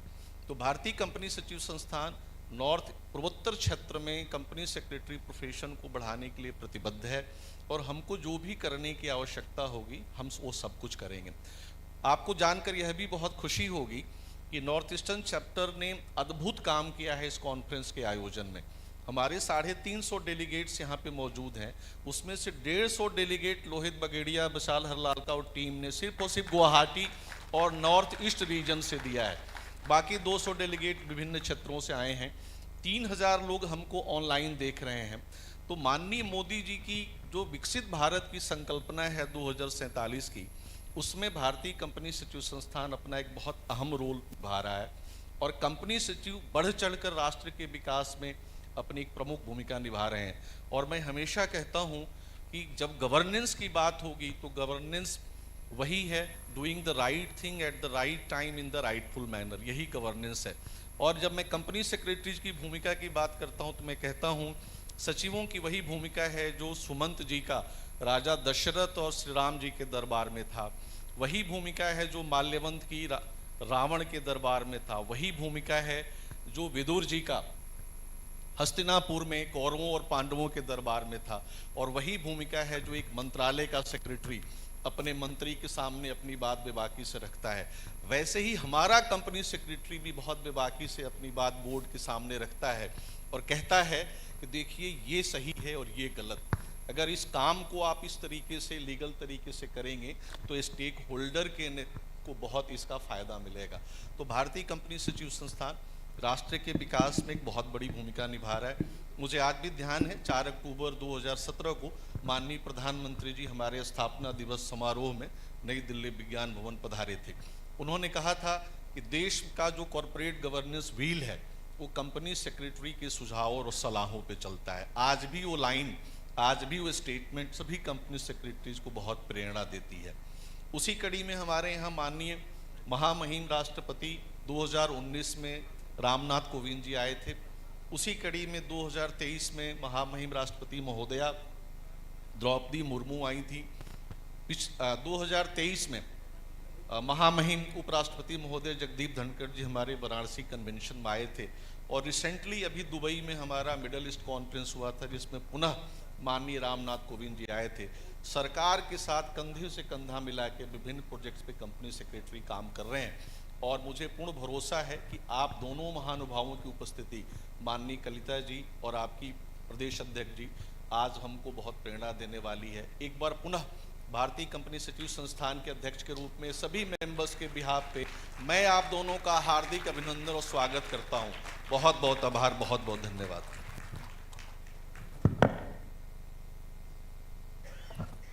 Thank you, President Sir, for your encouraging words as always. I now request Shri Bhuvaneshwar Kalita, Honorable Member of Rajya Sabha, to kindly address the audience. We welcome you.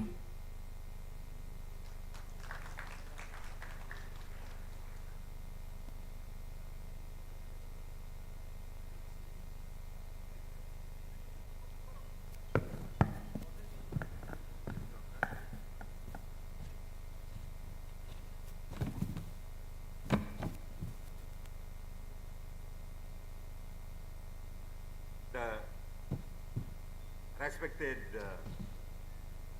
President of Bharatiya Janata Party and Honorable MP Lok Sabha, Shri Dilip Saikia ji, President of ICSI, CS Dhananjay Shukla ji, Vice President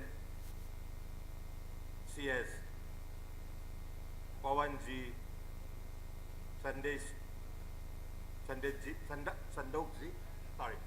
ji, and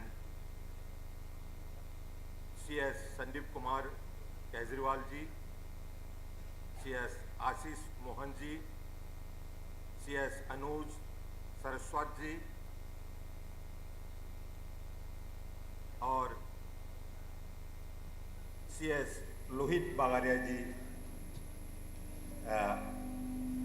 जो हमारे यहाँ के इस प्रांत के अध्यक्ष हैं, और यहाँ आए हुए सभी CS मित्रों, भाइयों और बहनों, और मंच पर पधारे हमारे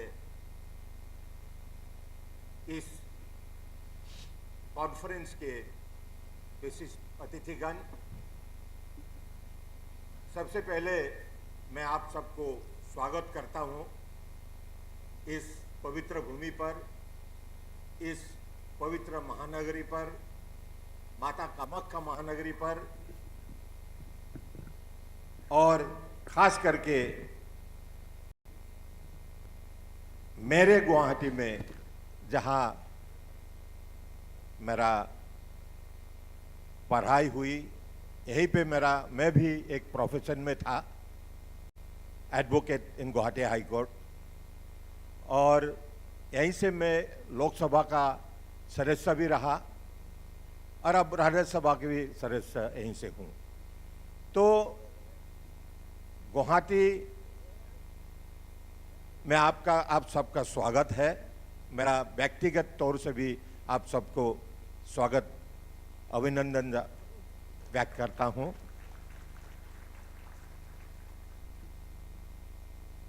Friends, we are meeting here today in a different India, particularly from 2014.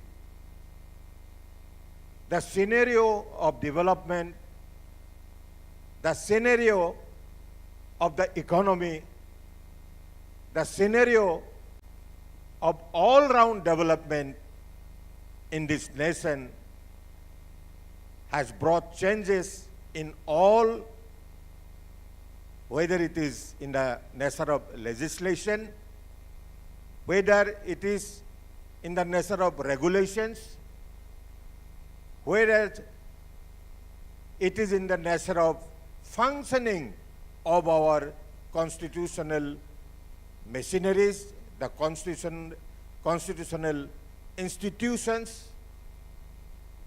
We see changes in all this. So this 26th National Conference of Company Secretaries of India being held in Guwahati, in a changed Guwahati, in a changed northeastern region, is very significant. And for that, I congratulate the leadership, Sri Shuklaji, and the Company Secretaries Organization for that. My dear friends and brothers, the late our 20th century is a different century altogether in the national development and our position and status globally. Today, this country is in a different pedestal of the global leadership. You all must have been traveling all over the nation, not only the nation, internationally also. As Shuklaji has mentioned, your last conference was held in Dubai. And you must have seen the enthusiasm of the UAE rulers and the leadership for India, for our Prime Minister, Sri Narendra Modi ji. Yours is an organization which keeps the functioning of the government, the functioning of the corporate affairs regulated and disciplined and making it transparent. Two important things that when we think of the organization of company secretaries, we remember two things very frequently. One is the transparency. You ensure that there is transparency in the corporate affairs of this nation, which strengthens our moral dignity and functioning efficiency. You are also the custodian of regulatory laws. You see to it that regulatory laws are taken seriously, and that you ensure, the company secretaries ensure that in the corporate world. Friends, these two are the main and very important sector of the government functioning as well as the corporate functioning. And you ensure that. So this conference, 26th National Conference, with the theme Dynamic Regulatory Landscape of Company Secretaries at the red, excelling strategies. When we talk about excelling strategies, we talk about improving ourselves, improving the system, improving the functioning of the system. And with this theme, this conference is being held, and I am proud, and I feel proud when it is being held in Guwahati, that it will show us new strategies, new dream to have a prosperous India, a regulated India, a transparent India, and an India for which we all will be proud of. My dear friends, this has been a long way, this has been a long road that you have traveled. This 26th year of having this conference is a long distance you have traveled. And in this travel, you have seen many changes in the world, and particularly many changes in our country in terms of transparency and regulations and regulatory laws. You also have seen in Guwahati today how the Northeast has become a powerhouse with its infrastructure, its industries, its resources, and its strong leadership. Today, under the dynamic leadership of our Chief Minister, Dr. Himanta Biswa Sarma, and our young President, Sri Dilip Saikia, this leadership is trying hard day and night to bring changes in the day-to-day life of our people. We have seen a different world earlier. Today, earlier when we used to talk publicly, we talk about hunger. We talk about the development, underdevelopment. We talk about lack of facilities. Today, the Northeast and my state, Assam, has done away with most of these difficulties, most of these roadblocks, and now we have a different world, different Assam altogether. Assam, which is the powerhouse, which has built a road to development and progress. Our company secretaries are closely linked to this world, closely linked to this development. You are the regulator for haphazard development. You are the custodian of the regulatory laws to be obeyed by the corporate world. You are the custodian of transparency of the corporate world. Today, we are very happy to see you all in this city, which have welcomed you to a different world, to a different nation, to a different Northeast, to a different Assam, where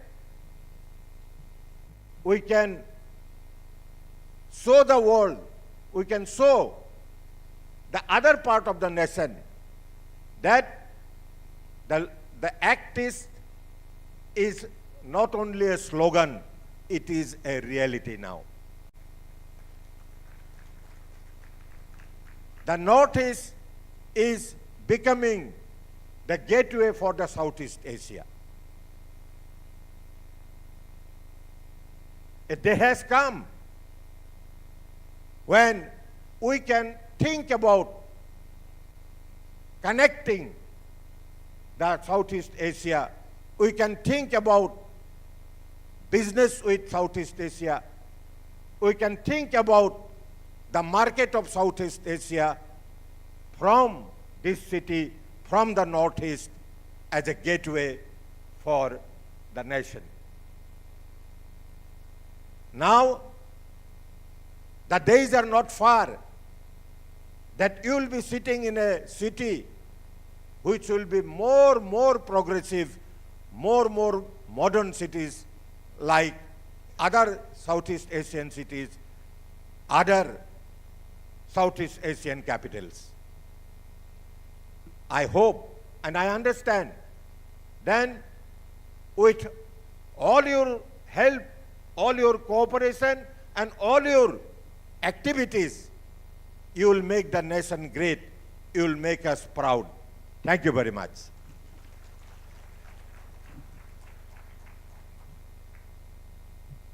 Thanks, sir, for gracing the occasion and taking time out of your busy schedule. आपका बहुत बहुत आभार और धन्यवाद. Now it is my privilege to invite Sri Dilip Saikia ji, Honorable Member of Lok Sabha, to address the gathering.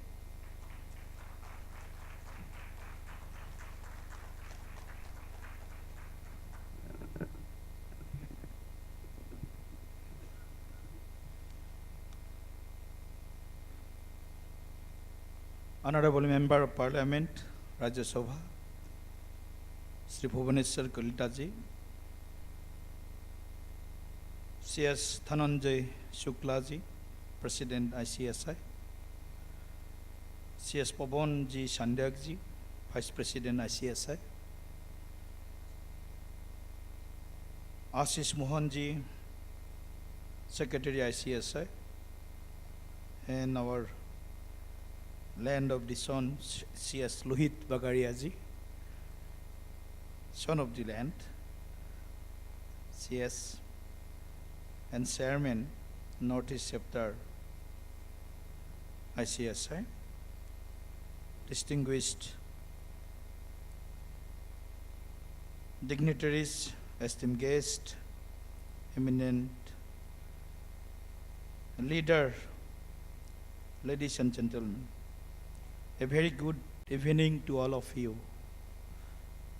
At the outset, I would like to express my gratitude to the ICSI for inviting me to the 26th National Conference of Practicing Company Secretaries being organized on the theme Dynamic Regulatory Landscape, CS at Excelling Strategies at Guwahati, the land of Ma Kamakya and Jagat Guru Srimanta Shankardev.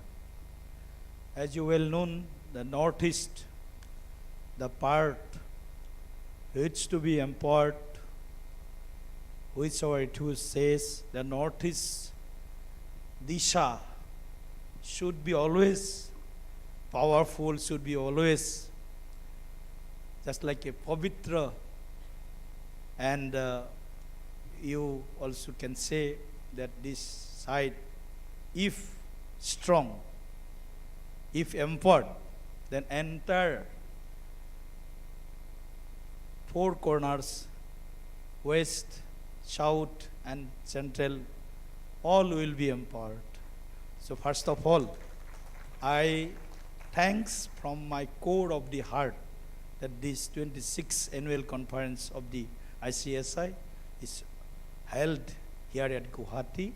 So I hope this year for all of you will be go in a such manner which will empower you and our beloved country Bharat.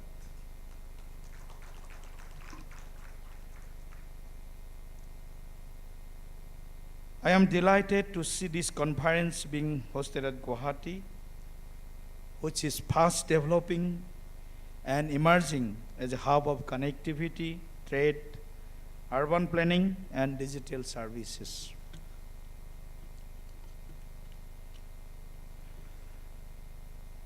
History is a witness to the significant contributions that Eastern India has made to India's prosperity, and as the nation moves towards achieving vision of Viksit Bharat, both the Eastern India and Northeast will realize and demonstrate its true potential.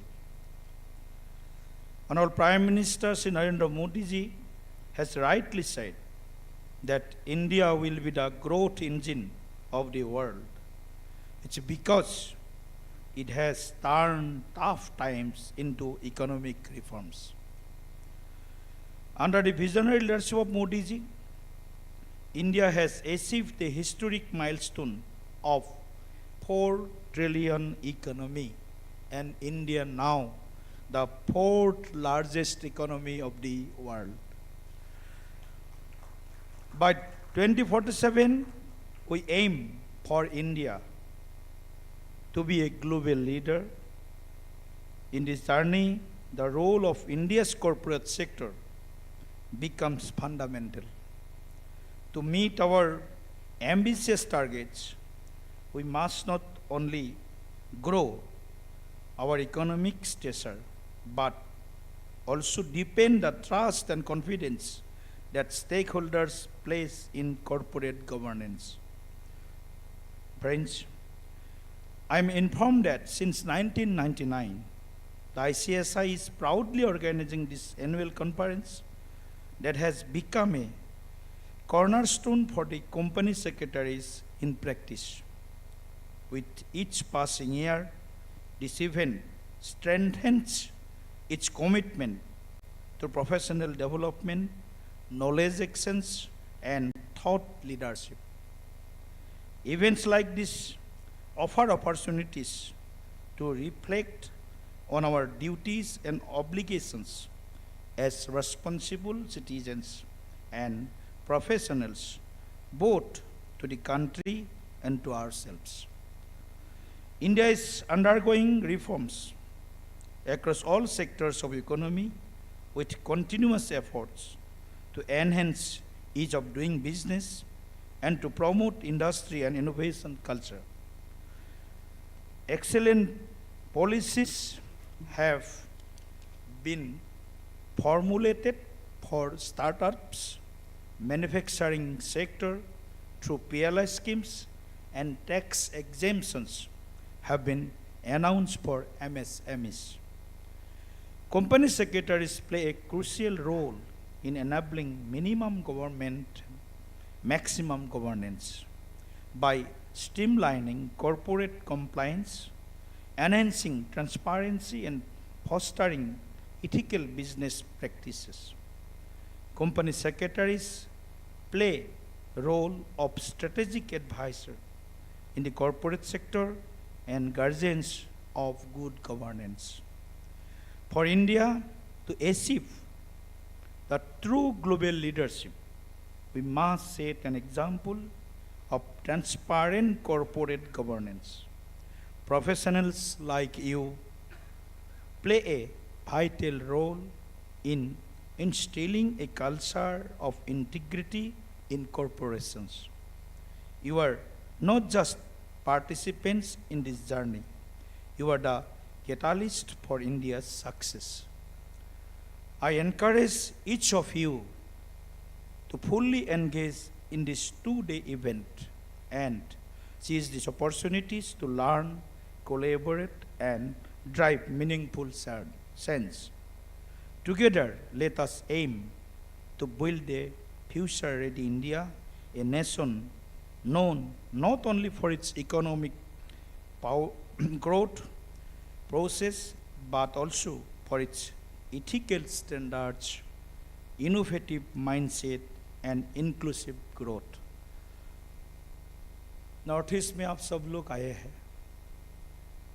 और हमारे north east Modi ji ने इस north east के 8 राज्यों को Assam, Arunachal Pradesh, Meghalaya, Manipur, Mizoram, Nagaland, Tripura, and Sikkim. We are 7 sisters and only one brother. Sikkim is only brother. All are sisters. Before some years, we are the only sister zone in this country. But now we have one brother also, that is Sikkim. तो इस पवित्र भूमि में आप सब लोग आए हैं और मेरे को जानकारी प्राप्त कर खुशी भी हो रहा है. More than 350 delegates came physically to attend this conference, and more than 3,000 delegates who joined virtually, and regularly they are participating in this 2-day conference. So from my core of the heart, I also thanks and congratulate all those who join virtually in this 26th National Conference of ICSI.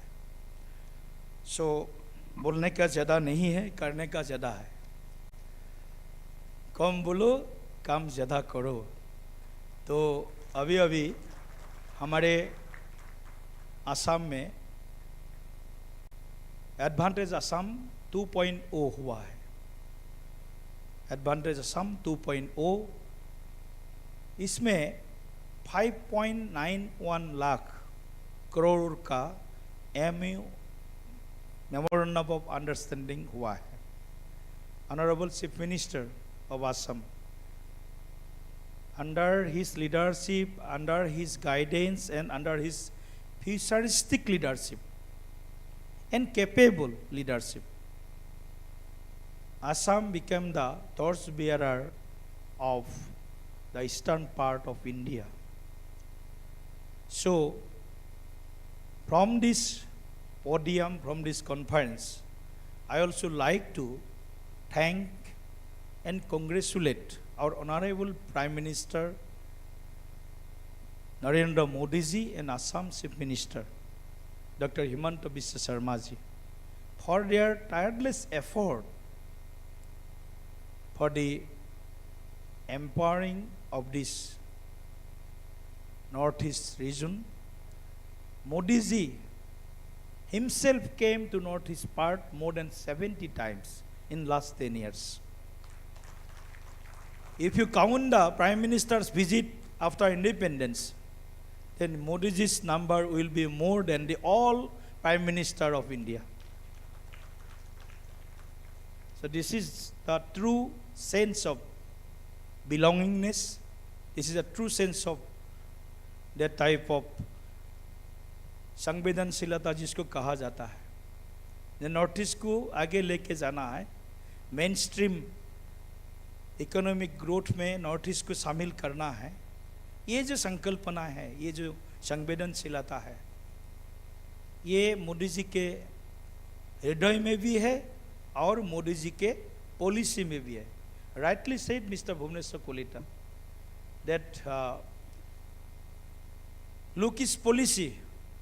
Once UPA government introduced this policy, but many years it was a mere slogan. Only look to the northeast. Don't do anything. Only look, northeast.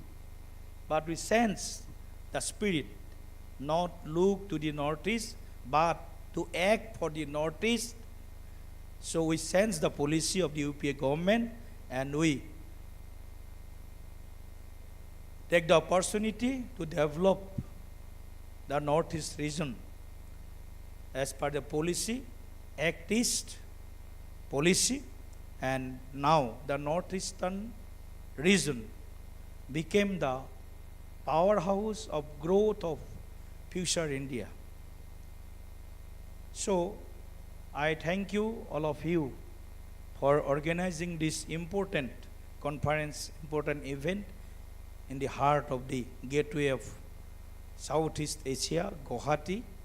And जो आपको अच्छा लगा वो लेके जाइए, कुछ खराब भी लगा है तो यही छोड़ के जाइए. अच्छा लगा तो सब लेके जाइए, बाहर में भूलिएगा। और कुछ खराब भी लगा कुछ हमारे इसमें प्रस्तुति में हो या कुछ एकोमोडेशंस में हो, कुछ व्यवस्था में हो, कुछ भी आपको थोड़ा सा मन में लगा है तो हमको ही बोल के जाइए, बाहर में अच्छा ही बोलिए। बहुत अच्छा हुआ गुवाहाटी में कॉन्फ्रेंस। ऐसे ही उम्मीद के साथ आप सभी को एक विषय मेरा ध्यान में आया है जो अभी हमारे सिलेक्ट कमेटी में है। एक इशू है, एक हमारे बिल सिलेक्ट कमेटी के पास है, आपके रिलेटेड एक बिल है, उस पर संशोधनी कुछ आया है, तो हम भी उस इशू को, आपका जो कंसर्न है, I will rightly table your concern in the concern, मतलब people, concerned person, and the select committee also. Thank you very much and have a nice day here at Guwahati and have a nice dream, good dream in the night also. Thank you very much.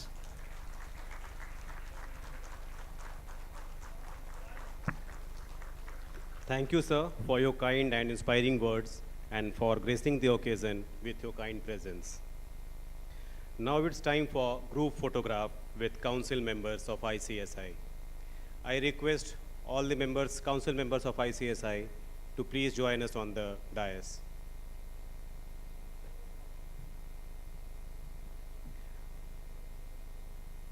After this, I request all the members of Eastern Asia Regional Council, EIRC, to be ready for the group photograph, followed by the Managing Committee of Guwahati chapter for group photograph.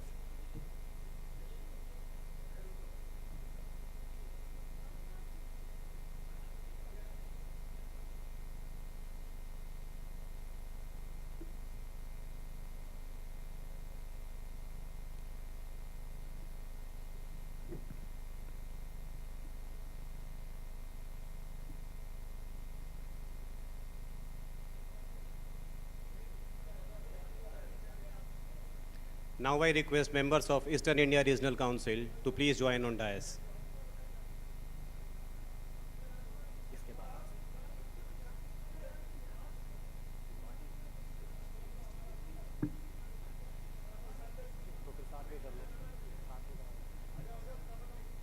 I also request Managing Committee members of Guwahati chapter to please join the dais.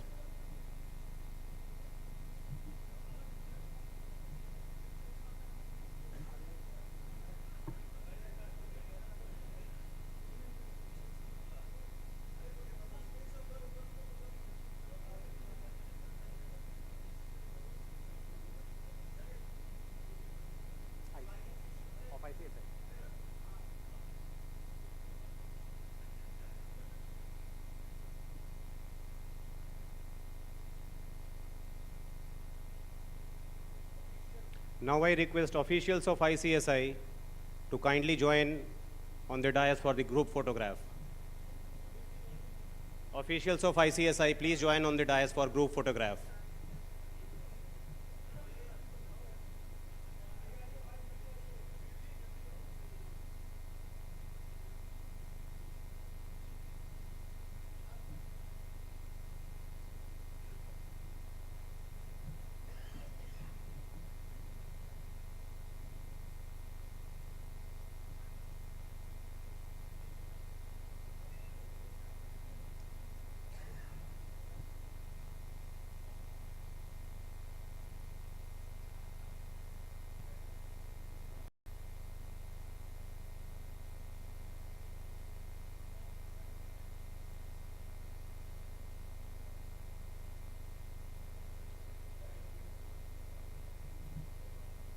Thank you, everybody. Now it's time for cultural program.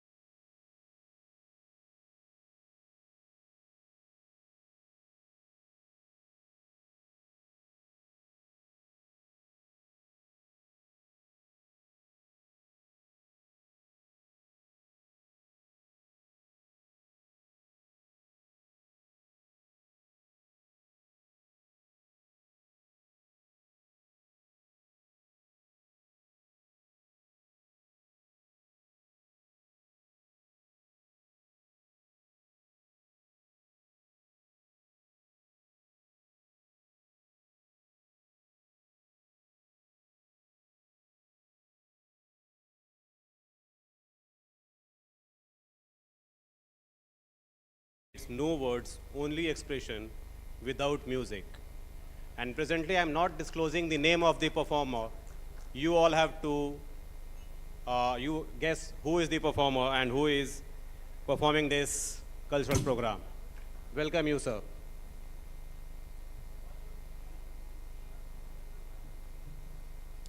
Theme of this program is mime performance.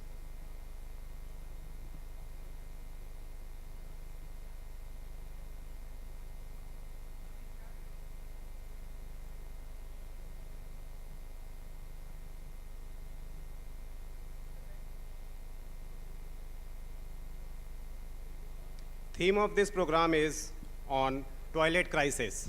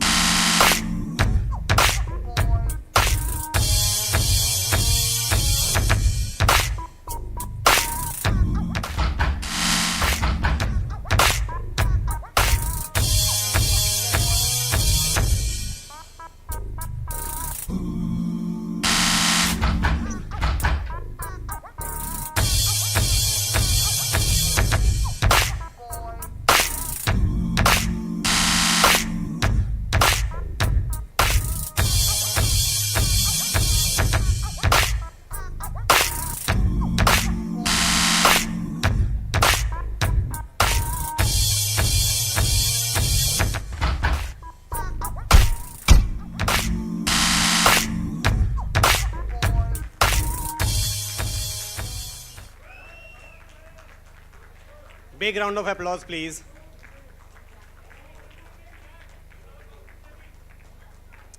Now I would like to ask all the audience, please guess his name. Who is he? Thank you, Dwarkanath sir, for showcasing your exceptional talent. Council is invited to have a group photograph with Dwarkanath sir for the exceptional showcase of his talent.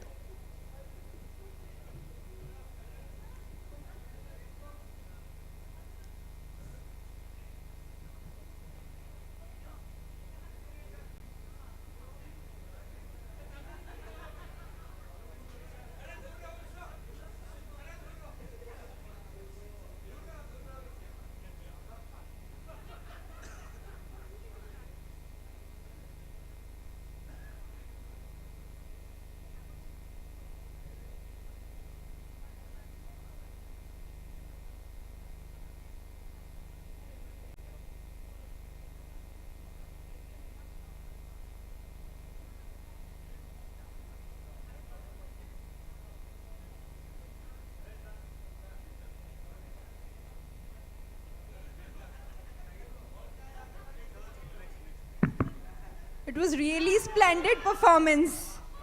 As the evening unfolds, we now dive into the rhythm of rich Indian traditions. Get ready for a spectacular folk fusion performance that celebrates our country's culture, diversity, and musical heritage. Let's the magic begin.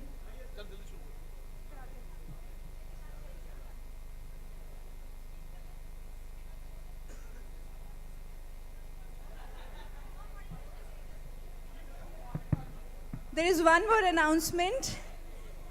Our team member Sanjeet's birthday is today. So I would like to wish everyone for Sanjeet. Happy birthday, Sanjeet. On behalf of ICSI, it's Sanjeet's birthday.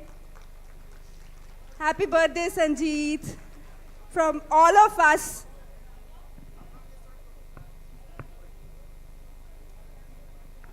So we are ready with the folk fusion performance.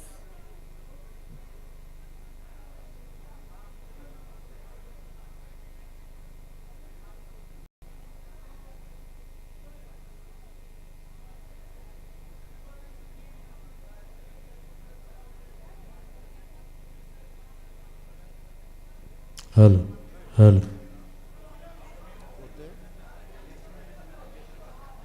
Check.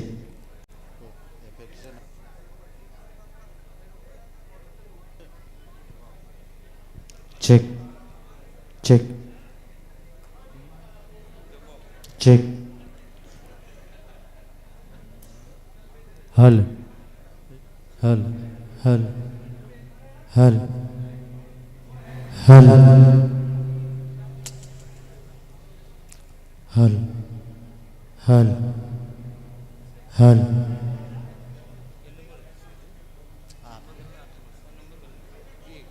Check. Check.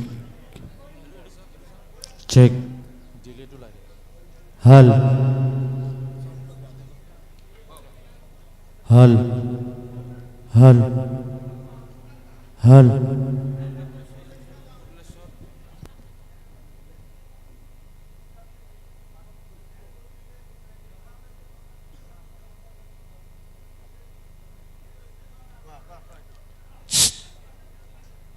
Check, hali this one. Hali. Check. Check one. Check this. Hali. Check. Check. Check.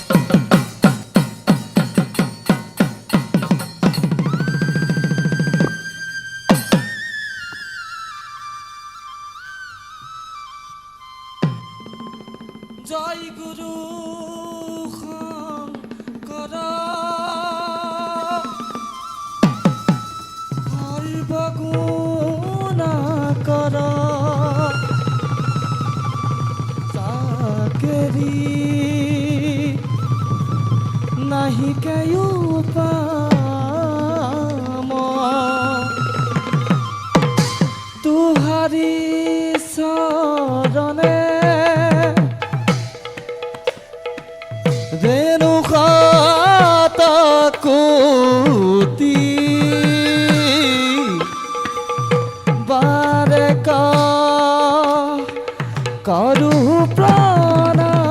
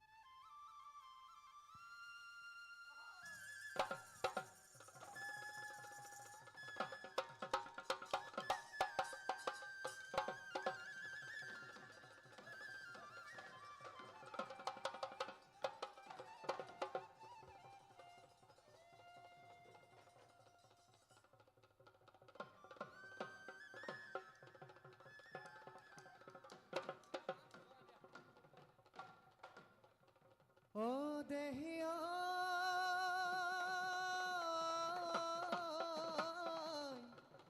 ওই বিহুরে থলিতে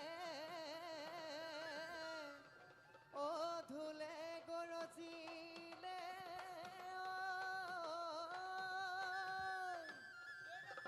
ওই নাচনি কলৈ নুই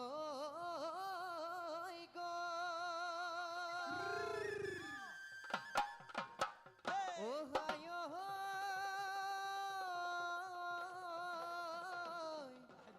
ওয়া হৈ ৰঙিলি ও হৈ মালতী ঐ বিহু মাৰিব দেহ